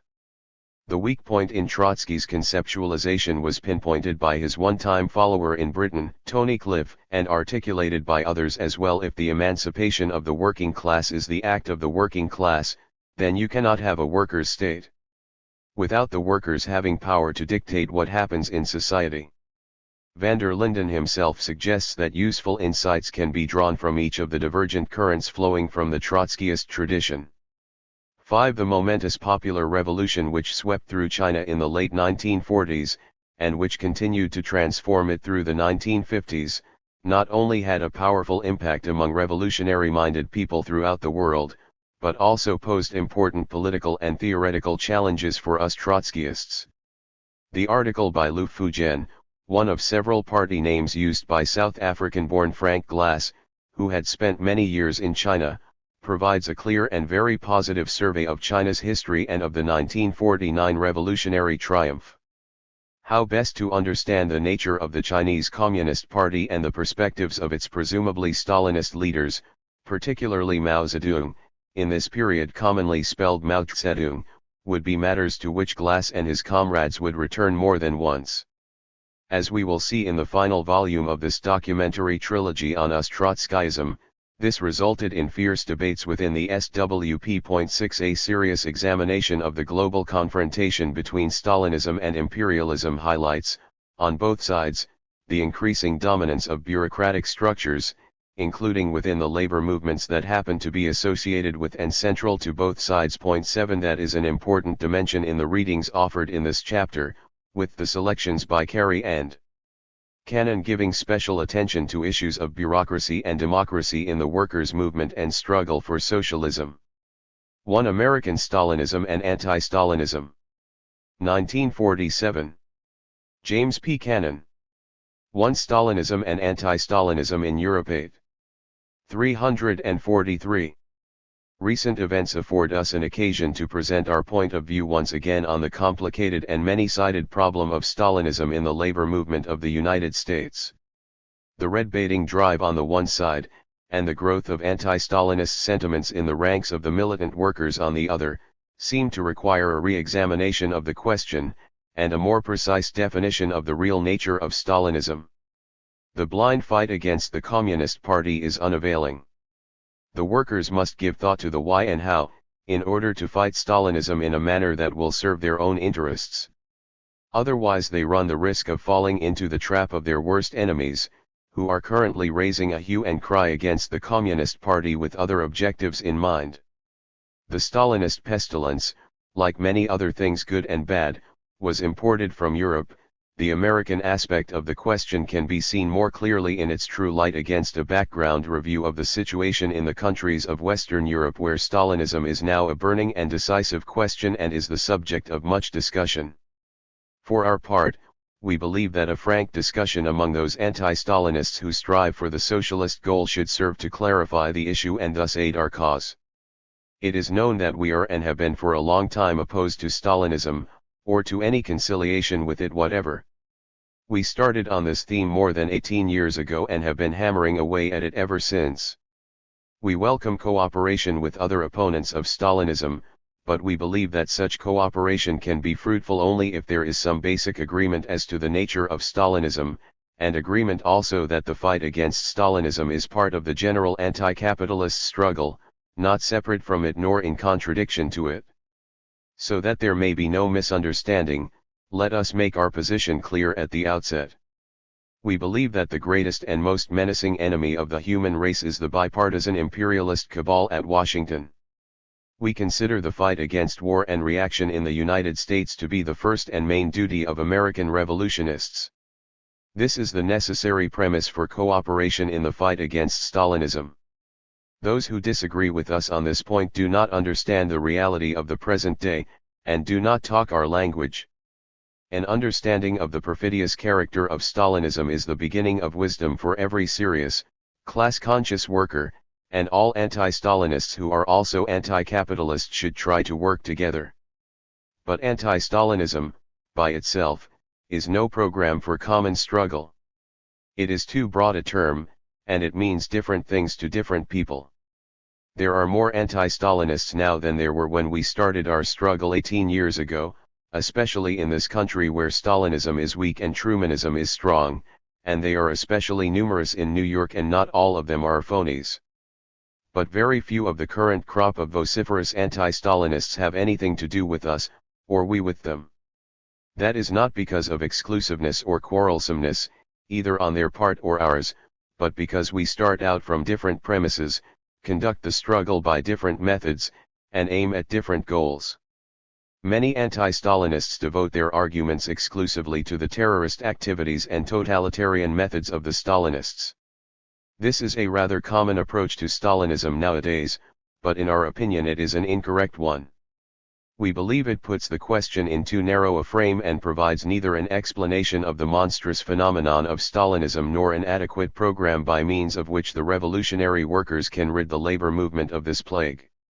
Stalinism manifests itself in a totalitarian police state in the Soviet Union and a terrorist apparatus in the labor movement of the capitalist countries. But it is not only that. Stalinism has its social base in the nationalized property of the Soviet Union, the product of the Great Revolution. It is not the continuator and legitimate heir of Bolshevism, but its antithesis. The Stalinists, a privileged bureaucracy which fastened itself on the Soviet state in a period of its degeneration and decline, had to liquidate in blood virtually the whole generation of the original Bolsheviks, before they could consolidate their power. But despite all the crimes and betrayals of the Stalinists, great masses of radical workers in Western Europe still identify them with the Soviet Union and, in turn, identify the latter with the revolution which gains attractiveness in their 345 eyes the more that capitalism reveals its irremediable bankruptcy. Herein is the main secret of the malevolent influence of Stalinism in the European labor movement.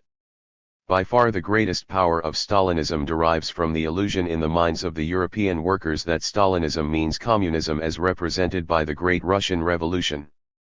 They want the same kind of revolution, and they will not be freed from Stalinism until they are freed from the illusion that Stalinism can help them to get it. Most anti-Stalinists, especially the professionals, identify Stalinism with communism. This only serves to embellish Stalinism in the eyes of the radical workers, to reinforce their illusions, and to strengthen the position of Stalinism in their midst. For there is one thing that the workers of Europe have very few illusions about, and that is capitalism. In this fundamental disillusionment lies the great hope for the future.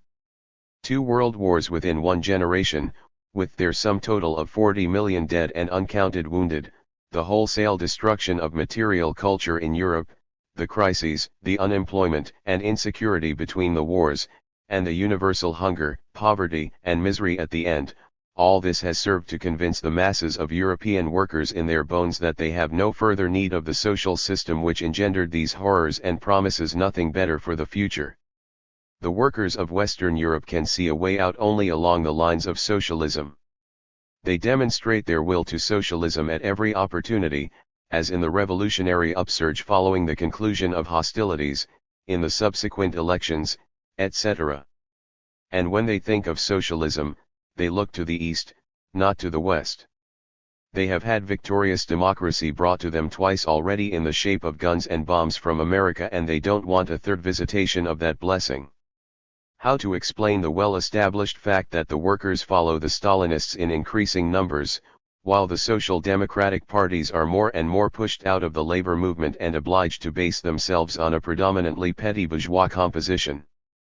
It is absurd to imagine that this result is simply brought about by the terrorist activities of an army of GPU agents.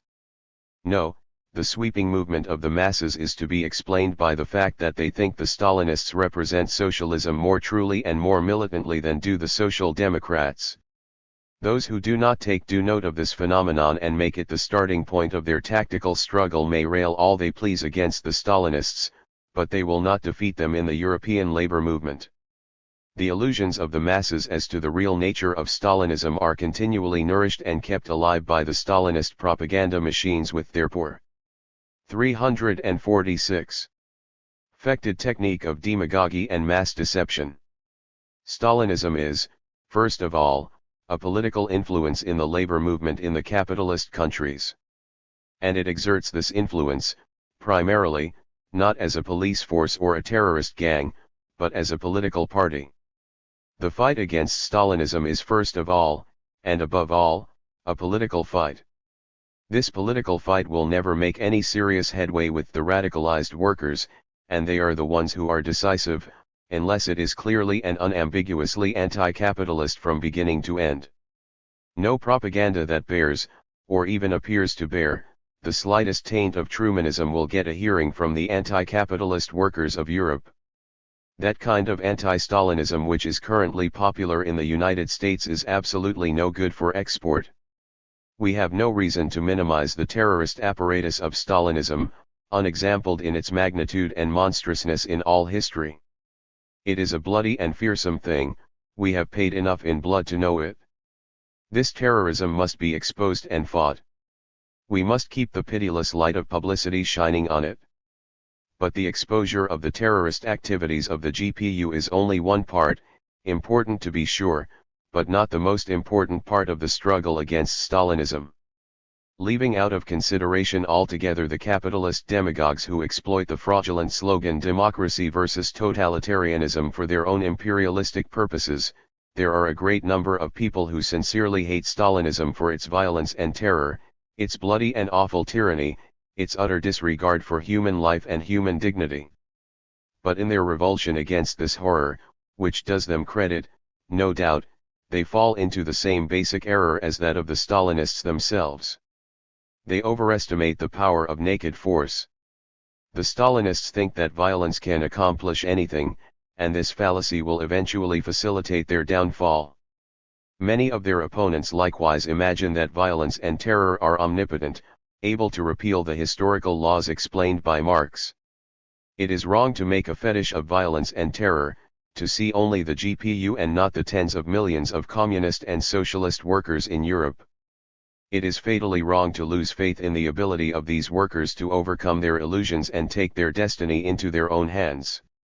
And it is criminal to proceed from these errors, as so many anti-Stalinists are doing in this country, to the dreadful and monstrous conclusion, the destruction of hateful Stalinism must be entrusted to Truman and his atomic bombs.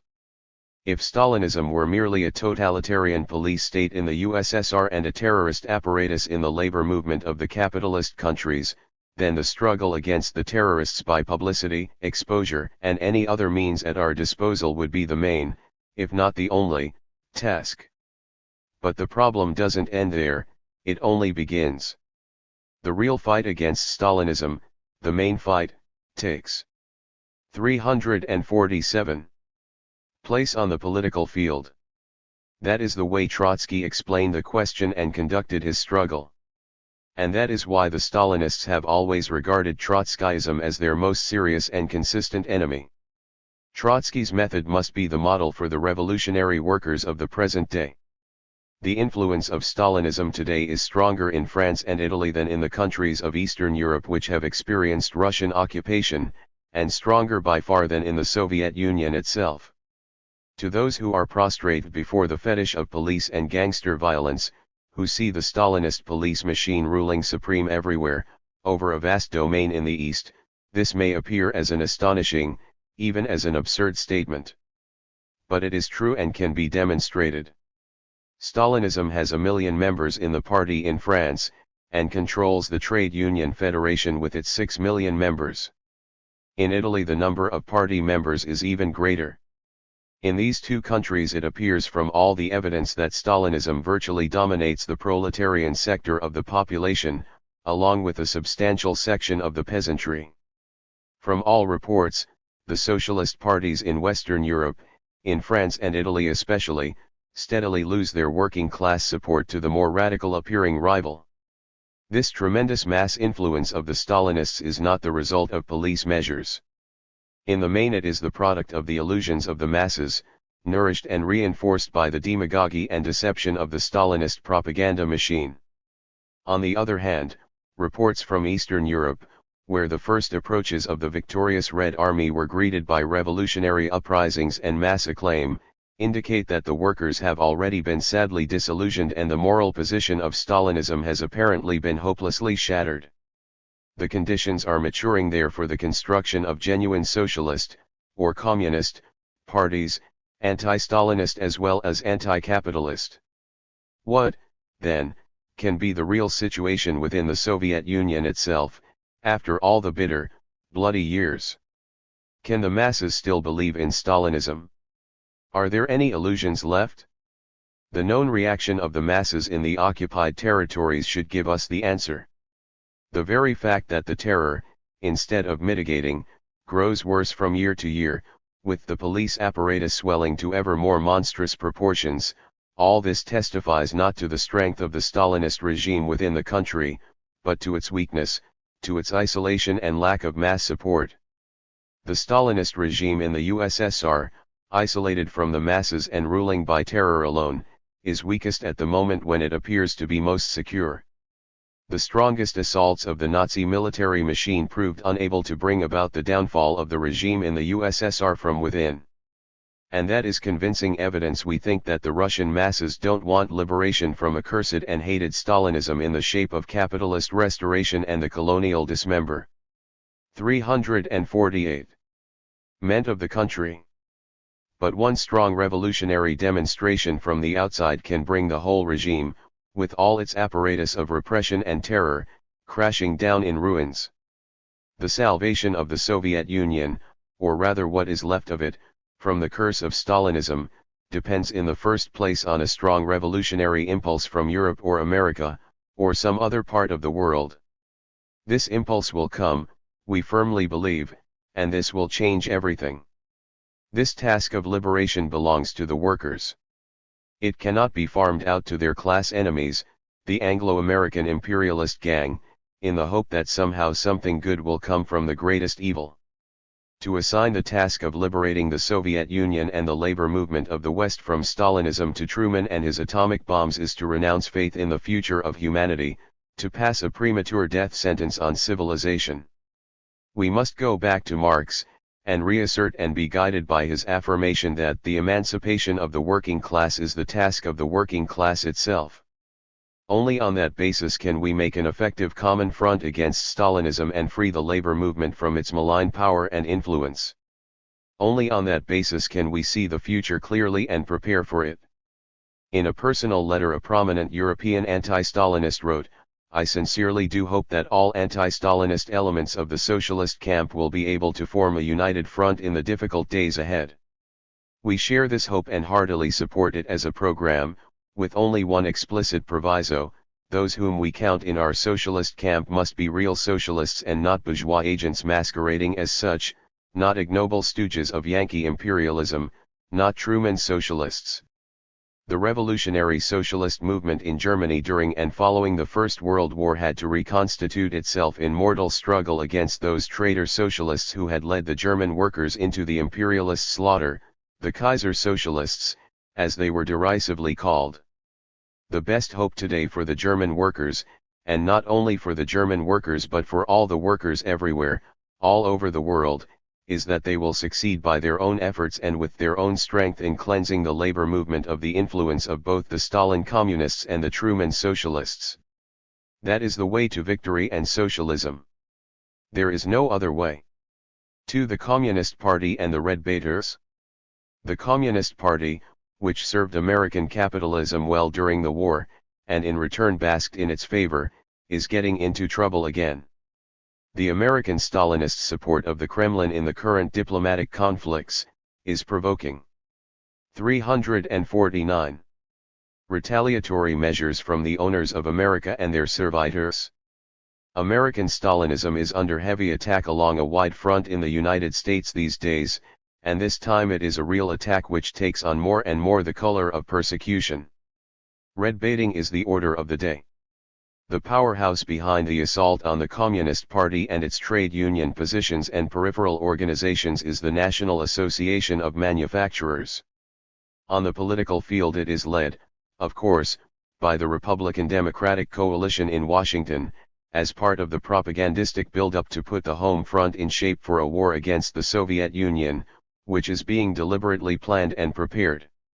Under this formidable leadership, a broad supporting movement has been mobilized in the population generally, as well as in the labor movement. The capitalist press, the hierarchy of the Catholic Church, and the American Legion, the three most reactionary influences in American life, speak with one voice in support of the new Holy Crusade for democracy against totalitarianism.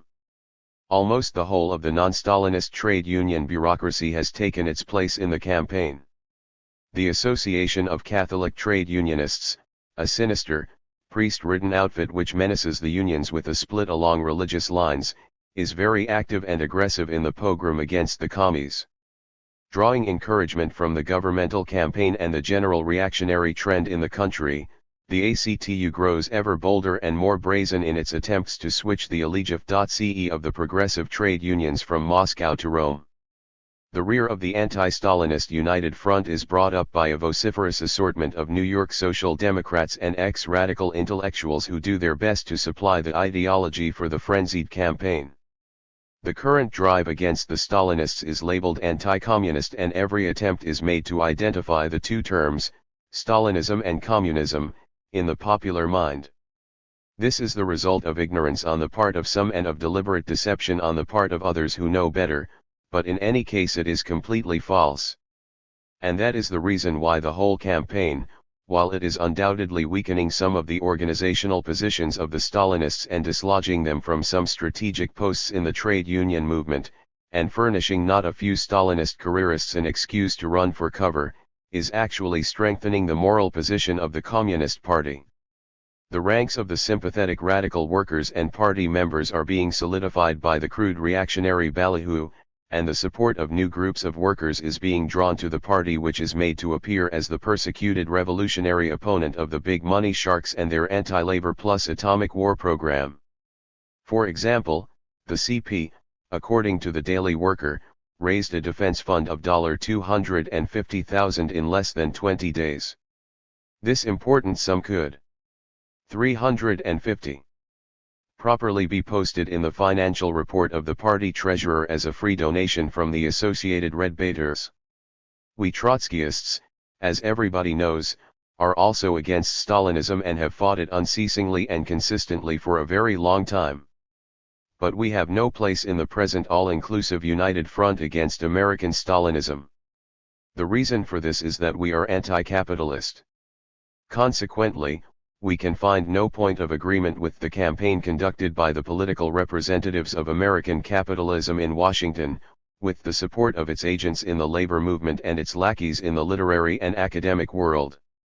We fight Stalinism from a different standpoint.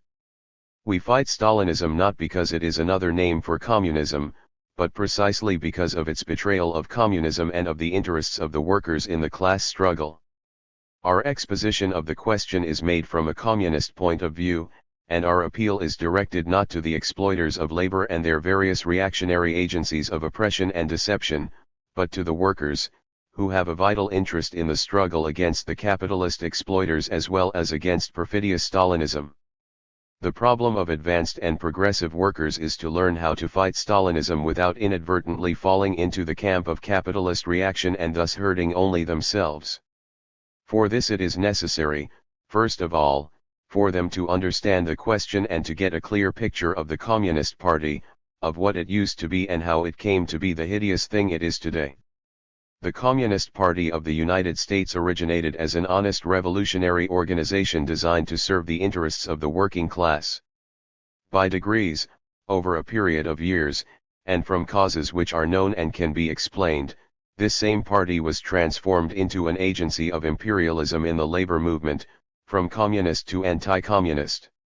That is the truth of the matter, and that is what is really wrong with the Communist Party, as we shall undertake to demonstrate.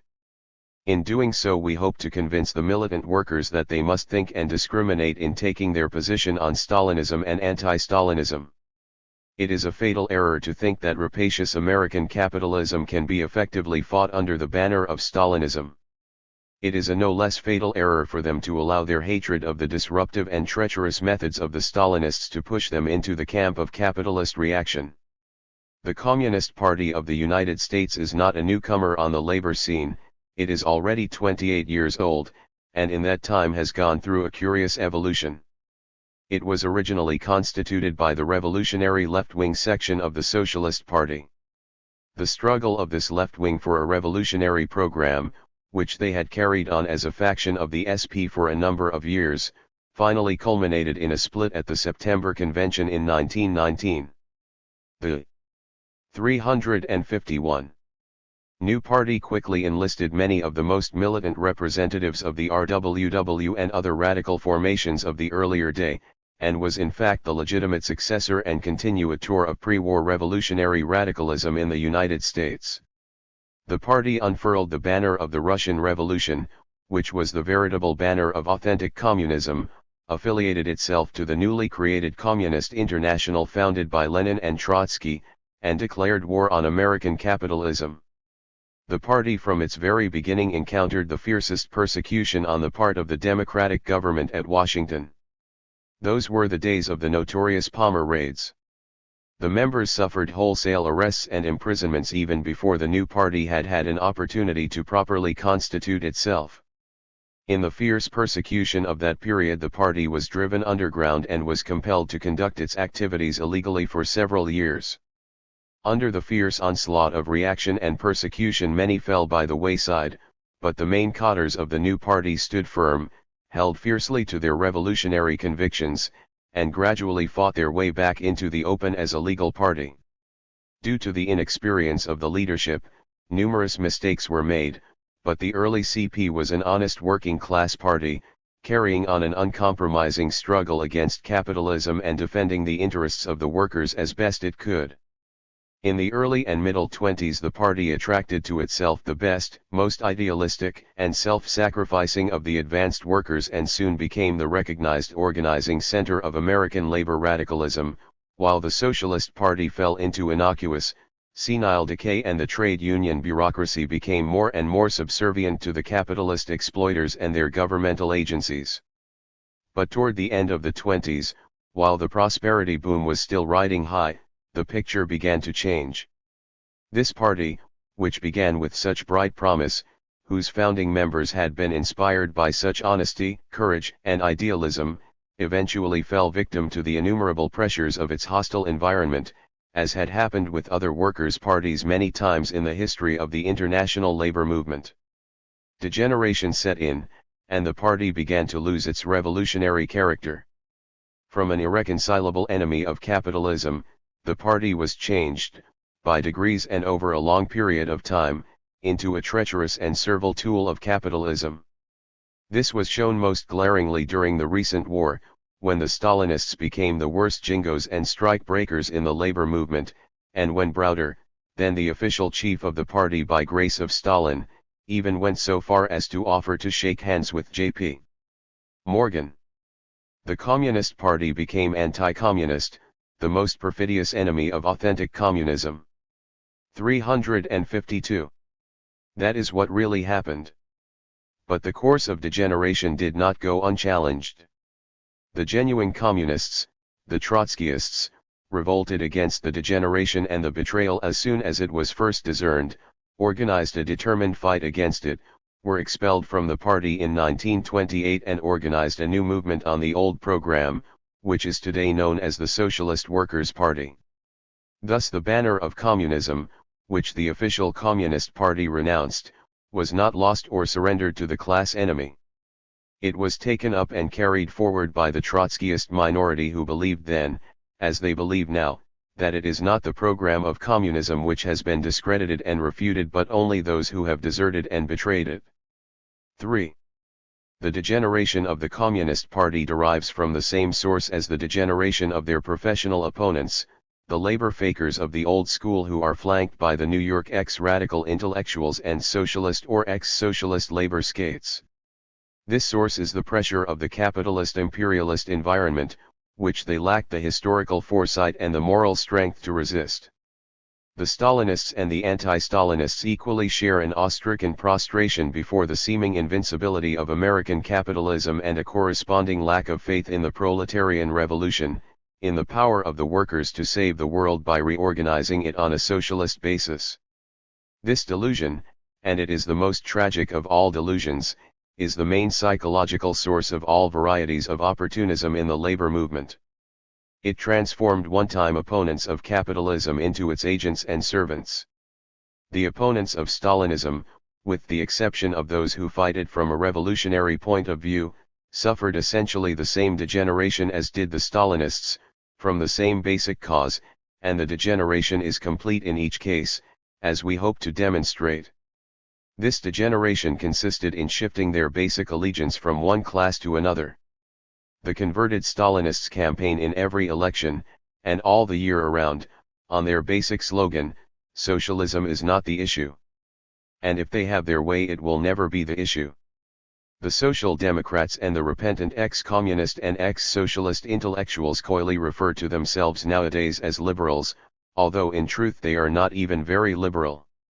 If they mention socialism at all it is only by way of satiric jest at those who still believe in it and still fight for it, and in sentimental recollections of the follies of their younger days. As for the old-line labor fakers, if they didn't degenerate it is only because they have always been labor lieutenants of the capitalist class, as de Leon 353 called them, and didn't have to change much. But even many of them, if not the majority, began better than they ended.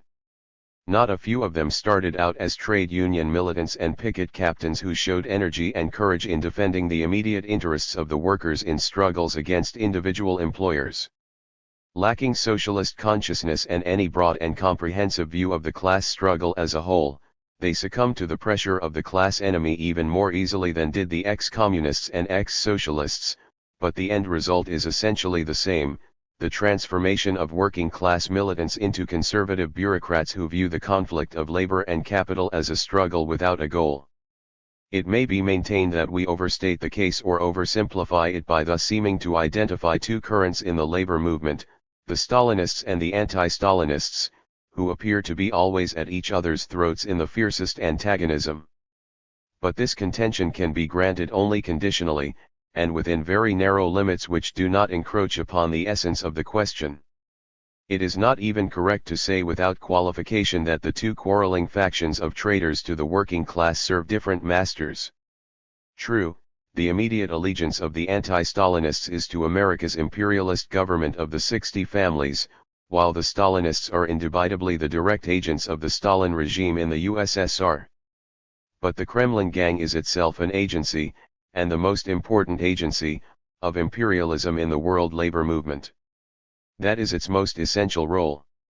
The Stalinists hate and fear the proletarian revolution more than anything else, and their unbridled demagogy, their lies, their organized terror, their assassinations, and their organized mass murders have been employed to prop up decaying capitalism, not to overthrow it. The Stalinists and the anti-Stalinists serve the same master, world imperialism, in different ways. Every labor bureaucracy has a contradictory nature. The Stalinist bureaucracy has its own special interests and seeks to serve them first of all, and this frequently come into conflict with the capitalist class which they serve fundamentally. The opposition of the entire American labor bureaucracy to the pending anti-union legislation in Congress is a case in point. But in the essence of the matter, in the great fundamental and irreconcilable conflict of historical interests between the workers and the imperialists, both the Stalinist bureaucracy and the other bureaucracy fight on the side of the capitalists and against the workers.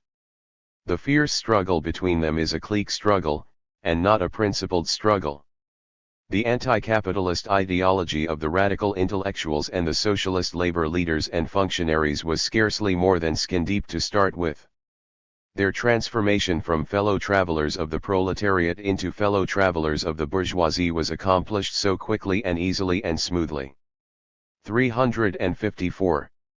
Under the first squeeze of real pressure with the approach of World War II, that it was hardly noticed by anybody.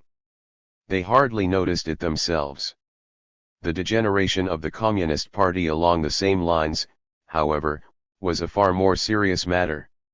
Here it was a question of changing the fundamental nature of a party that was genuinely revolutionary into its counter-revolutionary opposite.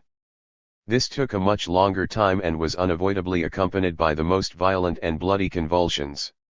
Stalinism originated in the Soviet Union after the death of Lenin, when the retardation of the expected European revolution on the one hand, and the subsequent temporary stabilization of capitalism on the other, raised doubts of the revolutionary perspective. These doubts soon crystallized into a complete disbelief in the capacity of the workers in Europe and the rest of the world to overthrow capitalism. The privileged bureaucracy in the Soviet Union made this disbelief the basis of their policy. These Soviet bureaucrats felt impelled at all costs to secure their own privileges, enjoyed at the expense of the Russian masses, and decided to call that socialism in one country. Like every other crystallized labor bureaucracy, they wanted above all to be let alone in peace and comfort regardless of what happened to the masses of the people in one country or another, or in all countries put together. A conservative program of narrow-minded nationalism, and of collaboration with the world of capitalist imperialism, was evolved by the privileged bureaucrats to express their moods and serve their special interests. The same doubts and sentiments infected a section of the leading staffs of the communist parties in the capitalist countries at the same time and from the same cause. The stagnation of the movement and the apparent, though only apparent, recovery and resurgence of the capitalist system from its wartime and post-war shocks and dislocations, seemed to empirical leaders to postpone the realization of the socialist program to the distant future. They mistook a temporary situation for a historical epoch. This created the conditions for the dry rot of bureaucratism to set in, even among the leading staffs and the paid party functionaries and trade union officials of the most revolutionary parties history had ever known. They began to visualize careers for themselves as functionaries of a party machine which existed for itself, that is, for them, and not for the purpose of organizing and leading a proletarian revolution. But the transformation of the communist parties in the capitalist countries, as well as in the Soviet Union, could not be easily or smoothly accomplished. A section of the leading staffs everywhere, supported by the most militant proletarian elements in the parties, retained a long view. They remained faithful to the revolutionary program and tradition and resolutely fought the course of degeneration. They were the first to stigmatize Stalinism, to analyze and expose 355. its real tendency, and to declare irreconcilable war against it in the name of communism. And they have been its most consistent, most uncompromising opponents ever since. This struggle, organized and led by Trotsky and supported by other authentic communists in every country in the world, against the degeneration of the communist parties was a stubborn struggle, long drawn out and irreconcilable, conducted with unexampled energy and courage. How could it have been otherwise? The fate of a revolution was at stake, and the leader of the fight was the greatest man, and the best man, of our troubled and stormy time. Before they could succeed in substituting an essentially reformist program for the original program of proletarian revolution, and transforming the nature of the communist parties accordingly, the Stalinist bureaucrats who had seized the apparatus of the Russian state and of the communist parties had to resort to every kind of method alien to socialism and alien to the means required to serve the socialist end. They misrepresented everything, turned every question upside down, pictured the left opposition of Trotsky as counter-revolutionary and themselves as defenders of the Leninist doctrine. They slandered the oppositionists in the press, which they had monopolized, and deprived them of the opportunity to answer.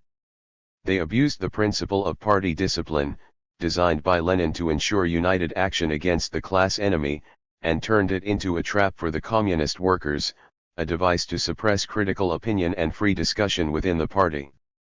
They corrupted the parties by advancing subservient careerists and removing the independent-minded revolutionists from party posts. They abused the good faith of the communist workers everywhere by confronting them with accomplished facts, and then compelling them to ratify the actions under penalty of expulsion as counter-revolutionaries and enemies of the Soviet Union. All this did not suffice. The opposition could not be terrorized and could not be silenced. One step followed another on the reactionary course with a fatal logic. Next came the wholesale expulsions of the leaders of the opposition in Russia and in all the parties of the Comintern. After the struggle had raged for 5 years, the great majority of the original leaders of the communist parties in almost every country, those who had founded the parties and carried them on their shoulders through their most difficult years, had been expelled. In place of the independent-minded revolutionary fighters who had created the movement in struggle, a new type of leader was installed, the type of functionary who looks to some power for instructions and does what he is told. All this was not enough to complete the degeneration and transformation of the communist parties. The revolutionary tradition was so strong, the Marxist logic of the opposition so powerful, that opposition groupings kept rising anew. 356. The parties had to be purged again and again. But the struggle did not end. The Stalinists then turned the fatal comber on the road of counter-revolutionary infamy from which there could be no turning back, the physical annihilation of the communist left opposition. The oppositionists in the Soviet Union, with Trotsky at their head, were arrested and imprisoned by the tens of thousands. When that failed to quell the oppositionist movement, Trotsky was deported from the country in which he, side by side with Lenin, had led the greatest revolution in all history. But the ideas of the Trotskyists were correct, and therefore could not be destroyed. The imprisonment of tens of thousands of the best Bolshevik fighters in the Soviet Union, the deportation of Trotsky from the country, and the expulsion and isolation of the incorruptible communists from the communist parties in the capitalist countries, did not end the struggle of the left opposition, the Trotskyists, to correct the policy of the Comintern and turn it back on the Marxist road. They continued to fight as an expelled faction, and some of the richest Marxist literature in the entire history of the world labor movement was produced by the opposition in that period, primarily by Trotsky himself. In 1933, after 10 years of unceasing struggle, came the great and final test, and the turning point in the tactics of the Trotskyists. The Stalinists surrendered the German working class to the Nazis without a fight, the greatest and most criminal betrayal in all history. Then it became finally clear beyond dispute that the Stalinist Comintern was corrupted to the core, and that its reformation was impossible.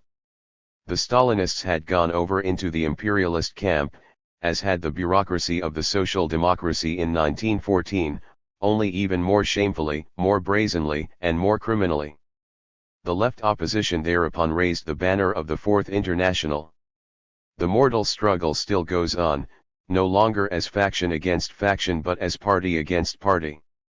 Since 1933 the Trotskyists have conducted their struggle on a worldwide scale as a completely independent movement, irreconcilably hostile to Stalinism as well as to capitalism.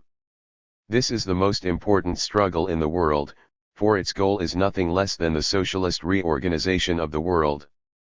For the crimes and betrayals of American Stalinism.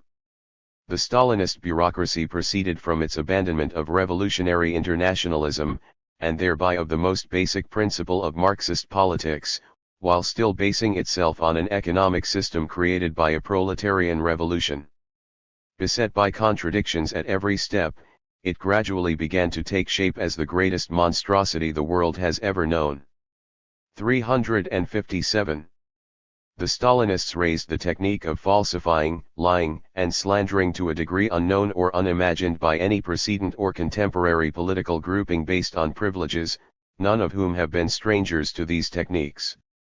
Obsessed by the mad delusion that ideas count for nothing and that physical force decides everything, they embarked on a campaign of bloody violence, mass murder, and assassination that has already taken its toll not in thousands or in tens of thousands, but in millions of human lives. The whole generation of the original Bolsheviks were murdered in cold blood under cover of the Moscow frame-up trials. The whole of Russia was converted into a prison and a torture chamber where terror rules supreme. Many of the best leaders of the Fourth International outside Russia were assassinated by the agents of Stalin, including the leader and founder of the movement, the companion of Lenin, L.D. Trotsky. Stalinism, through its reactionary policy executed by a murder machine, was mainly responsible for the defeat of the Spanish Revolution. And this same Stalinism has acted as the gendarmerie of capitalism in suppressing by bloody violence every attempt at revolutionary uprising in those territories where its army penetrated in Europe, and by deception and demagoguery in the other countries behind the Anglo-American lines. The American Stalinists have not gone so far in violence only because they have lacked the power. But they have endorsed and defended all the crimes and betrayals of Russian and international Stalinism, and therefore fully share the guilt for them. The apologist and defender of assassins is himself an assassin. But aside from mass violence and murder, from which the American Stalinists have been restrained only by their weakness and incapacity, they have committed enough crimes and betrayals in the United States on their own account to damn them forever in the eyes of the advanced workers. And these crimes, like the crimes of Stalinism everywhere, have not been directed against the capitalist exploiters, as many erroneously believe, but against the workers and the masses of the people. Their conspiracies have not been dedicated to the overthrow of capitalism, as stupid reactionaries allege against them, but to propping it up and striking against the genuine revolutionary movements aiming at the socialist goal. Roosevelt understood this much better than those color-blind aborigines, such as Bilbo and Rankin, and others of similar mentality in the labor movement, who see red whenever Stalinists are mentioned. Roosevelt knew what he was doing when he made the war alliance with Stalin, and made no mistake in relying on him not to promote the proletarian revolution in Europe but to crush it in blood or balk it with demagoguery. The suppression of Trotsky's book on Stalin during the war, by the pressure of the State Department on the publishers, was a tacit recognition of the counter. 358. Revolutionary services of Stalin. So, likewise, was the production, under quasi-governmental auspices, of the monstrous movie Mission to Moscow, a vulgar glorification of the Moscow frame-up trials and a defamation of their victims. The betrayals of the American Stalinists began, as betrayals of the workers always begin, with the revision, perversion, and eventual renunciation of the theory of Marxism, the only revolutionary, the only truly proletarian theory there is.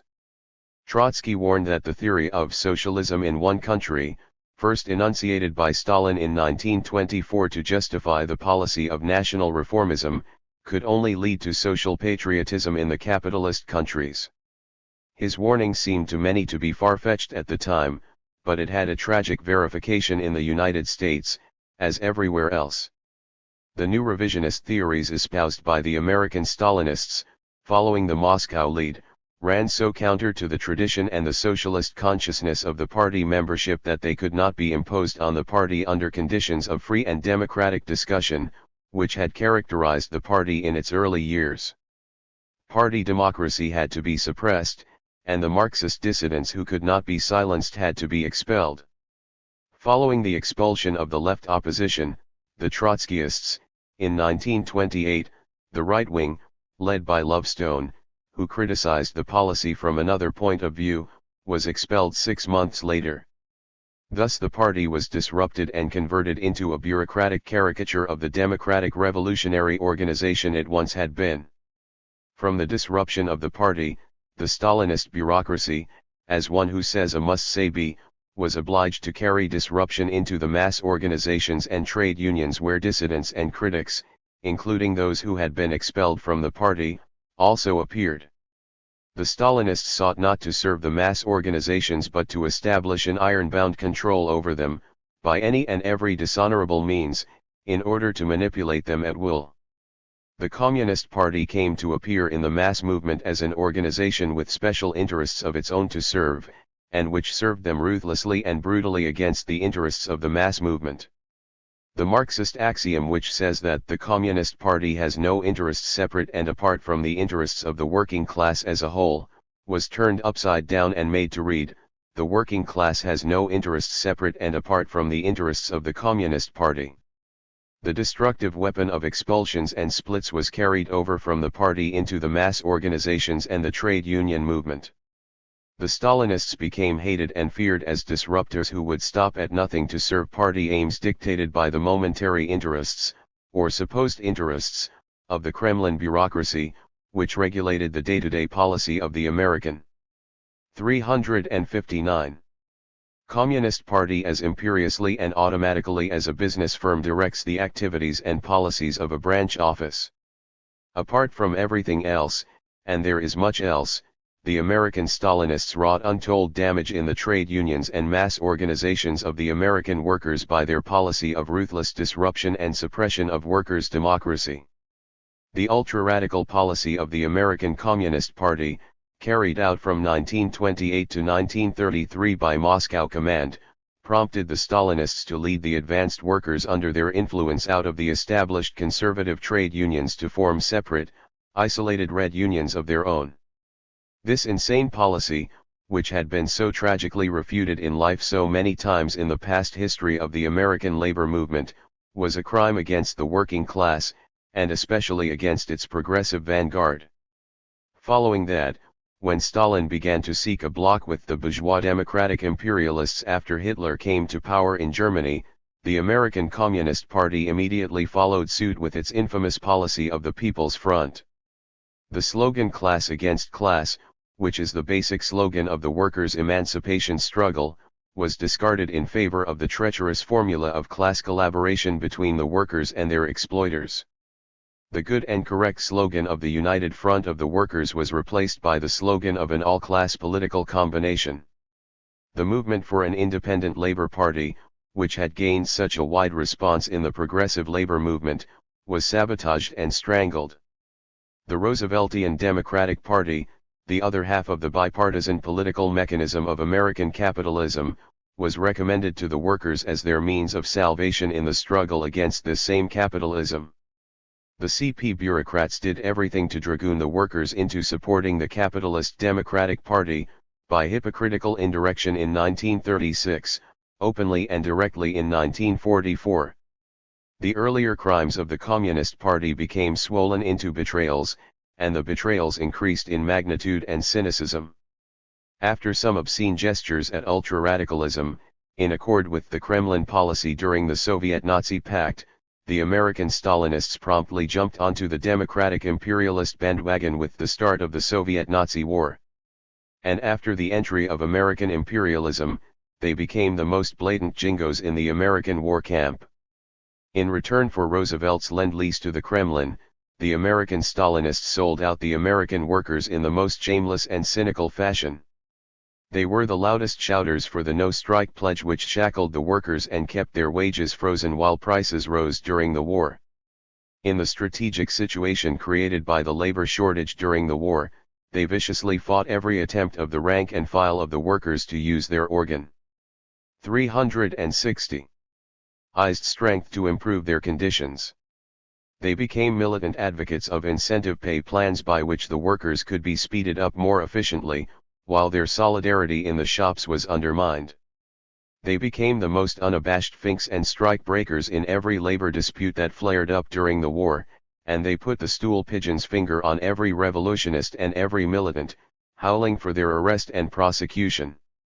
The record of American Stalinism is indeed a record of crimes and betrayals.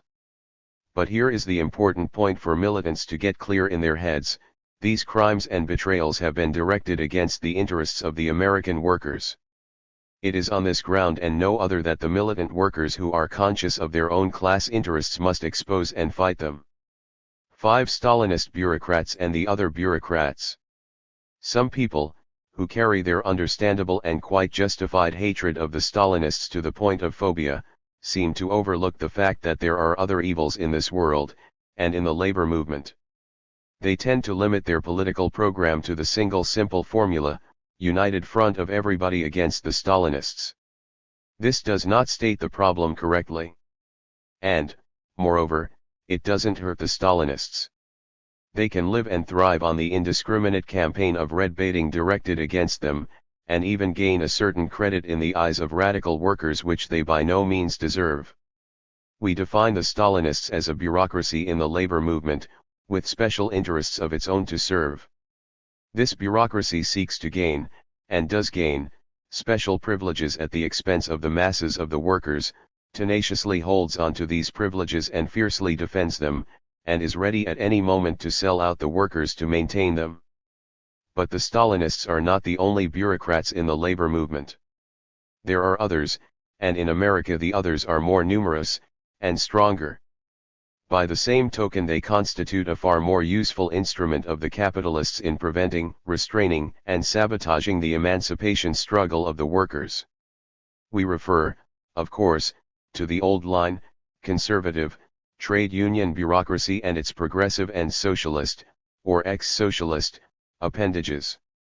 This bureaucracy is also based on special privileges which differ from those of the American Stalinists mainly in the circumstance that their privileges are more extensive, more firmly established over a longer period of time, and more secure.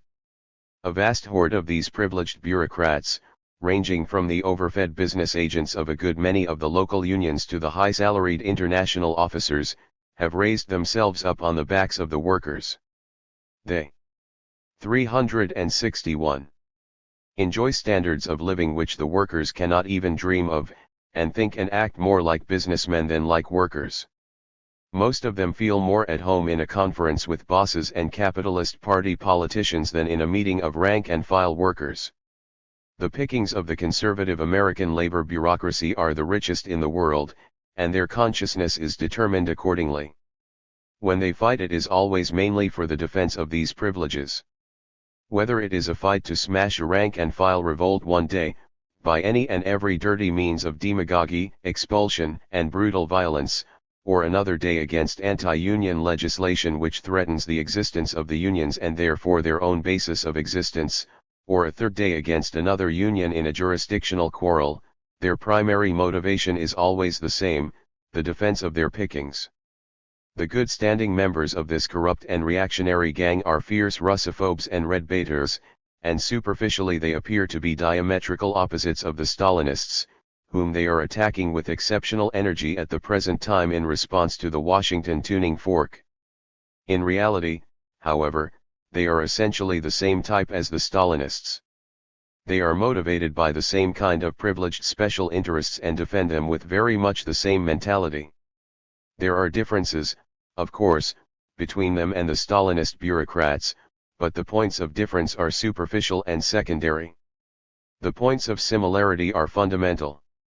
That is why they attack the Stalinists not for their crimes and betrayals of the workers but rather for their virtues, more correctly, what would be their virtues if the accusations were true. Leaving aside the stupid allegation that the American Stalinists are promoting and planning to organize a workers' revolution to overthrow capitalism, a crime which they are not in the least guilty of, there is not much substance to the furious bluster of the reactionary red baiters in the labor movement against the commies.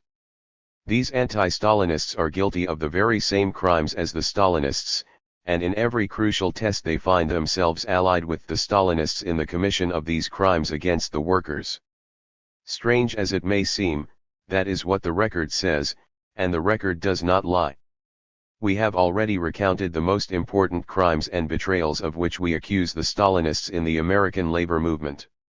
We cited their disruption, class collaboration, and support of capitalist political parties, leading up to the crowning infamy, support of the imperialist war. On top of that, strike-breaking activity to keep the workers in shackles during the war, and stool-pigeon collaboration with the capitalist government for the prosecution of militant and revolutionary workers. That is a criminal record if there ever was one. And where were the noble red baiters while all this was going on? The 362. Anti-Stalinist labor bureaucrats were committing the very same crimes, point for point, many times in intimate collaboration with these same Stalinists with whom unbalanced Stalin-ophobes imagine them to be in irreconcilable conflict. The old-line trade union bureaucracy has always sought to restrict the trade union movement to the more or less skilled trades that constitute the aristocracy of American labor. They did more to hinder than to help the organization of the great mass of the unskilled. Prior to the 30s, whenever they entered the unskilled and mass production field, it was hardly ever to organize the unorganized, but nearly always to disrupt the organizing campaigns of rival organizations, such as the IWW and the independent unions. In this field, where the most exploited workers stood most in need of the benefits of organization, the old line labor skates have always done 10 times more union busting than union building. The movement of the mass production workers for unionization surged forward mightily in the 30s, and its driving impulse came from below, not from the top. The shameless and cynical fakers feared the entrance of these great masses into the organized labor movement as a possible threat to their bureaucratic stranglehold, and consequently to their privileges. The heroic rank-and-file efforts to attain effective unionization were disrupted again and again by the AFL bureaucracy. The auto workers and the rubber workers, especially, can tell a tale about that, to say nothing of the electrical workers who, in order to create their own union, had to break out of their Class B prison in the AFL union, where they had the right to pay dues but not to breathe or to vote. It required a split with the AFL bureaucracy before the mass production workers could finally break through and secure for themselves the protection of organization under the banner of the CIO. Rank-and-file militants in many a local union know from experience that every attempt to take advantage of a favorable opportunity to improve their conditions by strike action must take into account not only the bosses and the cops, but also the top officers of their own organization. There is always the danger of their interference, which does not stop at gangsterism and strike breaking. These bureaucrats would rather bust up a local union any time than allow it to come under an honest militant leadership that might endanger their control in the international organization and the emoluments and perquisites appertaining thereto and accruing therefrom. Approximately 40% of the local unions of the International Brotherhood of Teamsters, for example, at the present time are under receivership, i.e., deprived of all their constitutional rights to elect officers, etc., for precisely these reasons. It was the attempt, by the way, to impose such a receivership on Minneapolis Local 544, in order to get rid of its militant leadership and line. 363. The Union Up for the War program, that led to the big fight and the subsequent arrest and imprisonment of 18 of the Union and SWP leaders, all Trotskyists.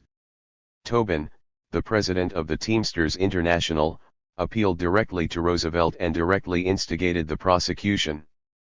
And he worked hand in glove with the Stalinists, first to put us in prison and then to prevent any union under their control from aiding our defense committee.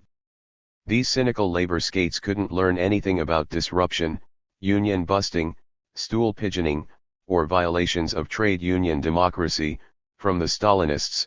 They are past masters at all these dark and evil arts. When it comes to class collaboration on the political field, another crime we charge against the Stalinists, it cannot be said that the Stalinists taught the scheme of class betrayal to the conservative labor bureaucrats. On the contrary, they learned it from them. The labor leaders of the old school operate in every election as procurers for the capitalist parties, urging the trade unionists to reward their friends, who almost invariably come out in every real showdown to be their enemies. Witness the present Congress, a large percentage of which, if not a majority, sailed into office with the endorsement of the labor leaders, not to mention the strike-breaking president who was recommended as labor's special friend.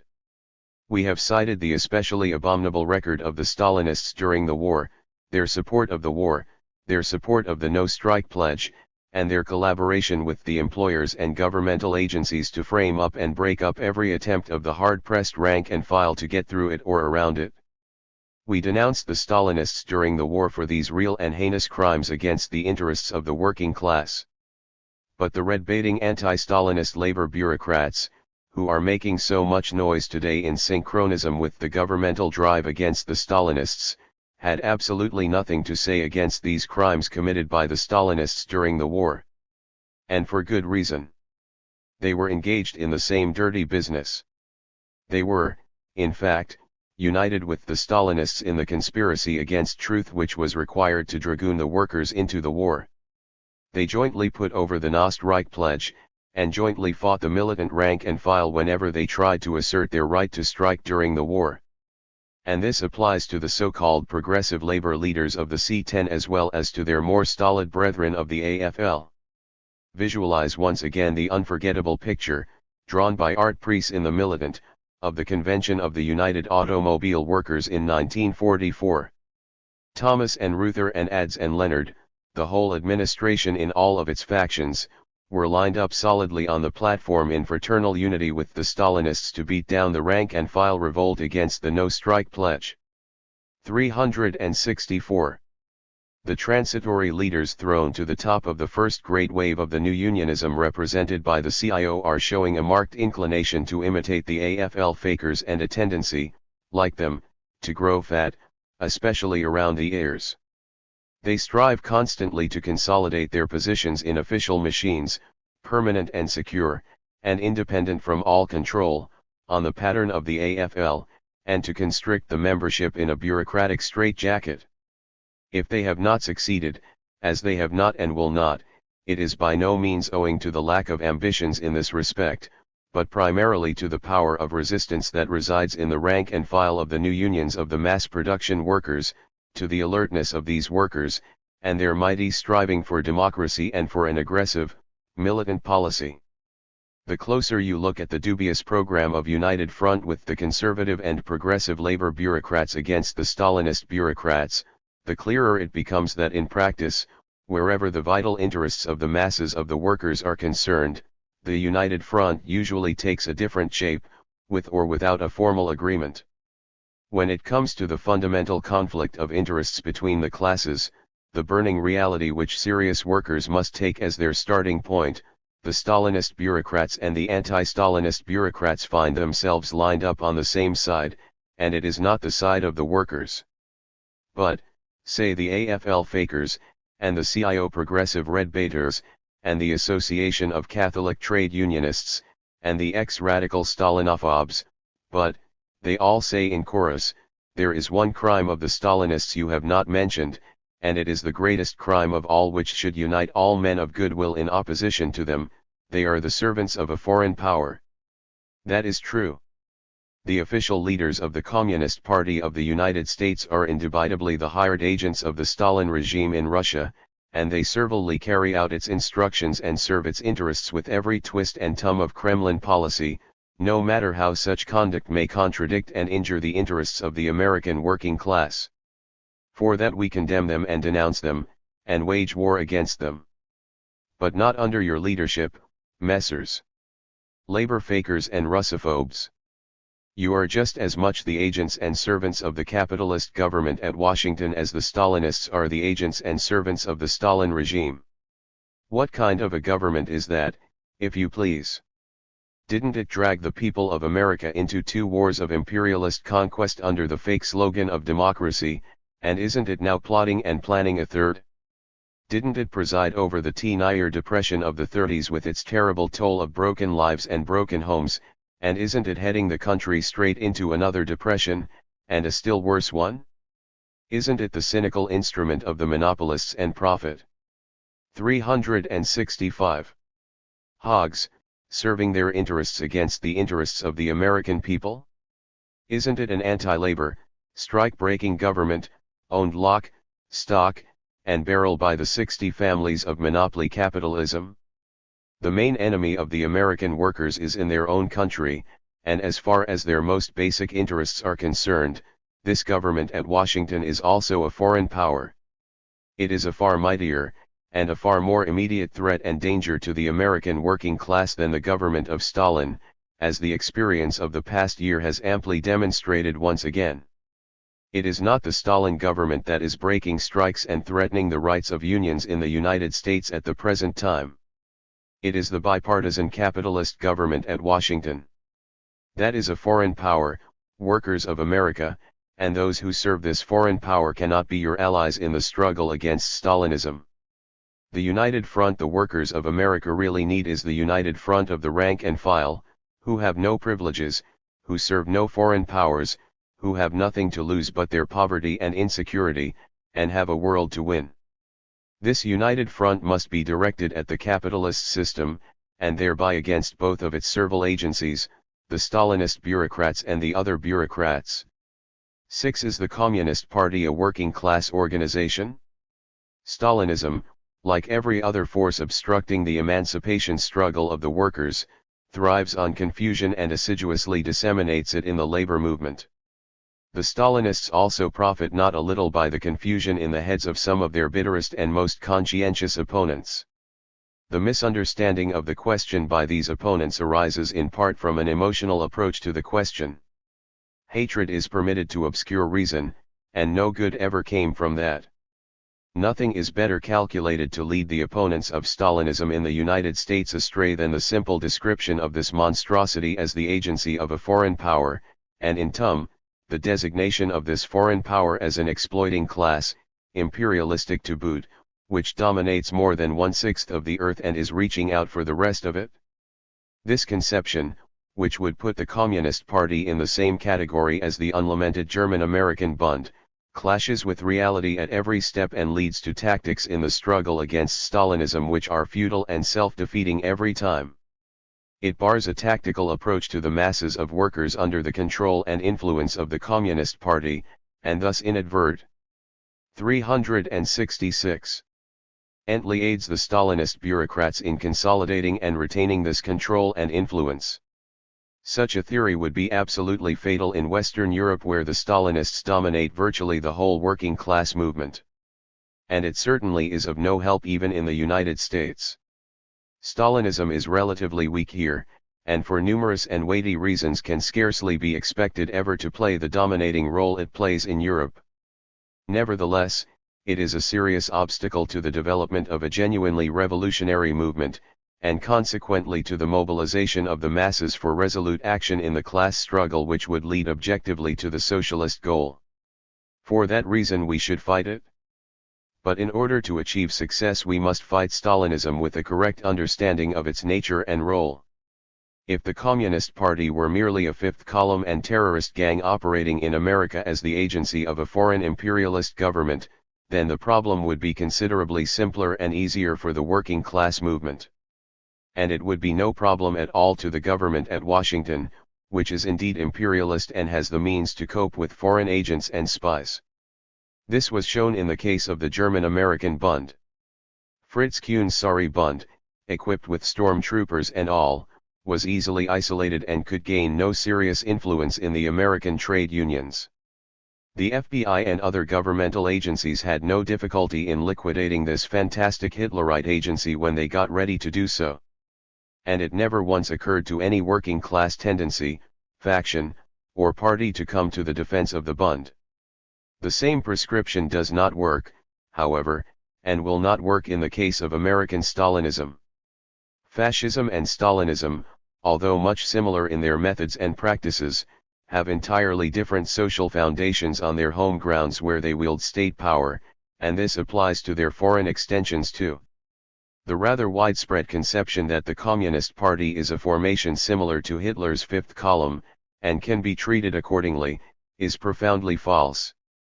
The Stalinists make the labor movement the main base of their operations, and it is there that they must be fought, and fought, moreover, with working class means. The analogy which can best aid our thinking on this question is provided by the experiences of the Russian Bolsheviks and the early Comintern in the struggle against the Social Democrats. The German Social Democracy betrayed the proletariat in the First World War, and following that, after they came into control of the government, they employed the police and the army to slaughter tens of thousands of workers in suppressing the proletarian revolution. Besides that, the noble Social Democrats were accountable for a substantial number of 367 unofficial murders of revolutionary leaders, such as the murders of Karl Liebknecht and Rosa Luxemburg. Despite these crimes, the Social Democrats retained a strong organization and influence in the labor movement, as do the present-day Stalinists, despite their crimes. A strong tendency arose among the revolutionary workers to regard the Social Democratic Party as no longer a workers' organization, and to reject any kind of tactical approach to its members. This characterization proved to be one-sided, too simple, and therefore false and harmful to the further development of the workers' revolutionary movement. This attitude had to be radically changed before the young Communist Party of Germany could make any real headway in the struggle against the social democratic traitors. By their program and their policies, the social democratic parties then, as now, were petty bourgeois and not proletarian parties. But by their tradition and composition, by the fact that they made their main base of operation the working class movement, and by the fact that the workers considered them to be workers' organizations, they had to be designated as such. More precisely, as an organized tendency within the labor movement which the Revolutionary Party had to combat by tactical means as well as by frontal principled struggle.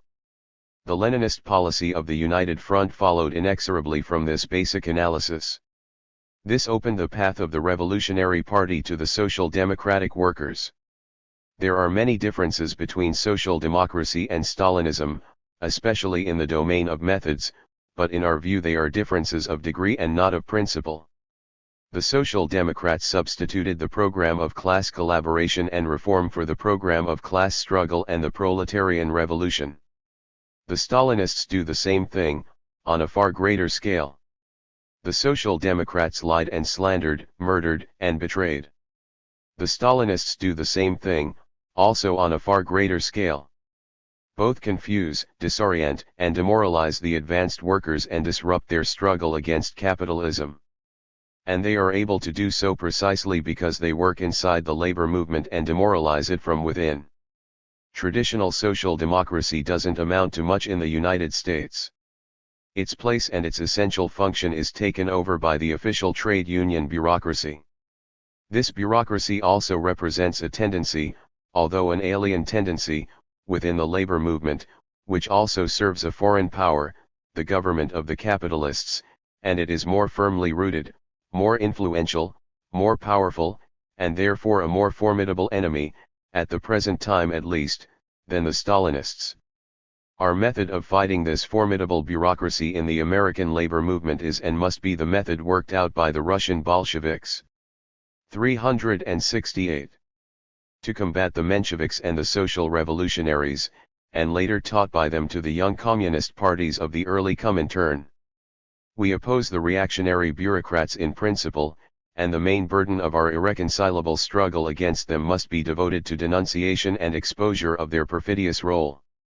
Subordinate to that, but inseparably connected, goes the tactical approach to the vast masses of workers under their influence and domination. This is the Leninist tactic of the United Front. We demand of the bureaucrats that they break their alliance with the capitalist political parties and follow an independent class policy on the political field. We give critical support to the bureaucrats in all cases where they find themselves obliged to lead the struggles of the workers for the improvement of their conditions or the defense of their rights.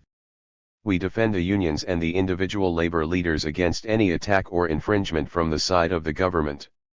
The workers learn more from experience than from propaganda. It is only by participating in the struggles of the workers along these lines that we will win them over to an aggressive class struggle policy and eventually to a socialist consciousness. On the ground that the Communist Party is not a working class organization and not a tendency in the labor movement, a contention is advanced that we can have a different attitude toward the Communist Party, or to those trade unions or other workers' organizations under its control, when they find themselves in clashes with the capitalist class or its governmental agencies. To think so requires an absurd, subjectively motivated denial of reality. Such a mistake can only lead its proponents, if they follow out the logic of their analysis, into the bourgeois camp. Unfortunately, that is precisely what has happened to the great majority of American anti-Stalinists. Stalinism is a new phenomenon of the last quarter of a century, and is unique in many ways. But this does not change the essential fact that it is a tendency in the labor movement. It is rooted in the trade unions and wields influence over a section of the progressive workers. That is precisely the reason that it is such a great problem and such a great obstacle to the emancipation struggle of the workers. In our opinion, it is impossible to wage an effective struggle against Stalinism without proceeding from this premise. Stalinism is an internal problem of the labor movement which, like every other internal problem, only the workers can solve.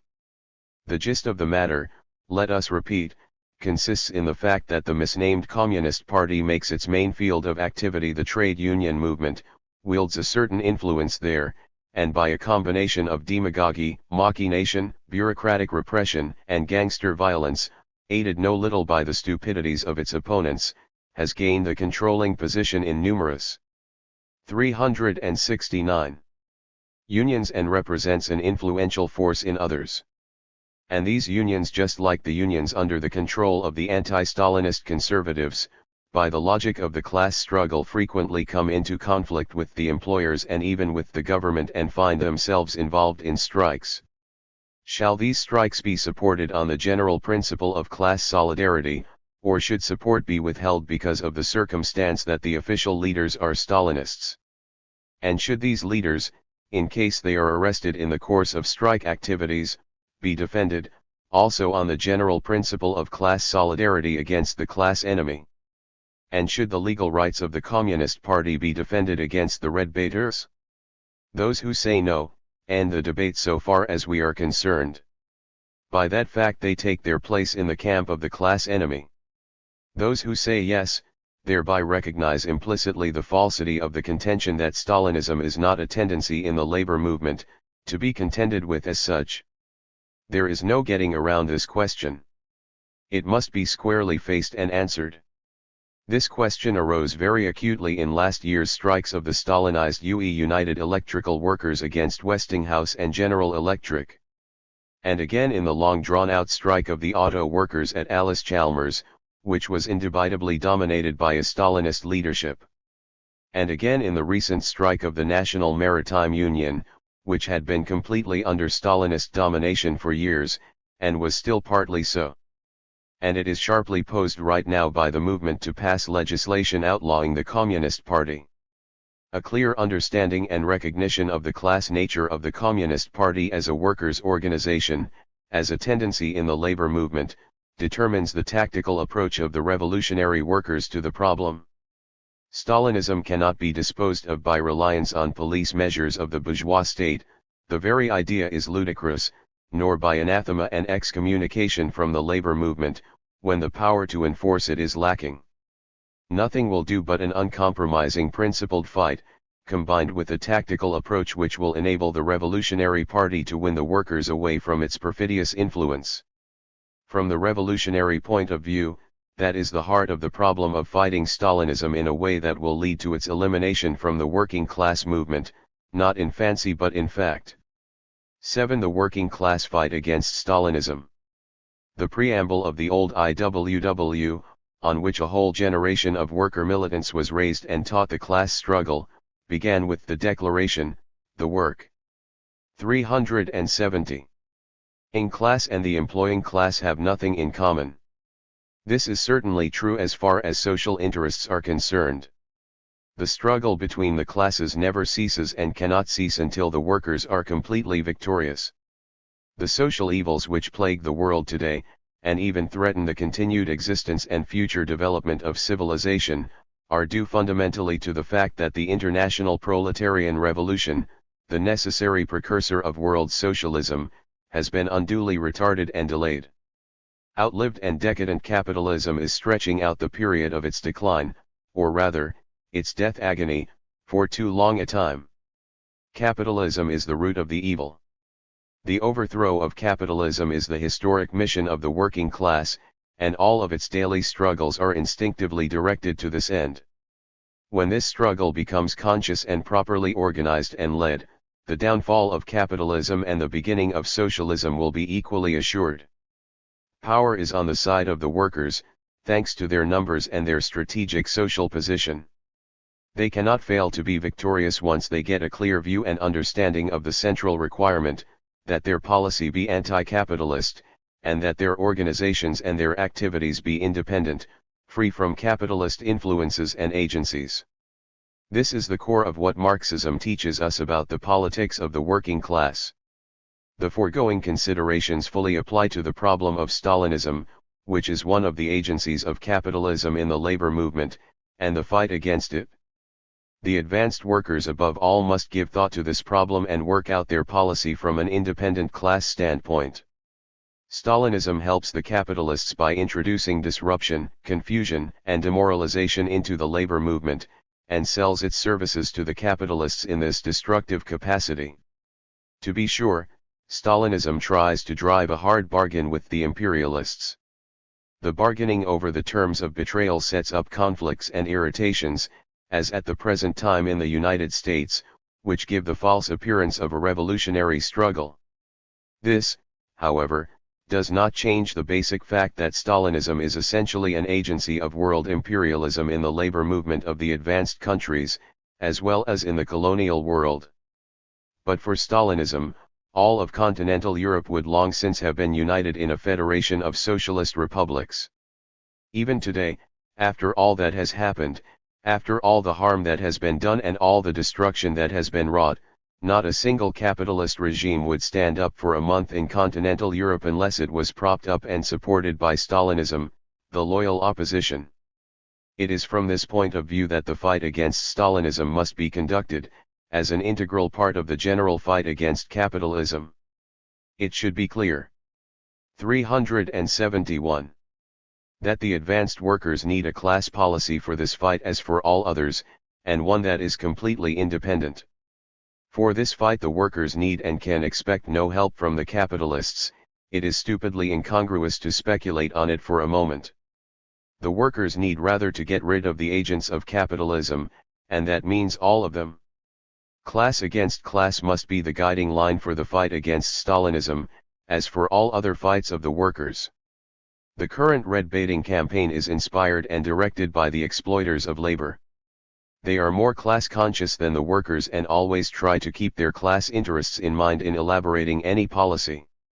Ostensibly directed against the Stalinists alone, or the communists as they falsely label them, partly through ignorance and partly through the design to confuse, the witch hunt is in reality directed against labor and the rights of labor in general.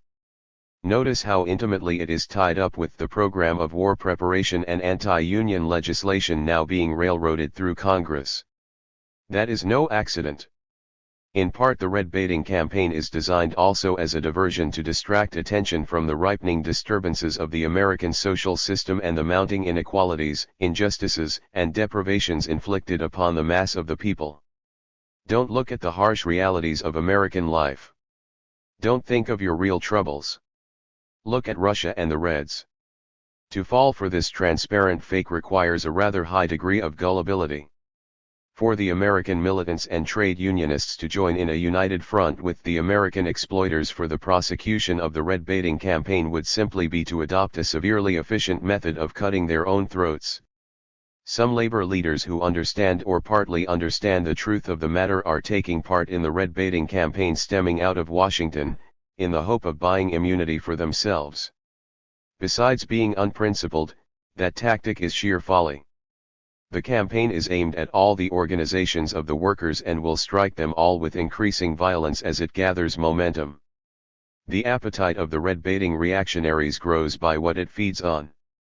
They become more aggressive with every attempt at unprincipled appeasement offered to them by one section of the labor leaders or another. Evidence is accumulating that the rank and file workers in the more progressive and democratic unions are getting the pitch. They are taking a somewhat reserved, and in some places, even a hostile attitude toward the anti-red campaign, to the consternation of some short-sighted progressive labor fakers who thought they could easily dispose of their rivals and get themselves elected simply by raising the red scare. In the recent election in Ford Local 600 of the UAW, the largest local union in the world, the Association of Catholic Trade Unionists, the Roman Pope's Foreign Legion in the American labor movement, led a well-organized, boastful, 372, and confident anti-Moscow campaign. They suffered a completely unexpected disaster. The Thomas Ad slate backed by the Stalinists swept the elections by a majority of 3-1. In the last convention of the era electrical workers, likewise, the red baiting office hunters got a brutal and well-deserved beating. The workers in the plants apparently took a more serious view of their problem as a whole than the red baiters counted on. They apparently linked the anti-red drive with the drive against labor in general, and decided by their votes to give a rebuke to the opportunist labor politicians and reactionaries who tried to fish in the troubled waters without bothering to present a serious program on union issues. Unfortunately, the Stalinists profited by the confusion in these cases. That is not to be desired, for they are a real menace to the trade union movement and must be fought tooth and nail. They try to stigmatize every criticism of their wrecking activities as red baiting, but this dodge is playing out. There is no reason why we should take their definition and refrain from the struggle against them just because some stupid reactionaries are also fighting them, from another point of view.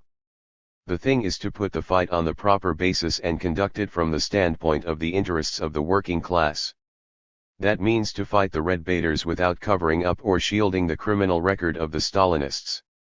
It means, no less, to fight the Stalinists without falling into the booby trap set by the reactionary red baiters. This discrimination is not so difficult as it may appear. It has been done. From all indications it is being done right now with very good results in the National Maritime Union.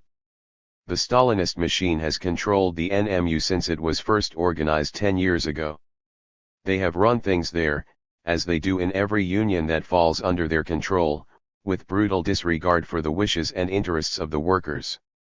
The union was converted into a political instrument of the Communist Party, and made to serve every zigzag of policy in conformity with the interests and demands of the Kremlin. At the same time, the union apparatus was converted into a happy hunting ground for careerists and bureaucrats. The chief qualification required to secure their places on the swollen payroll was that they be always ready to carry out any and every policy dictated by the Stalinist machine, regardless of how it might affect the interests of the workers who paid the dues. The treacherous policies and bureaucratic brutality of the Stalinist machine in the NMU provoked more than one revolt in the ranks in the past, as has been the case in all other Stalinist-dominated unions and will always be the case in the future. But these previous revolts, inspired in the main by the justified resentment of honest workers, fell under the leadership of ignorant reaction. 373. Ari, red-baiting place hunters. They simply made good punching bags for the Stalinist demagogues in the ideological struggle, and couldn't even hold their own in the physical struggle which they, like so many of their breed, imagined could accomplish everything. They found out that muscle stuff is a game that more than one side can play at, just as the Stalinists, who are addicted to the same theory, are finding out now and will find out increasingly, as the tide of revolt rises against them. The Stalinists, following their regular procedure, manipulated the expulsion of their leading opponents. All opposition was driven underground. For a long time the CP stranglehold on the Union seemed to be absolutely unshakable. But the logic of the class struggle proved to be stronger than the bureaucratic machine of Stalinism. The anti-worker policy followed by the leadership of the NMU during the war went to such monstrous lengths of cynicism and betrayal that it stored up a tremendous reserve of resentment in the ranks. Finally, this brought about a split even in the Communist Party fraction which dominated the Union. With that, came a split in the Union apparatus and the creation of conditions for the real sentiment of the rank and file to assert itself. The new opposition attacked the Stalinist machine not for its radicalism but for its conservatism, for its betrayal of the interests of the workers in the trade union fight against the ship owners. President Kurin, who had long been a fellow traveler of the Stalinists, took the leadership of the fight, and to his credit it must be said that on the whole he has led it wisely and effectively, abstaining from stupid and reactionary red baiting, and fighting on issues of vital concern to the seamen in their daily struggle. The rank and file of the Union were only waiting for the signal, and have rallied around the anti-Stalinist leadership in what appears to be a very substantial majority. If the fight is continued along these lines, there is every reason to be confident that victory will be assured and that an important Union with a great future will be cleansed of the Stalinist pestilence. Two important lessons can be drawn from the experience of the NMU. 1.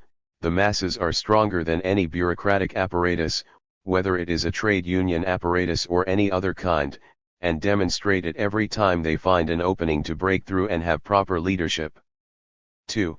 The workers who mistakenly follow the Stalinists are also their victims, and by the logic of the class struggle must come into conflict with the bureaucratic betrayers. Many of them can be counted upon as reserves for the future in the victorious struggle against perfidious Stalinism, provided they are approached with a worker policy, not a pro-capitalist one.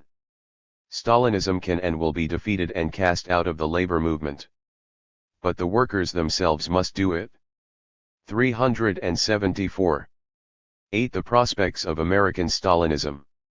The most reactionary power and the most formidable enemy of the workers in their struggle for a better life is American imperialism.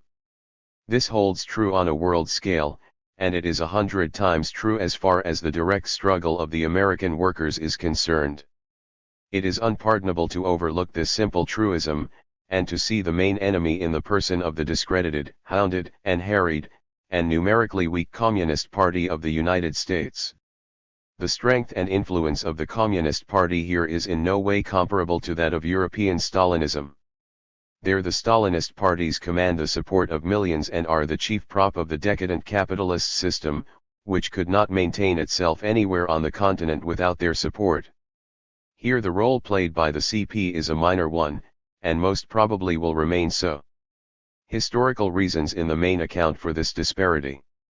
The socialist consciousness and tradition of the European proletariat attracted them very strongly to the Russian Revolution from the first. Since then, as the Soviet Union demonstrated its strength and viability, they transferred their sympathies to the Stalin regime, seeing behind its shoulders the image of the Soviet Union, and not noticing or not taking full account of the frightful degeneration wrought by this usurping bureaucracy. Moreover, the European workers, who in their vast majority are anti-capitalist, recognize American imperialism as an irreconcilable enemy of their socialist aspirations, and feel the need of alliance with the power to counterbalance it. They turn more and more to the Soviet Union since the latter demonstrated its power on the field of battle against the Nazi war machine.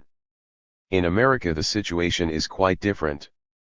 Due to a number of historical conditions peculiar to the country, the great masses of the American workers never attained a socialist consciousness, not even to the extent of independent political action on a reformist basis, such as even conservative Britain has experienced now already for several decades.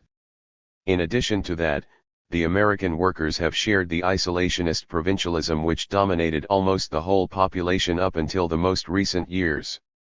Except for a very thin stratum represented by the class-conscious vanguard, they saw Russia as a faraway country in which they had little interest, and such interest as they manifested was more hostile than friendly.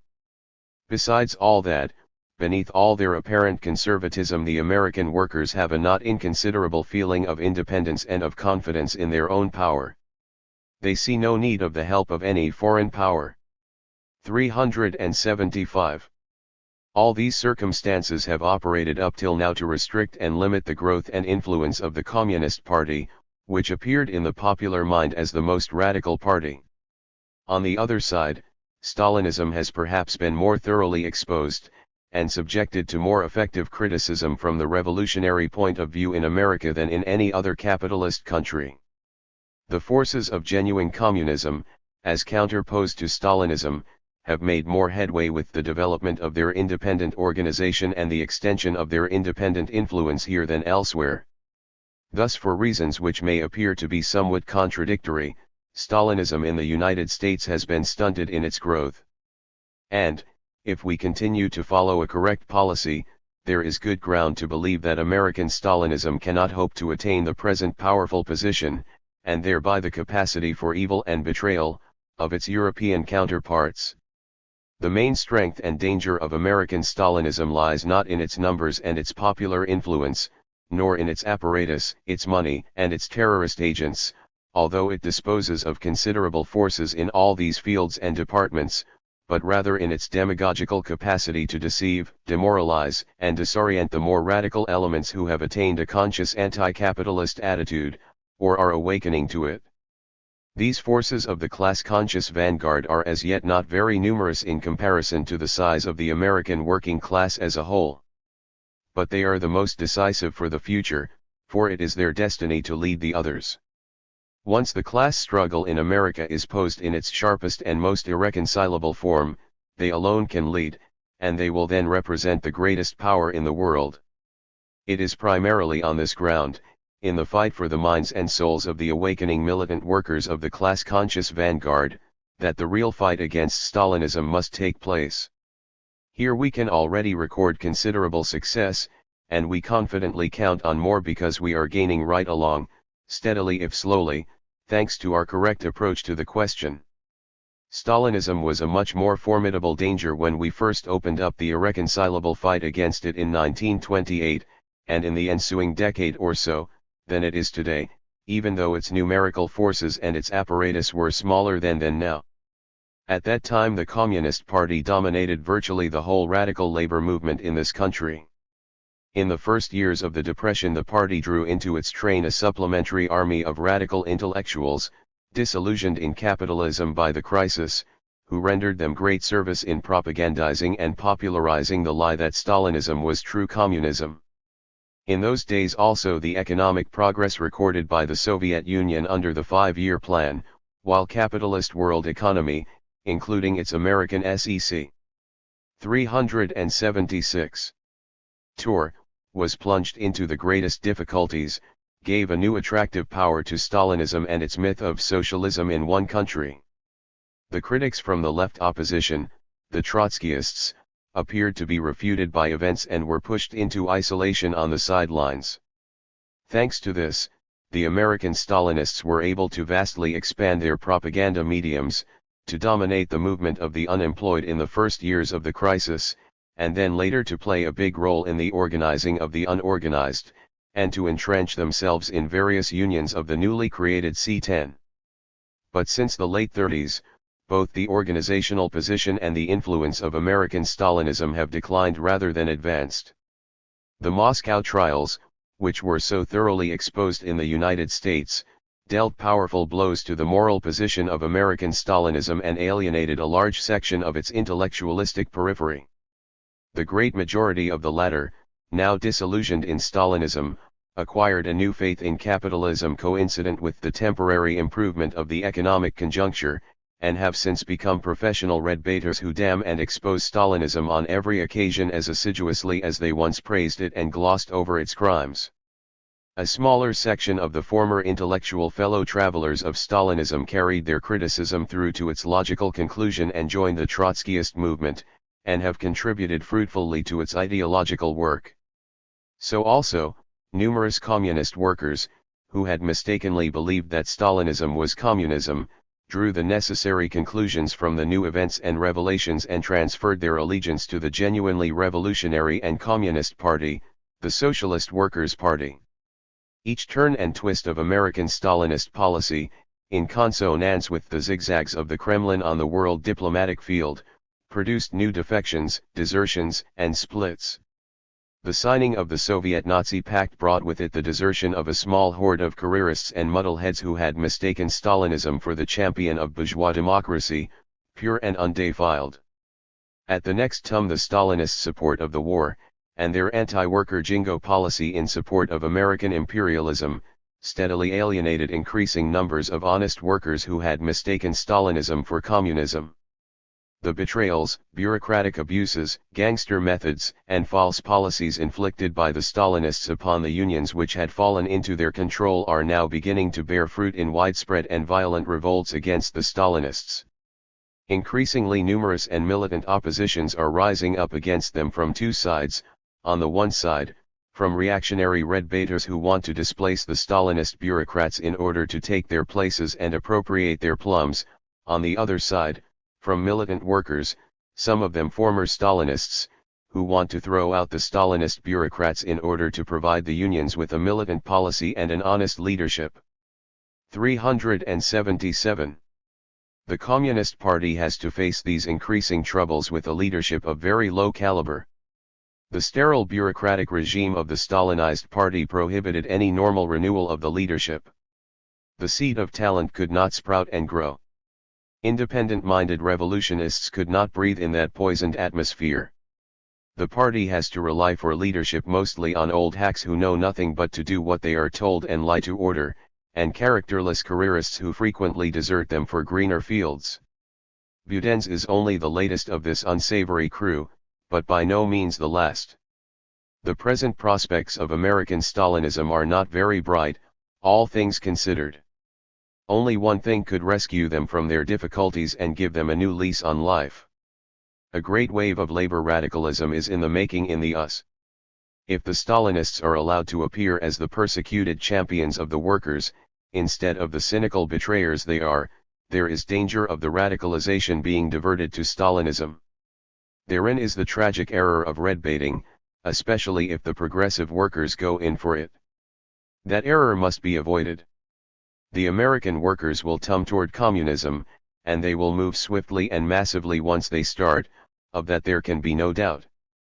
Will Stalinism be able to seize upon this great movement, pervert it and demoralize it, and tum it aside from its goal? That depends on us. If we explain things correctly and work with the necessary energy, the American workers will embrace communism in its genuine form and reject the Stalinist counterfeit. In the struggle for the American working class, Stalinism will be defeated by its revolutionary nemesis, Trotskyism. 9. Workers' revolution and bureaucratic degeneration. Will the American workers lose the revolution after they have won it? Will they overthrow capitalism with all its power only to fall victim to a new bureaucracy and be subjected to a new form of slavery? The people who ask these questions, and there are many of them, have in mind the post-Lenin developments in Russia. Rashly concluding that the revolution has already been completely destroyed there, which is far from the truth, and taking the Russian experience as a universal pattern, another serious mistake, they fear that Stalinism or something like it, with its totalitarian police state, forced labor camps, and terroristic suppression of all democracy, will be the eventual outcome of the workers' victory in any case. This line of thought and speculation has led not a few people to conclude that the Revolu. 378.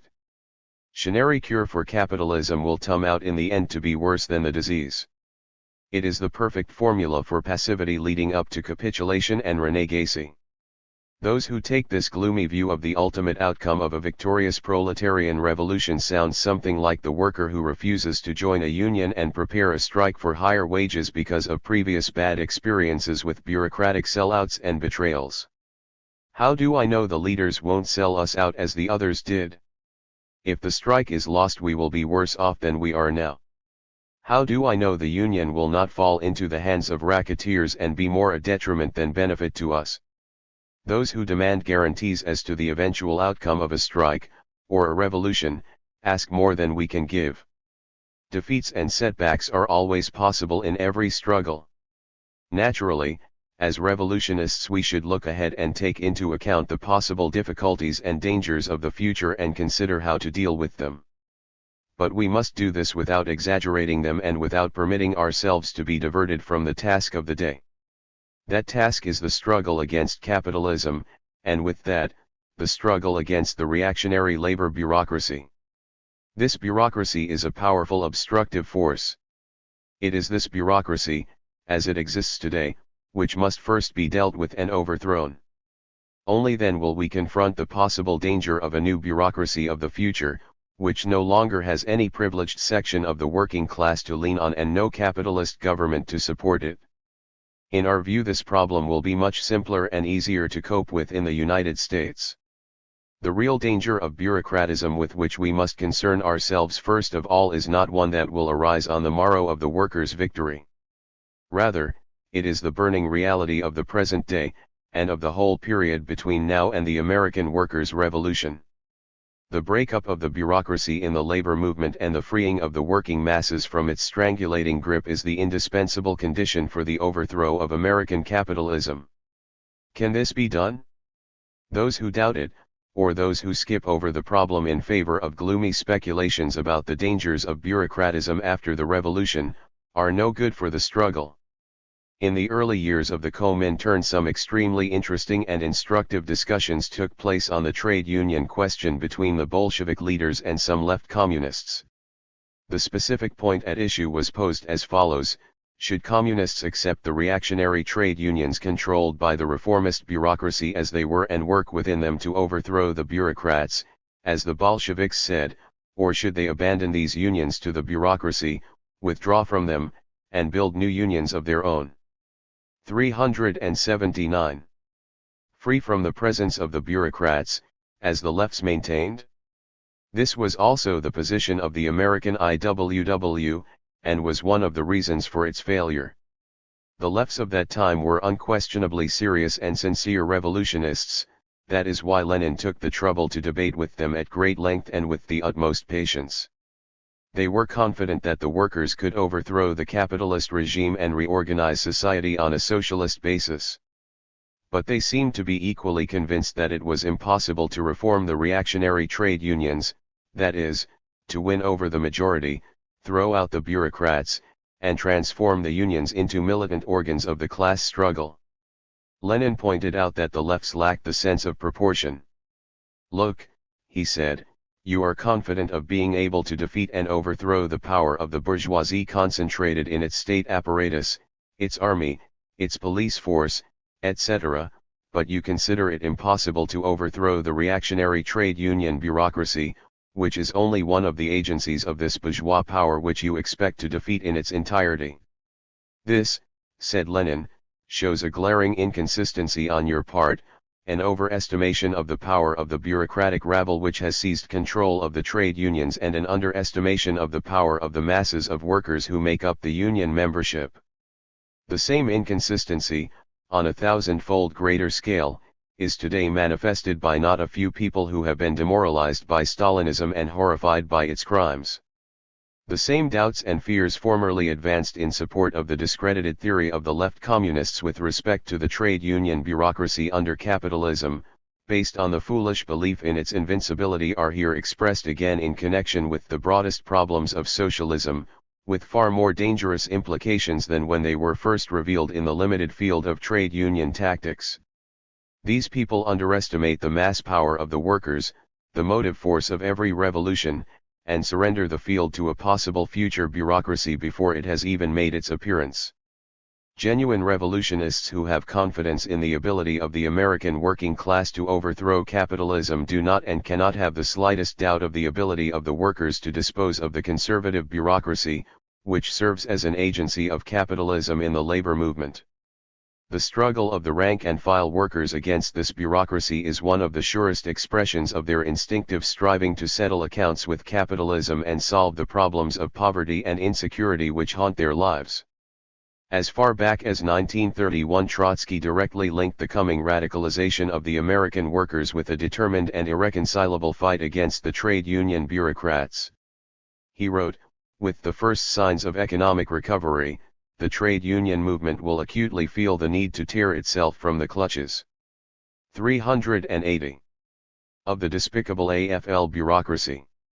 This was written when the bureaucracy seemed to have an unshakable grip on the existing unions, which then had less than 3 million members, and an unlimited power to prevent the organization of the unorganized outside of their control. There were many croakers who scoffed at Trotsky's optimism. But within the brief space of less than a decade, the movement of the masses proved itself to be strong enough to break this bureaucratic grip and achieve the organization of the unorganized in the mass production industries under the independent auspices of the CW. The new unionism took shape in struggle against the despicable AFL bureaucracy. This example shows how ridiculous it is to make a fetish of the power of the labor bureaucracy, or any other bureaucracy. The bureaucracy can dominate the masses only when they are passive. But the masses in motion can smash any bureaucracy. This is the law demonstrated in every great revolution. It will be demonstrated once again, and finally, we think, in the greatest revolution of all, the coming American Revolution. This magnificent movement of the CIO, which has wrought such a profound change in the whole labor movement and in the position and outlook of the American working class, is only the beginning. So far we have seen only the first tentative steps of the American workers on the road of radicalism and class militancy. Considering this, it does not require much imagination to foresee what a genuine, Deep-going revolutionary movement of the working masses will due to the bureaucratic barricades still standing in their path. The American workers can and will make their revolution, and, as is quite obvious, they will smash the present trade union bureaucracy in the process. But, say the defeatists, what then? After the victory, after the expropriation of the capitalists and the consolidation of a workers' government and the organization of socialist production, will not then a new bureaucracy arise? What guarantee do we have that power will not be usurped by a new bureaucracy, as happened in Russia, which will oppress and enslave the workers and rule by totalitarian terror? Such a thought indeed opens up a perspective of profoundest pessimism, as Trotsky once remarked, and is all the more to be condemned because it has no real justification. It can only debilitate the movement of the revolutionary workers by robbing them of their will to struggle, which must presuppose the prospect of victory and the emancipation of the workers.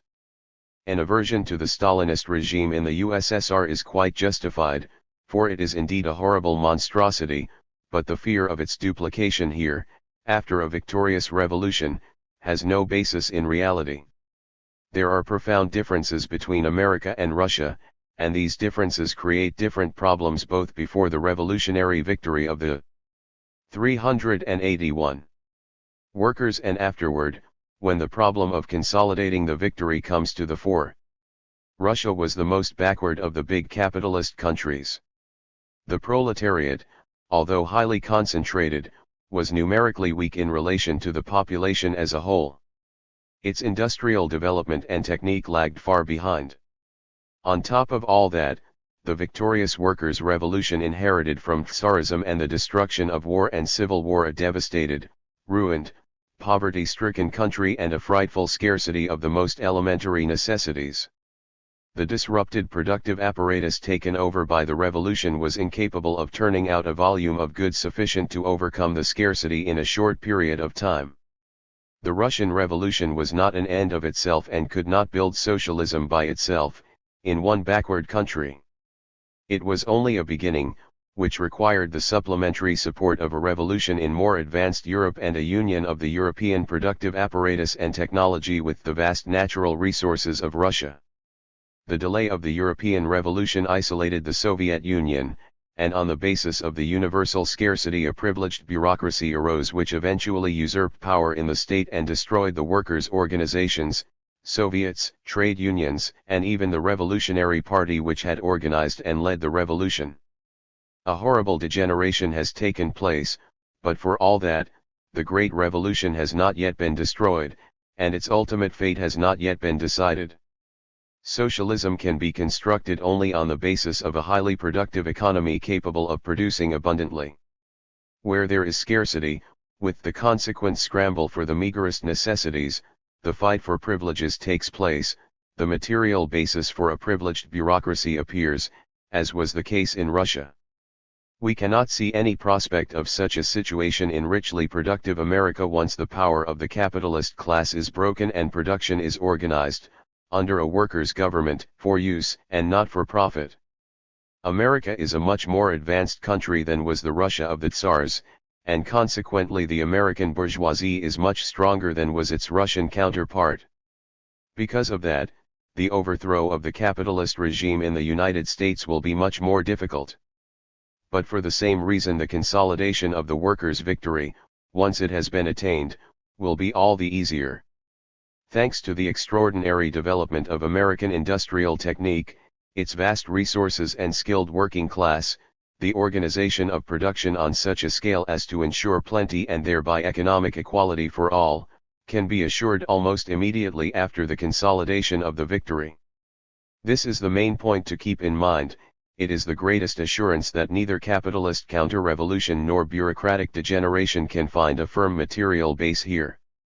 Once the American workers have made their revolution, the decisive 382 factors of American resources and technology will provide the material basis for the broadest workers' democracy, leading to the fulfillment of the revolution in the classless socialist society.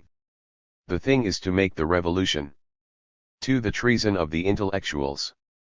1947. James P. Cannon.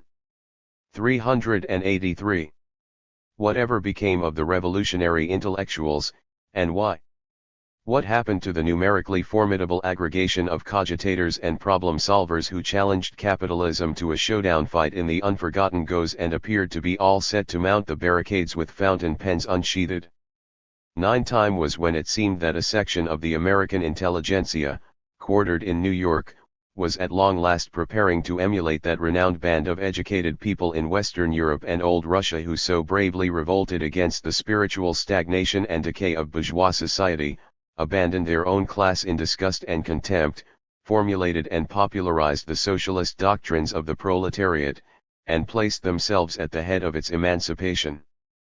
Alas, the hopes aroused by the vociferously uttered challenges of the American intellectuals proved to be immeasurably greater than their capacity to fulfill them. The contrast between their showing and that of the revolutionary intellectuals of Europe and Tsarist Russia is appalling to contemplate. The latter went ahead of the workers' movement, organized it, supplied it with ideological weapons and inspired it to strive for great goals. But here in America the radical intellectuals, with only a very few exceptions, abandoned the mission they had undertaken just at the time when the workers, rising out of nothingness, moved under their own power to create gigantic organizations which boldly engaged in head-on struggle against the most powerful monopolists. Great class battles have taken place, and more momentous ones are in preparation. The workers are on the march. But all is quiet on the intellectual front. The imperialists pacified that sector without a fight. G. Cannon 1947b. 384. The American intellectuals didn't simply step out for a rest, like tired warriors nursing their wounds after a hard campaign. They quit before the fight got really started. They took it on the lam. They deserted and betrayed. Their well-advertised revolt against capitalism ended not with a bang but a whimper. The learned professors such as Hooke and Burnham, the writers such as Eastman and Corey, and the journalists whose names are too numerous to mention, did not fall back to an independent middle position after they had deserted the workers whom they had promised to lead and the youth whom they had promised truly to instruct. They went over to the enemy, unconditionally and all the way, with all their bags and such baggage as they had, and helped to lie the youth into the war. And they lost no time about it. With the most unseemly haste, without a decent interval for meditation, they began forthwith to ideologize in behalf of American monopoly capitalism as calmly and easily as one changes his shirt. If you draw a line somewhere to the left of the Hearst Press and to the right of the New York Times, you will identify the present political position of our absconding highbrows. Even Henry Wallace, with his populist pacifist blather about the common man and peace by understanding, is much too radical, too far to the left, for them. These newly converted servitors of capitalism outshout all others in their zeal, as the man who came to Christ late in life prayed more fervently than the Christians of longer standing and surer conviction. Professor Sidney Hook, who once expounded the class struggle, declaimed against imperialist war and explained that workers' internationalism alone can lead to peace and socialism, now reveals in the New York Times Magazine that the basic conflict of our age is that between democracy and totalitarianism. Professor James Burnham once informed us, with straight-faced solemnity, that for him socialism is a moral ideal. Today, with the force-worshipping mentality of a fascist and the irresponsibility of an idiot shouting fire in a crowded theater, he incites the power-drunk American imperialists to convince the world of their benevolence by hurling atomic bombs. Authors like Louis Corey, who once wrote Marxist books against capitalism in favor of socialism, now writes other books in a directly opposite sense to justify and glorify capitalism.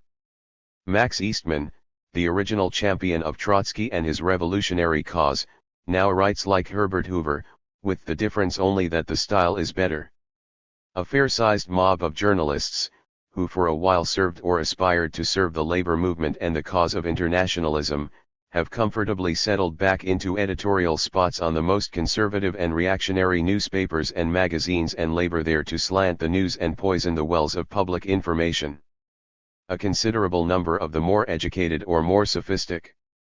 385.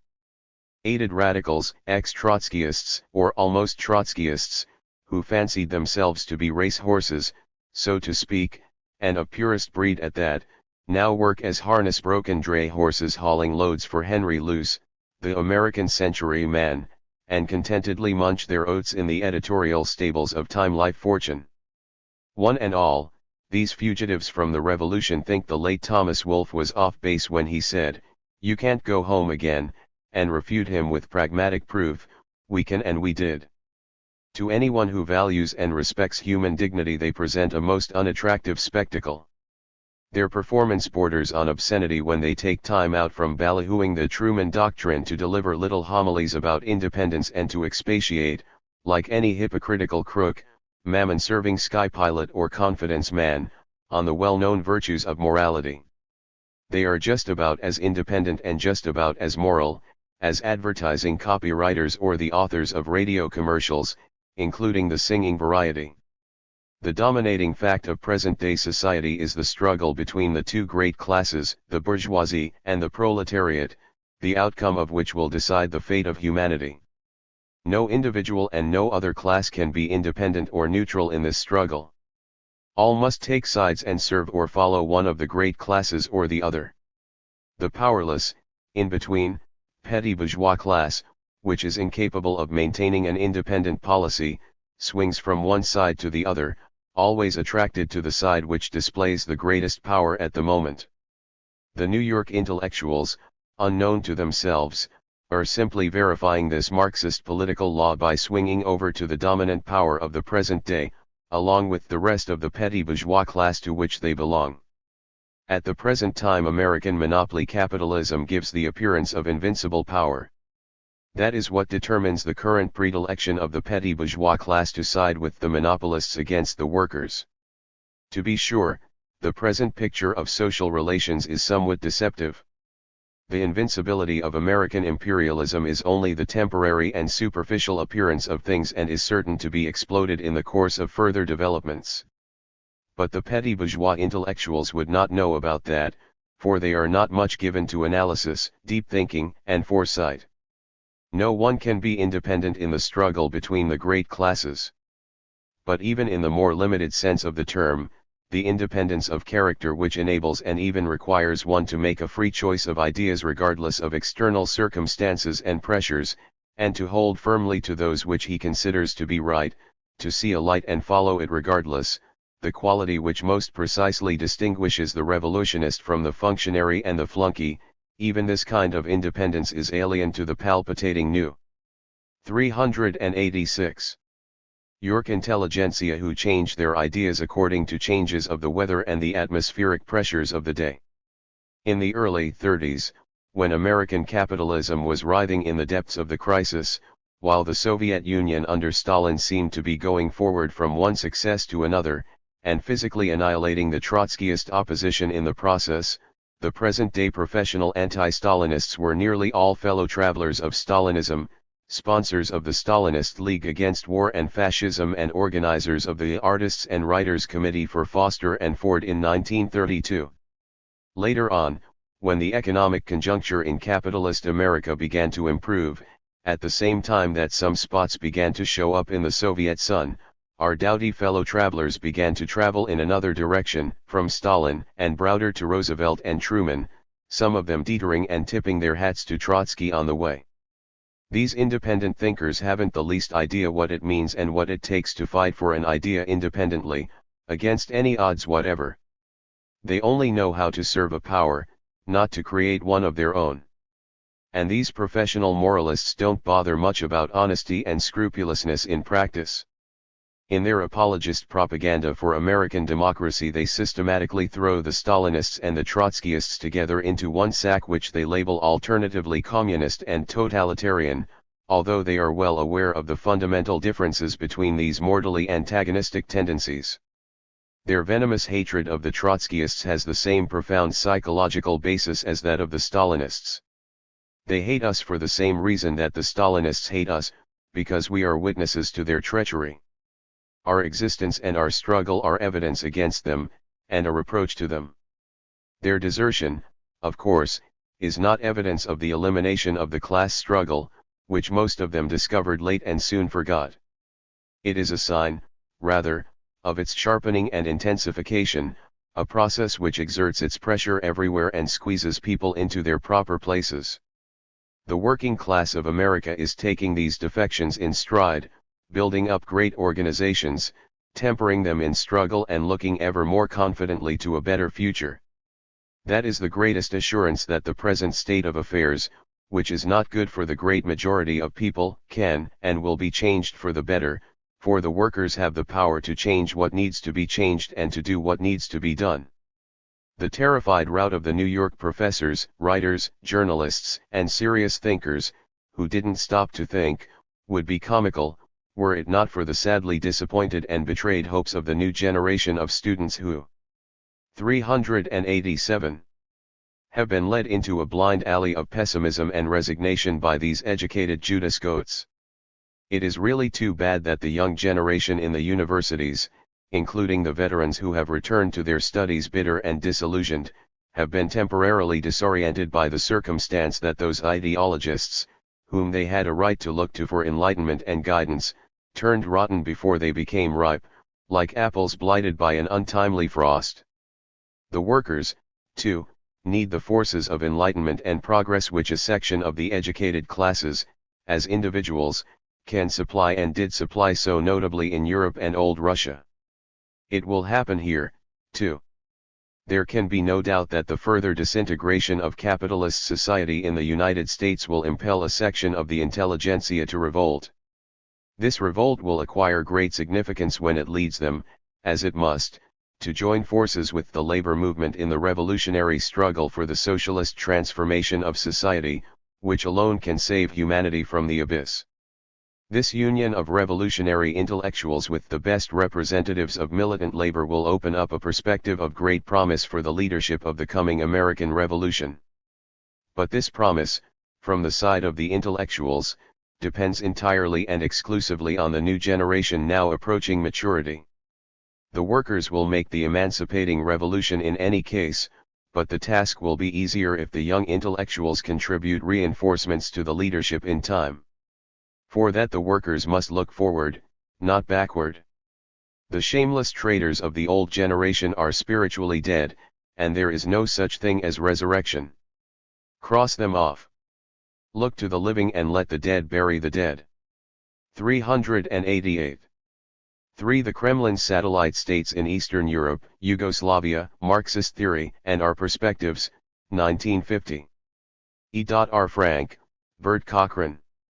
We are all acquainted with Trotsky's book Revolution Betrayed, where he discussed the perspectives for Stalinism as he saw them prior to the outbreak of the war. 10. Trotsky envisaged one way or another the destruction of Stalinism in the course of the war. In the event of victorious socialist revolution, the forces would be set in motion for the undoing of Stalinism in a progressive manner. If the other variant occurred, and capitalism was victorious, the Soviet Union would be defeated, capitalist counter-revolution would triumph in the USSR, and Stalinism would disappear as a world force having lost its state base in the USSR. We know that due to a peculiar turn of developments, the Kremlin was able to effect an alliance with one group of imperialists against another, and instead of being eliminated from the scene, has succeeded in coming out of the war as the second world power. While its victory over Nazism inspired the working masses the world over and gave profound impulses to revolutionary actions and uprisings, the victory likewise strengthened world Stalinism, and the Kremlin power for the time being, enabled it to stamp out revolutionary manifestations in different parts of the globe and suppress the initiative and straitjacket the independent movements of the proletariat. Furthermore, having emerged as the second world power concomitant with the pulverization of a number of once powerful imperialist states and the enfeeblement of the bourgeoisie in great sections of the globe, the Kremlin was able to step into these vacuums, and fasten its sovereignty on great stretches of country, to an extent that none of us had envisaged before the war. These are big new facts of the world's situation. Properly analyzed and understood, they point to an extreme weakening of the world imperialist structure, to the beginning of the centrifugal dissolution of Stalin. 10 Frank 1950. 389. Ism, they constitute new sources of optimism and open up new perspectives for the world revolution and for our movement. But they must be properly analyzed and understood, else they can lead simply to an angry rejection of important new developments because these do not yet conform to our programmatic demands, the end result of which can be a turning of one's back on the historic process itself. The discussion of the class nature of the satellite East European states and of Yugoslavia has importance from 2 points of view. First, the preservation of the internal logic and thought-out character of our theory.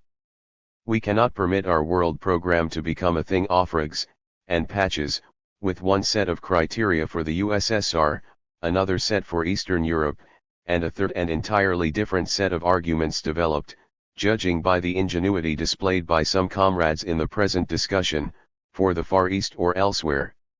Second, we must be able to view and analyze great revolutionary mass movements, or even, as in the case of the satellite states in Eastern Europe, important social happenings, without prejudice, even though they are not yet occurring under the leadership of either our program or our movement, and find in them sources of optimism for our future and inspiration for our ranks, rather than embarrassment or discouragement. The 1949 ME resolution, while commendable in its summary description of the evolution of the buffer countries, erred in artificially attempting to squeeze them into the Procrustean mold of capitalism, to accomplish which two false positions were introduced.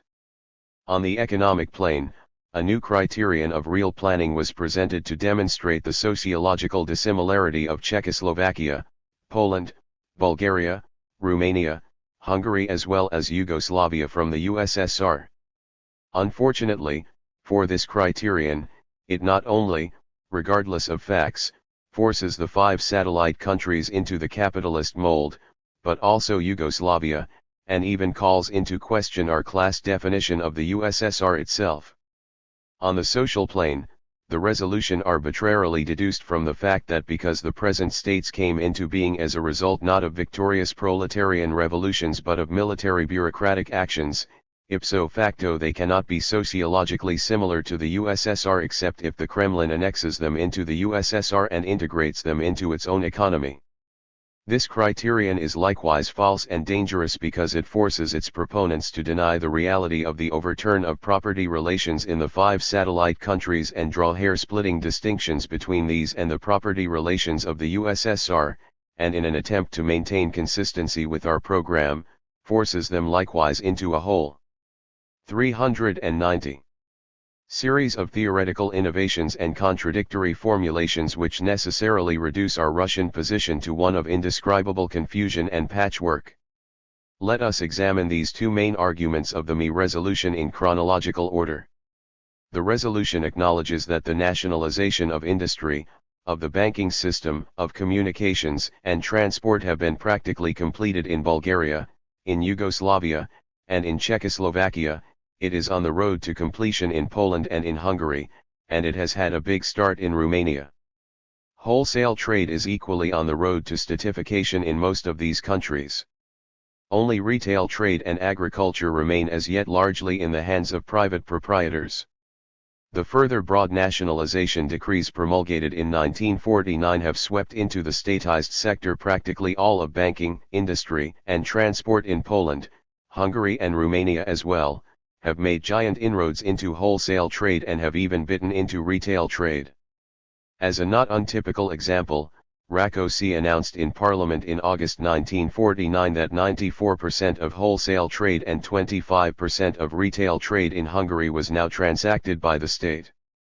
But the resolution informs us that all these facts notwithstanding, real planning is impossible in these countries. Why? Because of the capitalist character of agriculture, and especially, as we have been lectured in our own discussion, the absence of nationalization of land, because of the narrow national frameworks, their lack of material resources and their dependence on the world market, and because of the mortgage the Kremlin has imposed on the economy of all these countries. The resolution authors are starting the argumentation off on the wrong foot. They are guilty of confusing 2 different concepts, planning and socialist production. Planning can be effected when a state possesses the commanding heights of an economy and can determine, within the limits of its material possibilities where to invest capital, on what lines to develop the economy, can eliminate to some degree the anarchy of the capitalist market and capitalist cyclical crises. Socialist production is another matter. For that you need a sufficiently high level of material resources, you have to be freed to a large degree from the pressure of the world market, you have to abolish the contradiction between agriculture and industry. That is why the arguments of the resolution, or any single one of them, are effective refutations of the possibility of organizing socialist production in one country, much less in such a small, poor country as Yugoslavia or the impoverished and plundered East European satellite states. But they are not good arguments against the possibility of these countries, once their states have seized the commanding heights of the economy, of operating the economy in accordance with a plan, and to that extent. 391. However inadequate it may be, eliminating the anarchy of capitalist production. Comrade Germain is guilty of muddling up these two different concepts when he writes, "It does not at all follow that any national framework whatever lends itself to planning on the mere condition that the proletariat had conquered power. To make a start in the building of socialism in Romania, in Luxembourg, or in Paraguay is an even more patent absurdity than to pretend that this construction is being completed in the USSR, 4th International, September 1949. Not at all correct. One can argue about Luxembourg or Monte Carlo. But while the working class cannot build socialism in one country, much less in small, undeveloped countries, precisely what it can do is to make a start, be it in Romania or Paraguay, even though its efforts may not be as impressive as was the case in the USSR. This line of argumentation is wrong in theory and flies in the face of the reality of what is happening in Yugoslavia and the 5 satellite states. If socialist production is our criterion, we would have to apply it to the USSR as well, where socialist production also remains the music of the future. How seriously do the factors listed in the resolution affect nonetheless the ability of these countries to organize the economies in accordance with a plan? The capitalist character of agricultural production in all these countries undoubtedly constitutes a most serious obstacle to planning. Not primarily because of the absence of nationalization of the land. Such a measure would not of itself alter the mode of agricultural production and was never listed as a task for the transitional period in the old socialist program. Engels, in his article The Peasant Problem in France and Germany, wrote what has been considered the classic position of Marxism on this question. He says, "When we are in possession of the powers of the state, we shall not even dream of forcibly expropriating the poorer peasants, the small holders, with or without compensation, as we shall have to do in relation to the large landowners.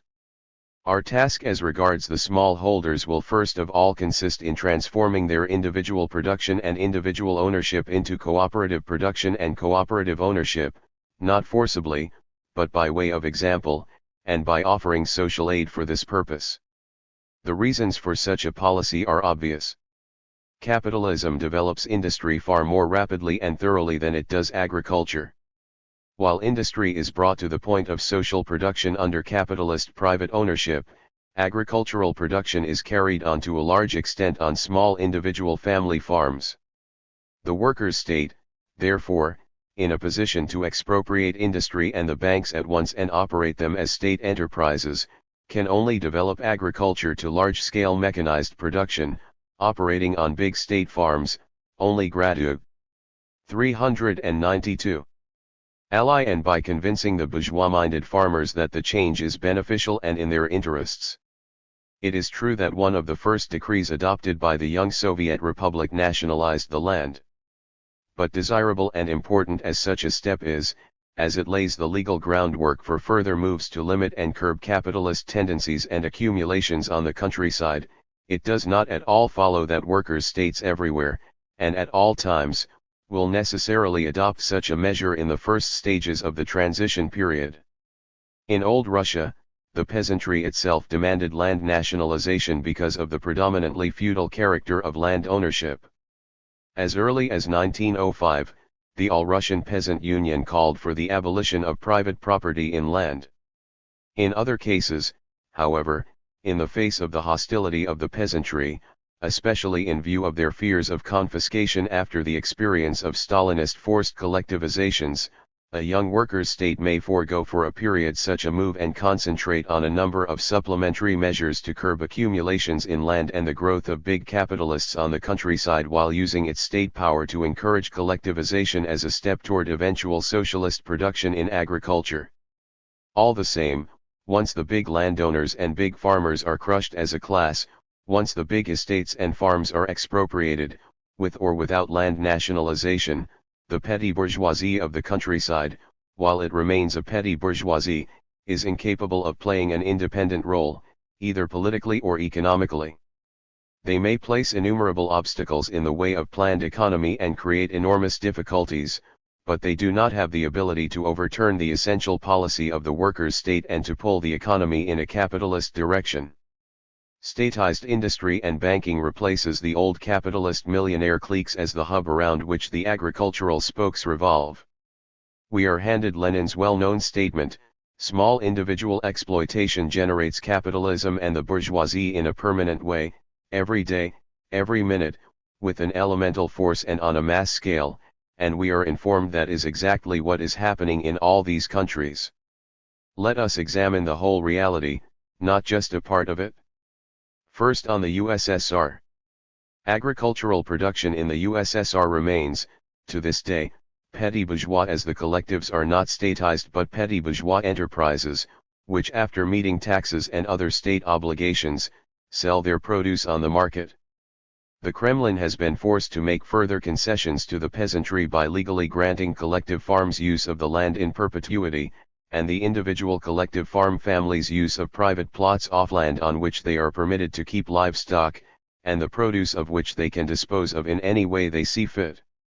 2 decades of experience have demonstrated that while this petty bourgeois mode of production undoubtedly continues to constitute 393 a big disorganizing factor in the Soviet economy and remains an easy starting point for new capitalist growth and developments, nevertheless, the workers' state power has the ability to control, regulate, and dominate the course of agricultural production, prevent the emergence of a new strong capitalist class and the sabotaging of its economic plans. The 5 Kremlin dependencies as well as Yugoslavia are attempting, in one form or another, to emulate and carry through a similar policy of collectivization of agriculture, of curbing capitalist accumulation on the countryside, and of controlling and regulating, as far as they can, agricultural production. In all these countries, the large and what would be considered in this country medium-sized estates and farms have been confiscated and the broken up parcels distributed to the landless peasantry or converted into model state farms. The old landowning and rich farming interests have been ruined and crushed. In all these countries the maximum size of farms is limited by law, 75 acres in Yugoslavia, 123 in Poland, Czechoslovakia, Romania, 142 in Hungary, etc. In all these countries land cannot be bought or sold without permission from the state authorities, and no resale whatsoever of the land is permitted that was received from the state when the large estates were confiscated and broken up. Moreover, all 6 states are embarked on special campaigns to induce the peasantry to organize into large-scale cooperative farms. They are trying to set up a network of state-owned tractor and machine stations to service the farm cooperatives, in order to control agricultural production as well as to raise its levels, and to be in a position to integrate it as much as possible into their overall planning. To this end, extraordinary concessions are being made to the cooperatives in the way of lower taxes, smaller grain deliveries, and the granting of cheap credits and technical assistance, while progressively heavier taxes and deliveries to the state are demanded from the richer individual farm holders. Even outside the cooperatives, which are told what and how much to produce, the state regulates all agricultural production to an extent, by means of the trading cooperatives which act as middlemen between the farmer and the government. Of course, the reality is far less radiant than the resolutions and the paper plans indicate. The peasants are entering the cooperatives very slowly and with great reluctance. In Yugoslavia, where the regime apparently practices a softer policy toward the peasant and permits the well-to-do to enter the farm cooperatives, it was announced that at the end of 1949 approximately 14% of the arable land was in the cooperative sector and another 6% worked by state farms. In Bulgaria in July 1949, 12% of the arable land was tilled by cooperatives, although its 5-year plan calls for 60% of agricultural output being produced by cooperatives at the end of the plan in 1953. Hungary. 394. In May 1949 had a membership in the cooperatives of 60,000 who accounted for only a little over 1% of the country's arable land, although the Minister of Agriculture, Izola, stated that now that the enemies of the people had been kicked out of the cooperative movement, the task was to increase the membership to 1,200,000 by the end of the year. In Poland, the cooperative movement has made scarcely any headway at all in the face of the panic and opposition of the peasantry, but 10% of the land is worked by the state farms. Czechoslovakia has been experiencing similar difficulties as Poland. Moreover, the farm cooperatives in Eastern Europe are somewhat more capitalistic in their organization than the collectives in the Soviet Union, the main differences being that in the cooperatives, the working members, in addition to payment in kind for the amount and type of work performed, receive rent for their land in proportion to the amount contributed to the cooperative. Beginning with 1948, especially after the Cold War got going in earnest with the start of the Marshall Plan, and especially Tito's break with the Kremlin, the Quisling regimes embarked on an energetic policy of bringing the class war into the villages, curbing the capitalist elements and aligning agriculture with their general state plans. The Tito regime, after the Cominform denunciation of its pro-Kulak policy, also apparently executed a determined left turn in its agricultural policy. Immediately, all the acute ailments besetting the regime in the USSR in the 20s, which Trotsky made so familiar to us in the earlier days of our movement, struck all these countries with tenfold force. Attempting to fight their way out of their economic cul-de-sacs by building socialism in one country, they embarked on vastly ambitious plans of industrialization. Since they lacked the machinery, resources, productive capacities, or trained personnel, they began taking it out of the hides of the workers. Piecework and speed-up were introduced in the plants, hours of work lengthened, the authority of management made absolute. The desperate nature of the difficulties was highlighted recently when in Yugoslavia, where there exists, in contradistinction to the satellite states, some enthusiasm for the plan, the regime was forced to give up the voluntary labor brigade system and institute a new system of contract labor which freezes the worker to his job. At the same time, the lack of consumer products and the high prices of those manufactured deprived the farmers of incentive to produce, led to speculation and black marketeering. The regimes thereupon decided to solve the crisis with the Stalinist mailed fist, by bringing the class struggle into the countryside, carrying through forced seizures, executing sales to the state for prices little better than confiscatory, arresting and imprisoning farmers who resisted or disobeyed, and forced entrance into cooperatives. This struggle against the peasantry was prosecuted in all the satellite countries and assumed a truly pharaoh. 395. Sias character during 1948–49 in Bulgaria, Hungary, and Romania. In Bulgaria in 1948 quota deliveries totaled approximately n billion levas, while free market purchases stood at 715 million levas. Stalinist adventurism produced such panic in the peasantry and led to so much sabotage and individual resistance that the regimes felt compelled to back down here and there. The resolution passed by the plenum of the Communist Party of Bulgaria in June 1949 indicates pretty clearly the state of affairs. A few excerpts are worth quoting. Our party has admitted serious weaknesses and mistakes in its policy toward the peasant farmers.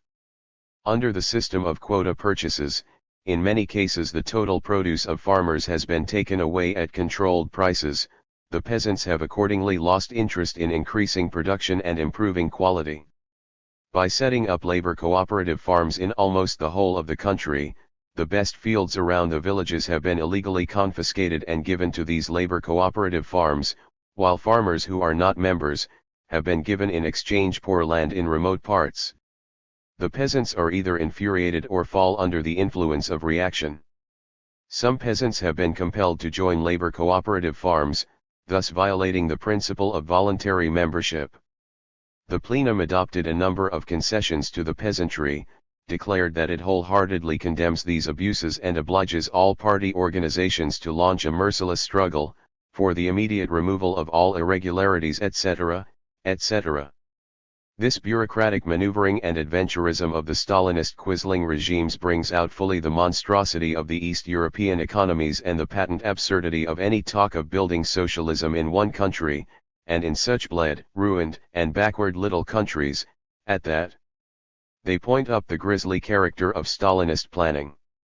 But what stands out with equal force is that the regimes, in emulating Stalinist policy in the USSR from 1929, are curbing big capitalist accumulations in agriculture, are preventing the uncontrolled playing out of the natural economic laws and the emergence of a powerful kulak class, are forcing the peasantry to go along with their economic designs, even though all this is accomplished, as it was in the USSR under Stalin, at the cost of tremendous disorganization and waste, and at the cost of provoking the burning hatred of the peasantry.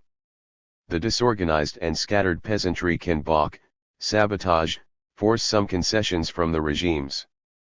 Petty bourgeois agricultural production is undoubtedly a prime factor in sharply limiting any economic plan, but in the absence of strong leadership and support from the cities. 396. The peasantry is helpless to reverse the present trend toward collectivization, or overturn the general trend toward state-planned and operated economy. Thus, it is entirely correct to point to petty bourgeois production in agriculture as an important obstacle limiting planning and a possible starting point for capitalist restoration. It is entirely wrong, however, to point to it as preventing planning and demonstrating the capitalist character of the countries involved. This lengthy excursion into agriculture was necessary because this point constitutes, in our opinion, the most serious argument, on the economic side, of the supporters of the ME resolution. It will be possible to deal with the other factors under the economic heading in a more cursory manner, as they all follow essentially the same scheme of argumentation. It is called to our attention that these states are dependent on the capitalist world market to a far greater degree than was or is the USSR, that they are thus subject to its oscillations and to capitalist exploitation by the operation of the law of the equalization of the average rate of profit. All true. As a matter of fact, one could add that even when they trade with the USSR, this law remains operative, as the transactions are based on world prices, at least for the Kremlin's products in the exchange. All these arguments were used with devastating logic years ago by Trotsky against Stalin to demonstrate the impossibility of building socialism in one country. But no one up to now has thought that they were arguments against the possibility of organizing an economy in a given anti-capitalist country in accordance with a plan. Comrade Germain, in an article in the September 1949 Fourth International, makes much of the fact that Czechoslovakia may have to curtail its production plans if it does not regain some lost markets, how production in Poland would be seriously affected if the world price of coal fell.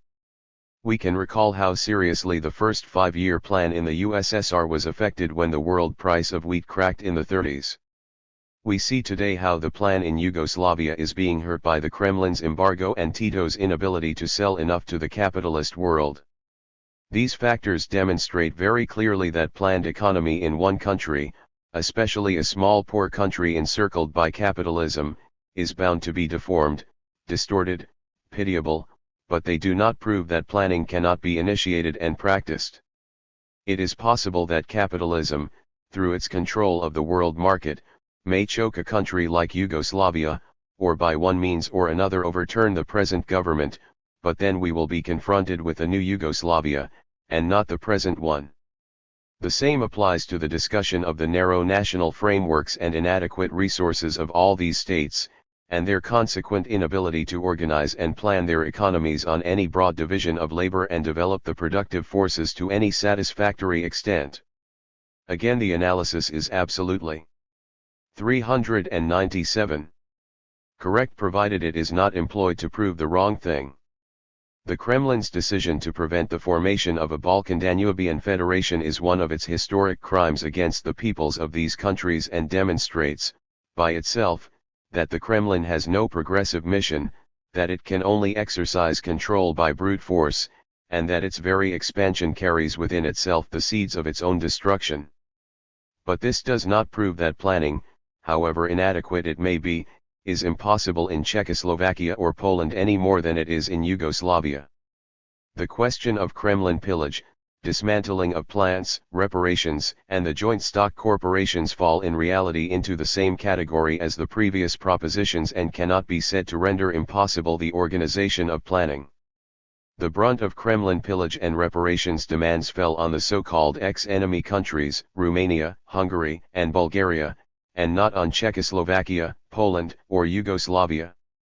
Moreover, the policy of unrestrained robbery without thought of consequences or of future relations was likewise abandoned after 1947, when the Kremlin broke the remaining power of the bourgeoisie and perfected its own quisling regimes. Yugoslavia, as everyone acknowledges, is in a special category and must be discussed separately. The Kremlin, at first, apparently had no clear idea of just what its relations would be with these states. Only after the Cold War with the West became an established fact, and after a series of fumbles and empirical experimentations, did it resolve on converting these countries into its own dependencies, with a relationship symmetrical, not identical, to that of a colony and an imperialist state. In the recent period, especially after the Tito break, it has made an attempt to permit these countries to build up their economies. The reparations in Hungary and Romania have been scaled down. Loans have been extended in a number of cases. So-called Germany property seized as booty has been returned to Bulgaria. Of course, the robbery of these dependent states continues by overcharging them for their imports from the USSR and underpaying them for their exports to the USSR, by occupation charges, by preventing them from fusing their economies, and by deforming their production to suit the needs and demands of the Kremlin masters. The joint stock corporations, which represent in reality a legal form for collecting unlimited reparations, still operate in 2 of the 6 countries, Romania and Hungary. But even here proportions have to be guarded. In Hungary, for which figures are available, less than 4% of all industry is involved in the joint stock corporations. This brigandage of the Kremlin oligarchy, taken in its entirety, certainly condemns these countries to poverty and continued economic backwardness and dislocation. But it cannot, leaving aside the arguments on the social plane which we will discuss. 398. Presently negate the anti-capitalist, and by that reason, workers' character of these economies, any more than imperialist exploitation of a colony necessarily negates the capitalist character of such a country's economy.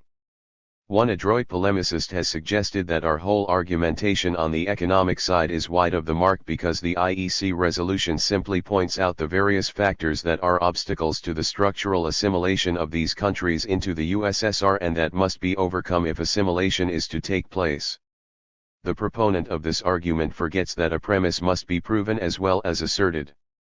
The ME resolution authors start from the arbitrary premise that in the absence of socialist revolutions, these satellite countries can become worker states only by being absorbed into the structure and economy of the USSR. This flies in the face of what has taken place in the 6 countries under discussion of Eastern Europe. We maintain that if the state structures and the economies of these countries are similar to that of the USSR, then they are of the same class type. Any other conclusion calls into question, among other things, our characterization of the USSR.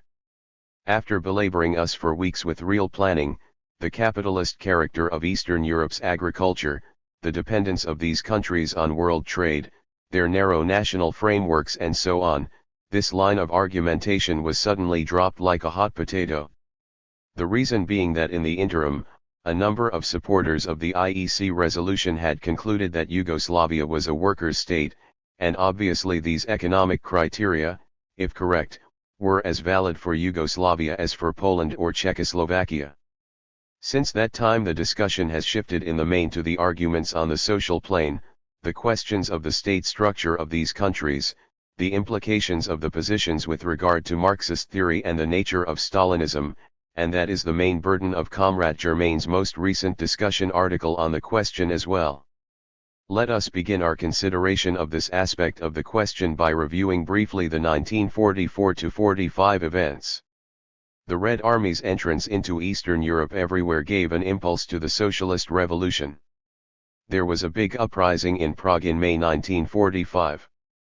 Czechoslovakia was soon dotted by a network of committees, which were organs of power, even though of a Baudelarized variety. Unlike Soviets, their members were selected from all the National Front parties, including the bourgeois parties.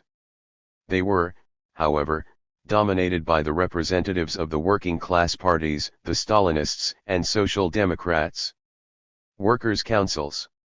399. Sprang up in the plants and in the first period exercised control over production. The London Economist correspondent reported, when the country was liberated, the councils and committees were really more powerful than the central government, which had no armed forces at its disposals and which came in from abroad at the heels of the victorious Russians. It must be recalled that the partisan movement attained great proportions in Czechoslovakia, being second only to Yugoslavia and Greece. The movement was strong enough that a Slovak National Council could be set up by 1943, which led an uprising in Slovakia in August 1944 and proclaimed on September 1 of that year its assumption of power and the establishment of the Czechoslovak Republic, which the Nazis shortly defeated. A big uprising likewise took place in September 1944 in Sofia, which swept the existing government out of power.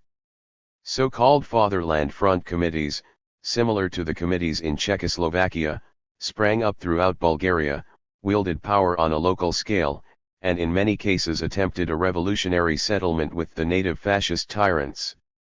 The correspondents reported that in the capital red flags were flying over the government buildings as over thousands of homes, of the arrest of great numbers of fascists by the armed masses, of huge demonstrations, of a railway strike that paralyzed all activity. Ferenc Nagy, former Premier of Hungary, describes the situation in that country during this period in his book, The Struggle Behind the Iron Curtain. The disintegration of the government of the country opened the way for communist penetration. None of the old town councils or municipal assemblies remained, the new political order substituted for them transitory administrative bodies called national committees, with unlimited power. Assuming control of the municipalities, townships, and even cities, they appointed their own men as elders, councillors, and committeemen to pass judgment upon the political past and present of each citizen. The national committees managed the scant food supply, few aspects of daily life escaped their control. This situation was not peculiar to Hungary. Exactly right.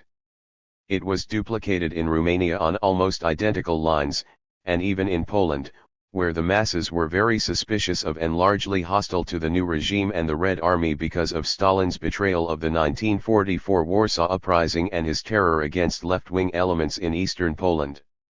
As for Yugoslavia, we are all acquainted that a civil war raged from 1941 on, that committees were set up as new organs of power in the territories taken by 400.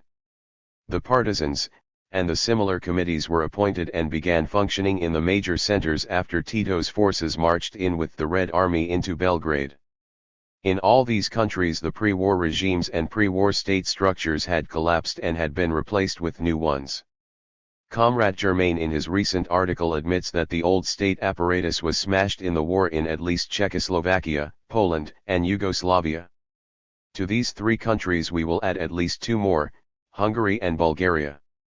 In Hungary, the native fascists had been infiltrating the state apparatus throughout the war period until they won complete control in the Szalasi coup d'état in 1944.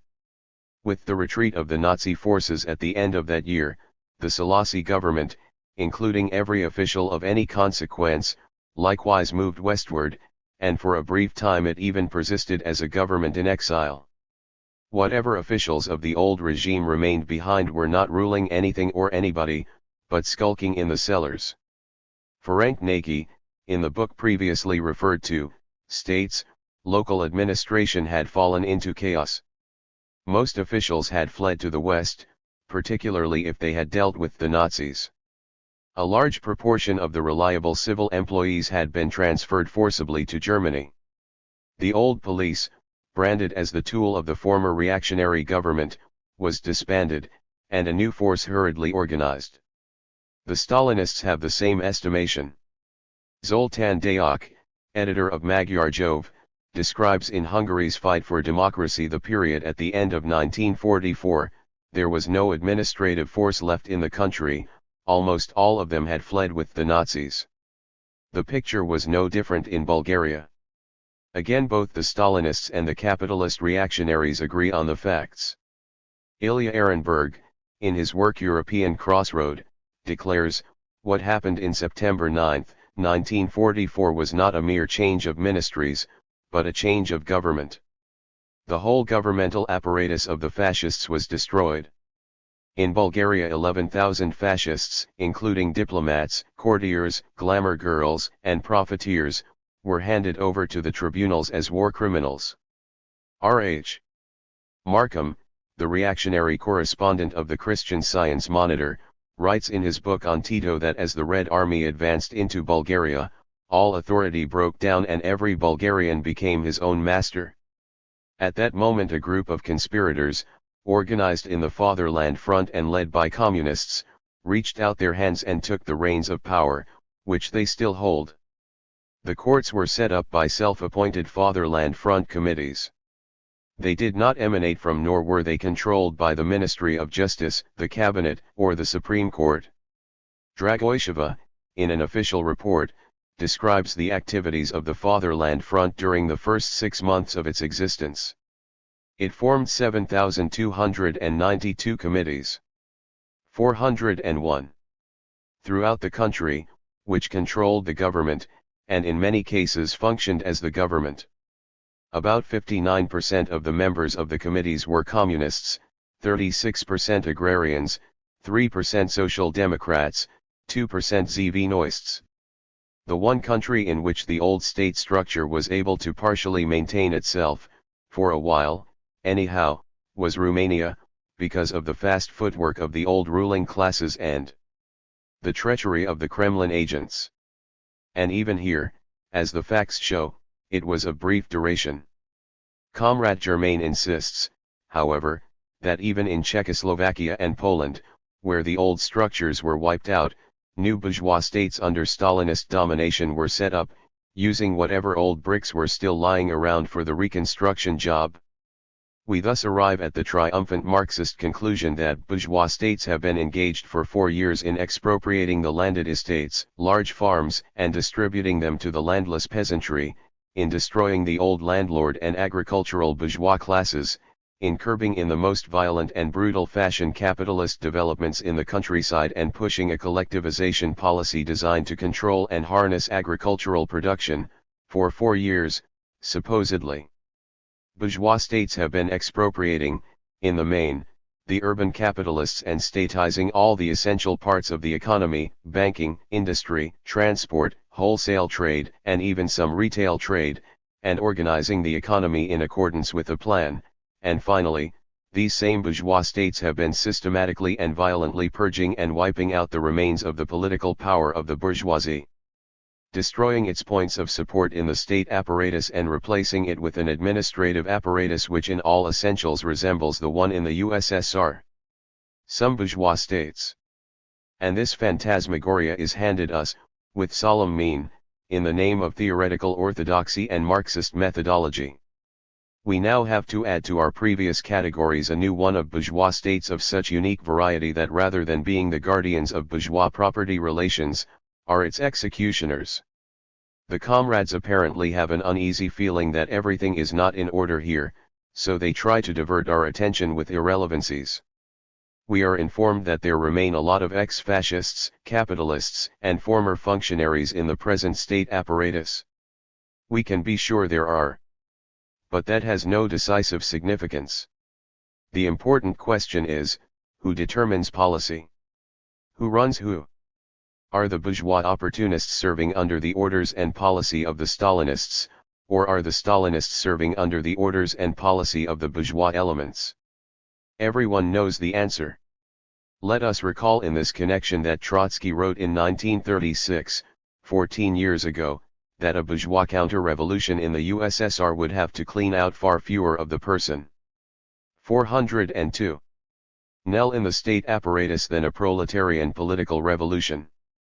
No one in our ranks has heretofore deduced from this that the state in the USSR was bourgeois in character. Germain, in another attempt to extricate himself out of this difficulty, informs us of the existence in history of Bonapartist regimes that are in conflict with their economies.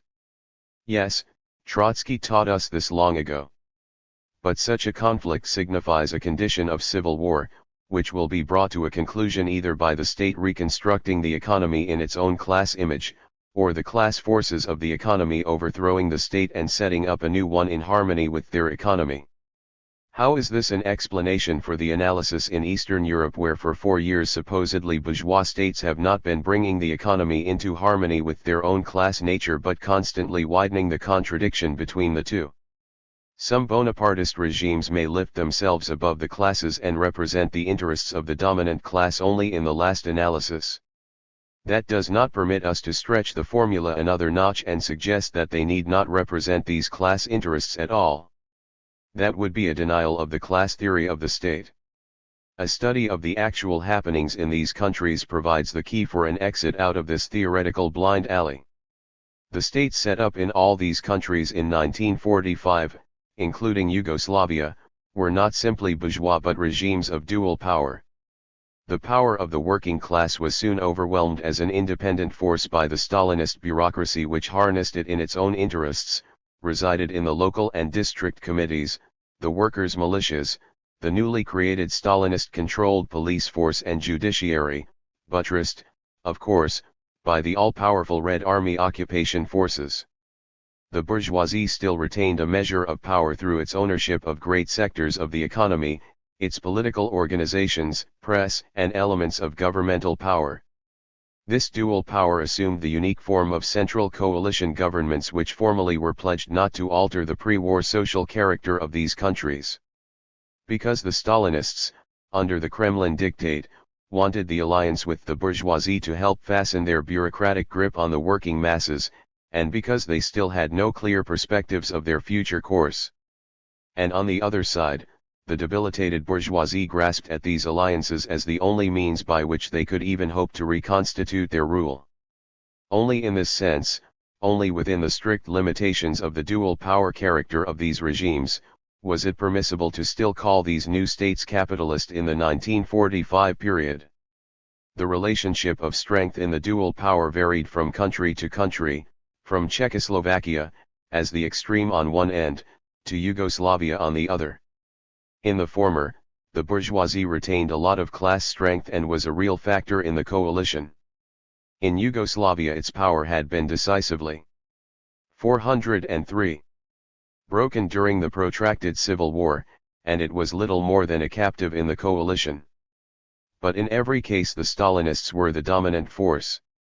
This was demonstrated conclusively later on by the ease with which they broke the back of the bourgeoisie politically and economically, and finally eliminated the dual power in favor of their exclusive power.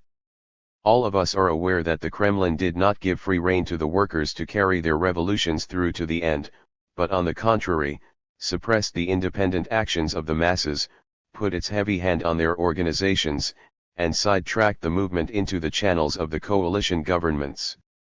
Their role was politically counter-revolutionary.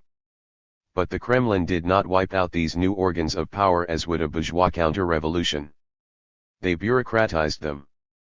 They took over control and reshaped them as instruments of their own purposes, and finally as the new administrative structure of their sovereignty. The swift strangulation of the workers' independent movement and the victory of the bureaucracy was due, as in 1939, to the workers' isolation from the international labor movement and their insufficient organization in the face of the Kremlin's overpowering strength. The facts are plain that in every case confiscation of the estates and the distribution of the land was carried through by a great network of local committees, which then remained as administrative organs for the Stalinist regimes on the countryside. The workers' councils in Czechoslovakia, to take another example, were not abolished, but transformed into part of the new aristocracy by electing their representatives from single lists, providing that these representatives no longer be required to do manual work, and to be paid for all extra time spent on special duties. The committees, which took over the functions of the former municipal bodies, were incorporated into the state apparatus by special decrees.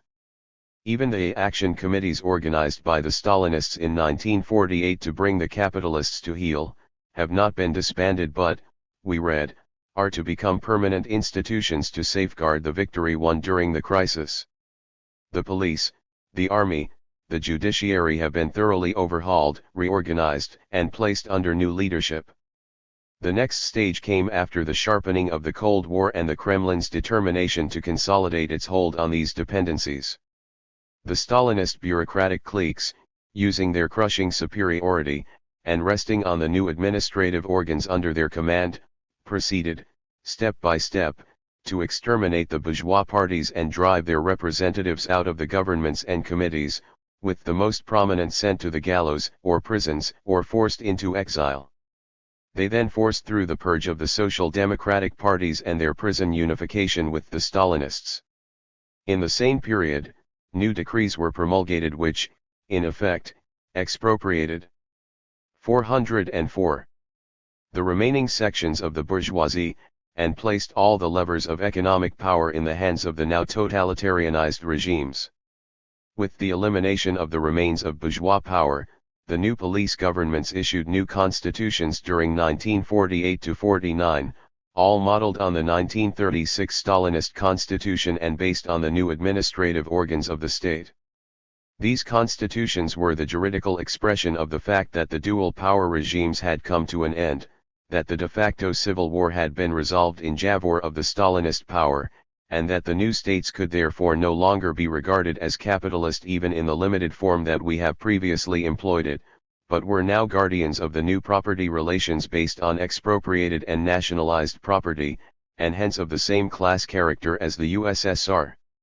This whole development revealed again, as it did in 1939 in Eastern Poland, the dual role of the Kremlin oligarchy. On the one hand, it cannot tolerate a free working class movement and must suppress it to preserve itself. In ordinary circumstances, this need to exercise dictatorial control over the labor movement and its policy of maneuvering between the proletariat and bourgeoisie, inevitably disarms the workers' movement and reinforces the capitalist power, as it did in France and Italy in this same period. On the other hand, this caste cannot share power with the capitalists because it rests on the sociological remains of the Russian Revolution. Hence, in the special circumstances prevailing in these adjoining countries in the years after the war, where the Kremlin's might was so overwhelming it could impose its own will on the proletariat with the aid of the bourgeoisie and then in turn, resting on its new bureaucratized apparatus, crush this enfeebled bourgeoisie. This is what occurred in Eastern Europe. To deny it is to deny reality. What is the answer of the comrades on the other side to these facts? They have shifted the discussion to the doctrinal plane. Let us see how matters stand here. We are accused of economism because it is claimed we have created a simple equation that nationalized economy equals a workers' state. But have we not witnessed extensive nationalizations in England, France, Norway, and Comrade Germain, in his researches, has even dug up a paper decree for nationalization issued by Mussolini in northern Italy, and tossed it into the discussion for whatever it is worth. These analogies are all arbitrary and false. We certainly ought to be able to distinguish between capitalist and anti-capitalist nationalizations. The nationalizations in Western Europe were all carried through with the approval, or at least the acquiescence, of the capitalist class. The capitalists, after the nationalizations, became state rentiers, and often remained the 405 managers of the concerns involved. And all this was done under the aegis of a capitalist state maintained intact, capitalist property relations maintained intact, and a capitalist class whose dominant position continued undisturbed. There could be reasonable question in 1945 as to the precise character of the first nationalizations in Czechoslovakia, Poland, and Yugoslavia, as they were executed under ambiguous formulas, and the class character of the states involved was still not settled.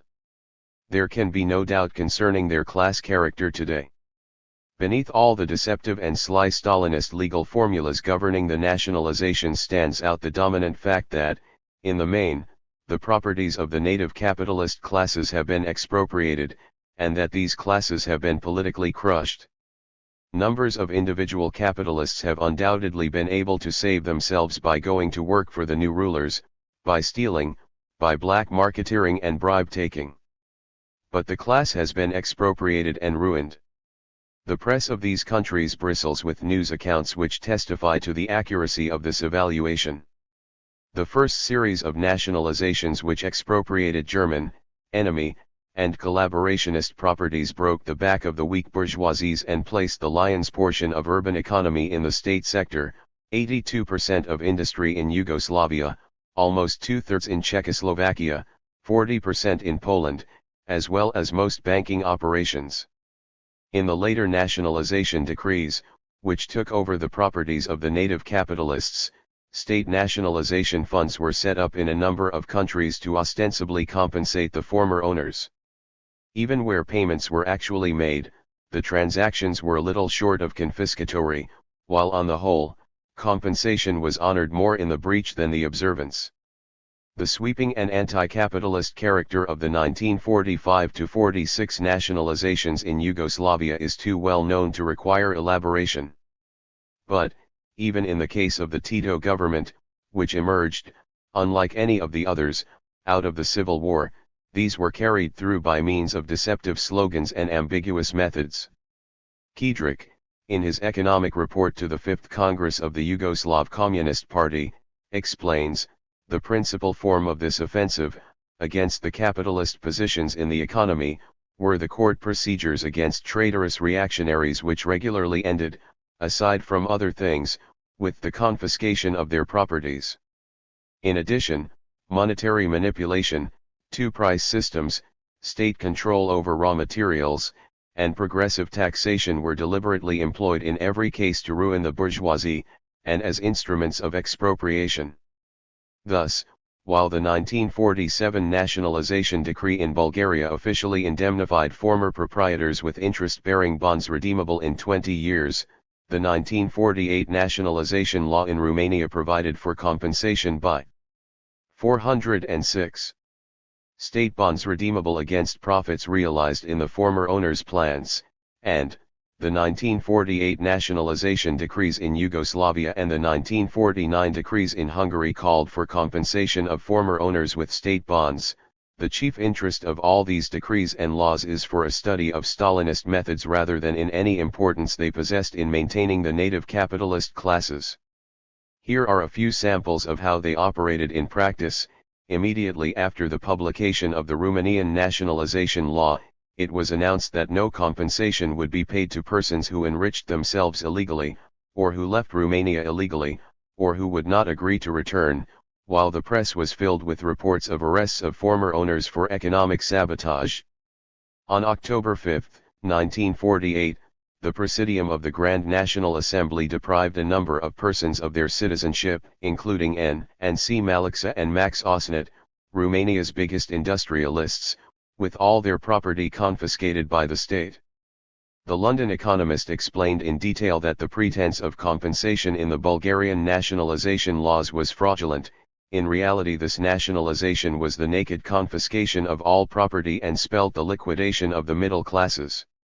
The same de facto confiscation occurred in Czechoslovakia, where in July 1949 a bill was passed giving the Minister of the Interior the right to deprive all those of citizenship who lived abroad, or engaged in activities hostile to the state, or who had gone abroad illegally, or failed to return within 30 days if summoned by the Minister of the Interior. It is true that in a number of cases foreign allied capitalists received compensation for their properties, this being the price that the East European countries had to pay for loans or trade credits from the West, or to get back their gold supplies from England or the United States. but this cannot be given any decisive weight in Yugoslavia any more than in Poland or Hungary. To say, therefore, as Comrade Germain does, Fourth International, May 1949, that in none of the countries has the bourgeoisie been reduced to a point comparable in Russia during the period of the NEP is to contradict the facts. So much for the anti-capitalist character of these nationalizations. There is another important aspect to this question. It is putting the thing on its head to claim that we say nationalizations equal a workers' state. The correct way to put the matter is that only an anti-capitalist, therefore a workers' state can nationalize the whole economy and operate it in accordance with a plan. We have heretofore denied the capacity of capitalism to do it. Trotsky, writing 58 years after Engels' Anti-Die-Ring, and basing himself on the greater experiences of the development of capitalism, wrote, "Under an integral state capitalism, this law of the equal rate of profit would be realized, not by devious routes, that is, competition among different capitals, but immediately and 407. Directly through state bookkeeping. Such a regime never existed, however, and, because of profound contradictions among the proprietors themselves, never will exist, the more so since, in its quality of universal repository of capitalist property, the state would be too tempting an object for social revolution." Revolution betrayed. The British Labour government has gone further in nationalising sectors of the economy than probably any of us envisaged in the past. Can we therefore conclude that this process can go on indefinitely until all commanding heights of the economy are in the hands of the state? Not according to our theory. As a matter of fact, the capitalist opposition to the steel nationalization gave forewarning that at a certain point the bourgeoisie would resist with every weapon at its command.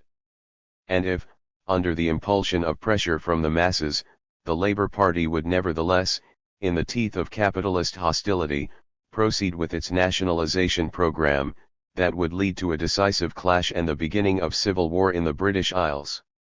And for precisely the reason given by Trotsky, in its quality of universal repository of capitalist property, the state would be too tempting an object for social revolution. In their anxiety to find formal analogies to refute our position, the comrades are opening the door wide to Comrade Johnson's theories of state capitalism, and endowing capitalism with the possibility of entering a new higher stage, under which the economy would be statized and operated in a planned manner. The suggestion that a capitalist state can nationalize the greatest part of the means of production and exchange is an innovation in our ideology. We are not unjustified in demanding that this be proven, and its consequences for our program explained to us, and not just tossed out in the course of the discussion, in passing. We are informed that Marxism-Leninism holds that the transition from a capitalist to a workers' state can only be effected by the violent destruction of the bourgeois state apparatus and the establishment of a new type of state apparatus, and that therefore we are compelled, on the basis of our analysis, to revise the Marxist-Leninist theory of the state. Before we have any glib talk of revising Marxism, let us check back on what the classics have to say on this score. Marx's discussion of this question is contained in his well-known April 12, 1871 letter to Kugelmann, where he states, "If you look at the last chapter of my 18th Brumaire, you will see that I declare the next attempt of the French Revolution to be, not merely to hand over, from one set of hands to another, the bureaucratic and military machine, as has occurred hitherto, but to shatter it, and it is this that is the preliminary condition of any real people's revolution on the continent." Lenin in State and Revolution explains. 408. That Marx confined his conclusions to the continent because he excluded England, where a revolution, even a people's revolution, could be imagined, and was then possible without the preliminary condition of the destruction of the available machinery of the state. In his address in 1872 to the Hague Convention of the International, Marx further stated, "The worker must one day capture political power in order to found a new organization of labor. He must reverse the old policy, which the old institutions maintain, if he will not, like the Christians of old who despised and neglected such things, renounce the things of this world. But we do not assert that the way to reach this goal is the same everywhere. We know that the institutions, the manners, and the customs of the various countries must be considered, and we do not deny that there are countries like England and America, and if I understood your arrangements better, I might even add Holland, where the worker may attain his object by peaceful means. But not in all countries is this the case. To complete the quotations, it is necessary to add that Lenin in his State and Revolution concluded that, today in 1917, in the epoch of the first great imperialist war, this distinction of Marx's becomes unreal.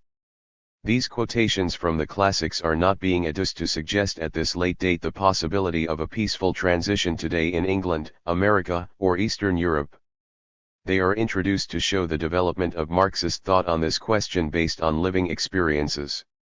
Naturally, Marx, and Lenin in 1917, knew nothing of Stalinist degeneration, and concluded that the working class could get itself into a position where it could shatter the old state machinery only by winning political power by means of a mass uprising. But in the meantime a new phenomenon has come into the picture, a workers' state which is today ruled by a reactionary oligarchy, and which was able to enter Eastern Europe at the end of the war, and under the special circumstances and in the specific territories, control the working class movement, and utilize this control to shatter the old bourgeois states and erect new ones in their place. Wherein is there any revision of Marxism here any more than in Trotsky's explanation of the changeover in Eastern Poland in 1939? The remaining arguments on the doctrinal front reduce themselves to the flat assertion that the capitalist state can be shattered and a new state created only by means of a classic socialist revolution, or the absorption of territories into the USSR, and since neither one nor the other has taken place in Eastern 409 Europe, they cannot be workers' states, regardless of the facts. It is of course difficult, if not impossible, to deal with this type of argument. The question is it any good? Why couldn't it happen, regardless of what the facts show? We are advised that it is absurd to imagine that tens of thousands of vital economic relations can be destroyed and new ones substituted in their place without the action of the masses, and that the Kremlin could only accomplish this in the territories it incorporated into the USSR by physically exterminating or deporting all capitalists, big and medium peasants, the middle classes, etc. Here are the facts. The deportations in the Baltics and Eastern Poland were of the same order as the deportations from the Ukraine after the war. They were motivated, in the first instance, by the political needs of the Kremlin and not designed to effect any social overturns. The big deportations in the Baltics took place in 1940, the collectivization of agriculture occurred only in 1948. The descriptions of the deportations show the Kremlin authorities were trying to wipe out all potential sources of opposition, and not putting through any social or economic program. The Kremlin made no appeal whatsoever to the Baltic masses, even of a limited variety. It was interested solely in clearing politically unreliable elements out of this strategic area, and very likely, solving manpower shortages in its slave labor camps, at the same time. The 200,000 deported out of a population of 6 million in the three Baltic countries were invariably picked on the basis of political unreliability, whether it was trotskyism or correspondence with abroad, and not class position. Moreover, we see in the recent dispatches that the Czech Stalinists are deporting recalcitrant capitalists, or just ordinary political opponents, to the uranium mines at Jakimov, or the coal mines at Kladno. All the other satellites, we can be sure, have not been behind in setting up their own slave labor or concentration camps in strict accordance with the latest methods of the Kremlin sadists. It is safe to assume, we believe, that 99 times out of 100 a trip to Jakimov is just as effective as a trip to Siberia. Our versatile opponents, as if aware that their foregoing argument may have proven not sufficiently impressive, present us with one, that is its direct opposite. Trotsky said in 1939 in discussing Eastern Europe, we are told, that without an appeal to independent activity on the part of the masses it was impossible to constitute a new regime, even though on the morrow the masses would be suppressed by ruthless police measures. The Kremlin made such an appeal in 1939 in Eastern Poland, but in 1945, Instead, the Stalinists first concluded agreements with the bourgeoisie to regiment the masses. How could the bureaucracy accomplish, without mobilizing the masses, that which Trotsky said could only be accomplished by such a mobilization? 410. This objection is really laughable. In 1939 the Kremlin came into eastern Poland by means of an agreement with Hitler, which was the signal for the Second World War. The international working class movement was at its lowest point. The native population was suspicious of the invading Red Army troops. The situation was absolutely cold. In order to win a modicum of support from the masses to constitute the new regimes and wipe out bourgeois influence, the Kremlin had to make some limited appeals to the workers and peasants. In 1945 the Kremlin entered an Eastern Europe aflame with revolution. It wasn't a pact with Hitler that brought them in, but the smash-up of the Nazi machine by the triumphant Red Army. These victories gave an impetus to the revolution, and not only in Eastern Europe. The workers, and to a degree the peasants, were on the move. The problem, from the Kremlin's viewpoint, was not how to encourage the masses, but how to suppress their initiative and domesticate their organizations. To be able to see the limited independent activity of the masses in 1939 in eastern Poland and not to be able to see the 10 times greater and profounder activity of the masses in Eastern Europe in 1945, is truly a case of steeling oneself against the reality in order to maintain a preconceived thesis. Trotsky considered that the events in eastern Poland in 1939 added up to a civil war. Naturally, this is a civil war of a special type, he wrote. It does not arise spontaneously from the depths of the popular masses. It is not conducted under the leadership of the Finnish Revolutionary Party based on mass support. It is introduced on bayonets from without. It is controlled by the Moscow bureaucracy, in defense of Marxism. If we accept Trotsky's method of reasoning, how can we characterize the events in Eastern Europe from 1945 to 1949, the expropriation of the bourgeoisie, the crushing of its political power, the setting up of new state structures, the planned organization of the economy, except as a civil war of a special variety that ended with the destruction of the capitalist states and the institution of new anti-capitalist states? None of these quotations from Trotsky's 1939 writings apply, we are sternly warned. Trotsky was talking only of territories to be incorporated into the USSR, and these dependent countries have not been incorporated. This is an incomprehensible argument. Trotsky was discussing territories which the Kremlin planned to incorporate into the USSR. But he nowhere said that this development could not take place except on the basis of incorporation into the USSR. Naturally, it is not a question of finding out precisely what took place in Eastern Europe in 1945–49 by reading Trotsky's analysis of 1939. But his method of reasoning applies with full force to the post-war happenings. If the Kremlin in 1939 was able to effect a change in property relations while subjecting the masses,